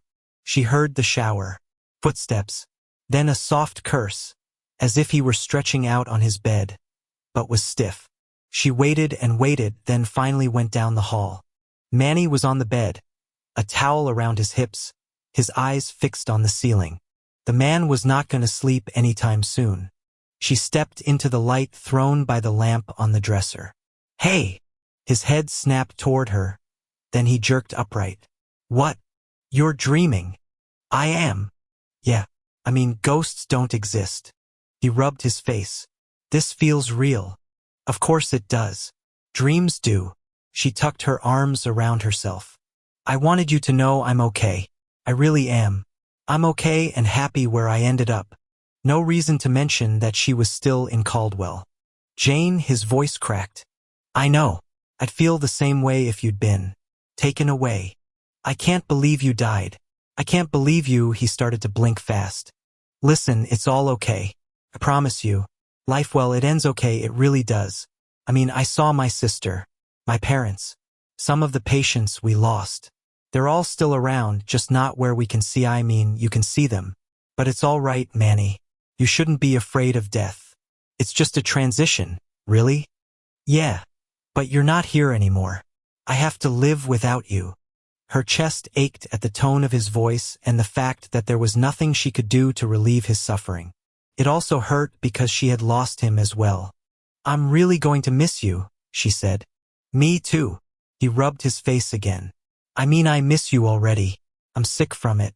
On some level, hell, I thought we were going to end up together, you and me. Felt like destiny.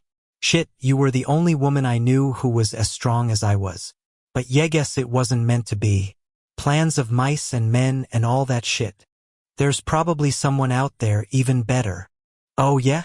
Gimme her number before you go back to heaven." Jane smiled a little, then got serious. "You're not going to do anything stupid, right? You mean kill myself?" "Nah. But I can't promise you I won't get sloppy drunk a lot over the next couple of months. Just do it in private. You have a reputation as a son of a bitch to uphold." He smirked a little. "What would the department think?" "Exactly." There was a stretch of silence. "I'd better go." He stared across the room at her. "God, it feels like you're really here." "I'm not. This is just a dream." She let herself start to fade as tears landed on her cheeks. "Bye, Manny, my dear friend." He lifted his hand and spoke through what was clearly a tight throat. "Come back and see me sometime. Maybe. Please. We'll see." Funny, though, as she dissipated, she had the oddest sense that she was going to see him again. Yeah, it was weird. Just like that vision of the car accident, as well as the feeling she'd had that she wasn't going to be at St. Francis anymore. She knew that she and Manny Manello were going to cross paths once more. The thought eased her. She hated leaving him behind. She really did. For a complete list of this author's books, click here or visit www.penguin.com/wardchecklist. Epilogue. 1 week later. This house took the hot chocolate from the stove and turned the burner off. As he poured the cocoa into a mug, he heard a yelp and an, "Oh my God!" Across the mansion's kitchen, he saw Rage standing halfway inside of Jane, as if she were a pool he'd waded into. The two of them leaped apart just as Vishouse bared his teeth and growled at his brother. Rage held his hands up. "I didn't see her. Honest." Jane laughed. "It's not his fault. I wasn't concentrating, so I faded." V cut her off. "Rage is going to be more careful, aren't you, my brother?" The implication being either the male would be, or he'd end up in traction. "Yeah, absolutely. Shit. Glad you see it my way." This house picked up the mug, took it to Jane, and handed it to her. As she blew across the surface, he kissed her on the neck, then did a little nuzzling. To him she was just as she always had felt, but to others she was a thing of a different sort. She wore clothes, but if she wasn't keeping herself solid and someone bumped into her, the fabrics compressed like nothing was inside of them, and the person who was in her path basically stepped through her. It was a little strange. Plus, if it happened to be one of his brothers, V's territoriality got triggered like you read about. The thing was, though, this was the new reality, so everyone had to deal. He and Jane were both making the transition to her new situation, and it wasn't always easy. But who the fuck cared? They had each other. "So you're going to Safe Place today?" he asked her. "Yeah, my first day at my new job. Can't wait." Jane's eyes shone. "Then I'm coming back here to put in equipment orders for my clinic. I've decided to take on 2 dog-gen and train them as nurses. I think that's the best thing to do for security purposes." As Jane talked about her plans for the Brotherhood's clinic and what she was going to do for Safe Place, V started to smile. "What?" she said. She glanced down at herself, brushed her white coat off, then looked behind her. "Come here, female." He pulled her up against him and dropped his head. "I mentioned lately how sexy your brain is? You were mostly interested in something else this afternoon, so no." He laughed at her wry smile. "I was a little preoccupied, wasn't I?" Yes. I'm going to stop by Safe Place later, true?" "Good. I think Marissa's got a network problem she wanted to talk to you about." Without even being aware of doing it, he tucked her in close and just hugged her. This was exactly what he'd wanted, this intermingling of lives, this closeness, this common purpose. The two of them together. "Are you okay?" she said softly so no one else could hear. Yeah, I'm good." He put his mouth next to her ear. "It's just I am not used to this." "Used to what?" "Feelings hit, I don't know." He pulled back, all weirded out that he was so sappy. "Never mind. You can't get used to feeling like things are okay?" He nodded because he didn't trust his voice. She put her hand on his face. "You'll get used it, just like I will." "Sire? I beg your pardon." V glanced over at Fritz. "Hey, my man, what's doing?" The dog-gen bowed. "I have what you asked for. I left it in the foyer." "Excellent. Thanks." He kissed Jane. "So I'll see you later?" "Absolutely." He could feel her eyes on him as he left, and he liked it. He liked everything.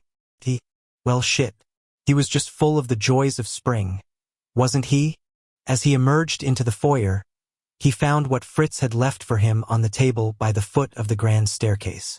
At first he wasn't sure quite how to handle the thing, didn't want to break it. In the end he held it gently in his hands and went into the library. He shut the double doors with his mind and sent a request to the other side. Yeah, sure, he wasn't following the rules of proper dress, but then, he was a little preoccupied with what was in his hands. When permission was granted, he dematerialized to the scribe virgin's courtyard and was greeted by the same chosen as the last time he'd been there. Amalia began to bow, but looked up as a chirping sound came from his carefully cupped palms. "What have you brought?" she whispered. "Little present. Nothing much." He walked over to the white tree with the white blossoms and opened his hands. The parakeet leaped free and took to a branch as if it knew that was its home now. The brilliant yellow bird shuffled up and down the pale arm of the tree, its little feet gripping and releasing, gripping and releasing. It pecked at a blossom, let out a trilbrought a foot up and pedaled its neck. V put his hands on his hips and measured how much space there was between all the blossoms on all the branches. He was going to have to bring over a shitload of birds. The chosen's voice was rife with emotion. "She gave them up for you." "Yeah, and I'm bringing her new ones." "But the sacrifice has been made. What's going on this tree is a gift." He looked over his shoulder. "I'm going to fill it up whether she likes it or not. It's her choice what she does with them." The chosen's eyes gleamed with gratitude. "She will keep them, and they will keep her from her solitude." V took a deep breath. "Yeah, good. Because..." He let the word drift and the chosen said gently, "You don't have to say it." He cleared his throat. "So you'll tell her there from me?" I won't have to. Who else but her son would do such a kindness? Vishouse glanced back at the lone yellow bird in the midst of the white tree. He pictured the branches filled once again. True, he said. Without another word he dematerialized back to the life he'd been given, the life he was leading, the life he now, and for the first time was grateful he'd been born into.